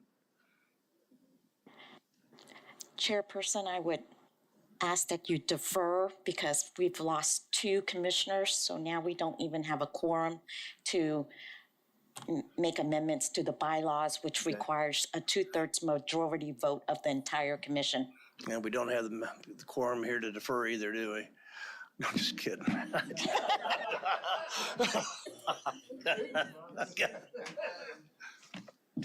Okay, I would make a motion that we just, I hate word defer, just table it for right now.